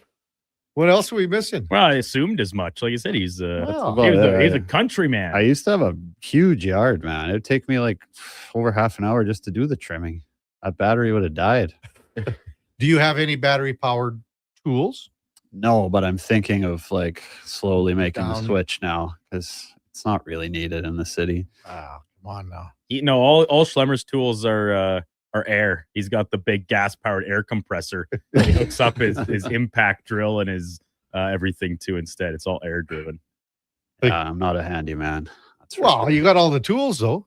Yeah, I mean the fun. That just makes it more fun to do like that yard stuff. When you're out, well, Duke knows. Like he's from a farm. Like that stuff takes time, so it's nice to have like nice equipment when you're. Do you have like for your power drills and saws, like skill saw, or are those battery powered or are those? Yeah, I'm not a big tool like handyman guy at all. Most hockey players aren't. And Duke, he's just still on the manual fence pounder, right? Nope. I don't think a manual fence pounder would have done to my hand what the hydraulic one did. I was parked out. I was at the farm on Saturday just for a couple hours before heading into town for all the festivities, and Dad must have been trying to do some last minute fencing before the big freeze came and totally made ground penetration not a non-possibility. I saw that post pounder sit in the middle of the yard, and I got PTSD flashbacks. I'll tell you, even after I had that accident with it, every time I would use it, I'd hear each time I hear the hammer hit the top of the post, it like sends the shiver down my spine. Yeah, I mean, I could see that. It hurt a lot. Tomorrow we got Sean Cunningham coming in as our auction winner. He was bid on an auction item. The Edmonton Elks had Eddie Steele was out there. They had the ladies going through the drills and everything on the field, and it was a great night. And Sean bid on this silent auction item, so he's going to come in studio tomorrow with us around 9 o'clock and see what it's like here on a day-to-day basis. So, what else you got cooking? You're going home to shovel or snowball here? Yeah, not yet. No, I got lunch with a buddy in the mall, and then I got a skate. Got an electrician coming over. It's a busy day, man. We need a guy for Critters tomorrow. If you're available. What time? We leave at 5 o'clock to Redwater. Oh. We can pick you up in St. Albert. If you want it, we can pick you up in St. Albert, Schlemmer. Give me a shout tomorrow. We'll see what happens. Hey, that sounded like a possibility, Duke. If that happens, Eddie's out. Well, Eddie, I think, is out already. Eddie's already out. But I'm just trying to picture how we can reunite myself and Schlemmer. I'm currently slated to be playing second line right wing, but how's Eddie out there? Might have to slide me back. He gets around. Yeah, power forward or what? Big power forward. Yeah. I love it. He came out with us on a Friday that one time. Nice. Yeah, big power forward. We'll have a great. I won't see you next week, Schlemmer. So Merry Christmas. Unless you come. Well, tomorrow. you're not going to be here on Christmas Eve. No, I won't be. That's why I'm saying I'm saying happy holidays, best of the season to you right now. Unless you come tomorrow to Redwater. Oh, I see. Okay. Merry Christmas, buddy. Yeah, you too. Thanks a lot. Great show. Coming up at the top of the hour, it is Fantasy Frenzy with the former Rochette T-Bird. Connor Helly and the Duke of Delburne, 2 o'clock or 12 o'clock till 2. It's the Lowdown with Ellen Mitchell. Jason Greger drives us home from 2 till 6. We'll get Fox Sports all night long. We'll be back with you tomorrow at 7 bells. Before all that, time now for a Sports 1440 update brought to you by First Round. And Sunday's got even better. At First Round, you can win an NFL helmet or a jersey and enjoy the Pro Bowl brunch only at Edmonton's NFL headquarters. That is First Round downtown, or right here in the mall that has it all on Bourbon Street. Hey, thanks everyone for listening this morning.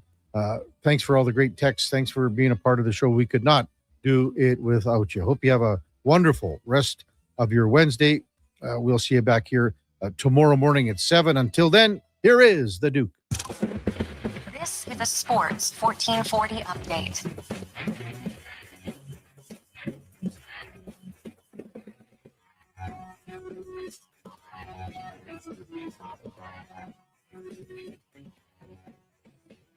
Five-game slate across the NHL tonight. Panthers hosting the Kings. Mammoth take on the Red Wings. Jets visit the Blues. Predators playing the Hurricanes. And the Nightcap has the Devils in Sin City against the Golden Knights. Three-game slate in the PWHL this evening. Montreal heads to Toronto, New York, hosting Boston.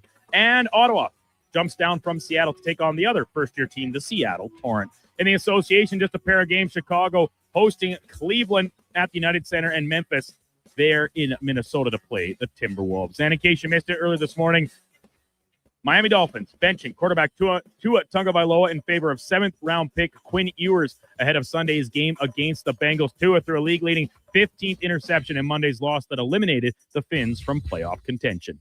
Coming up on Sports 1440, it is Fantasy Frenzy with Hallie and Douglas. I'm Brandon Douglas. That's your Sports 1440 update. Sports 1440 in West Edmonton Mall and Wetaskiwin. CKJR is a Stingray radio station. Download the free radio player app and listen wherever you go. As 2025 comes to a close, GS Construction would like to take the time and thank our crews, our partners, and our communities for another successful year of teamwork and growth. Together, we've helped keep Edmonton and the surrounding area moving by building and maintaining the underground infrastructure that keeps everything running smoothly. It's been another year of dedication, pride, and hard work the team has put in to make it all possible. To learn more about our people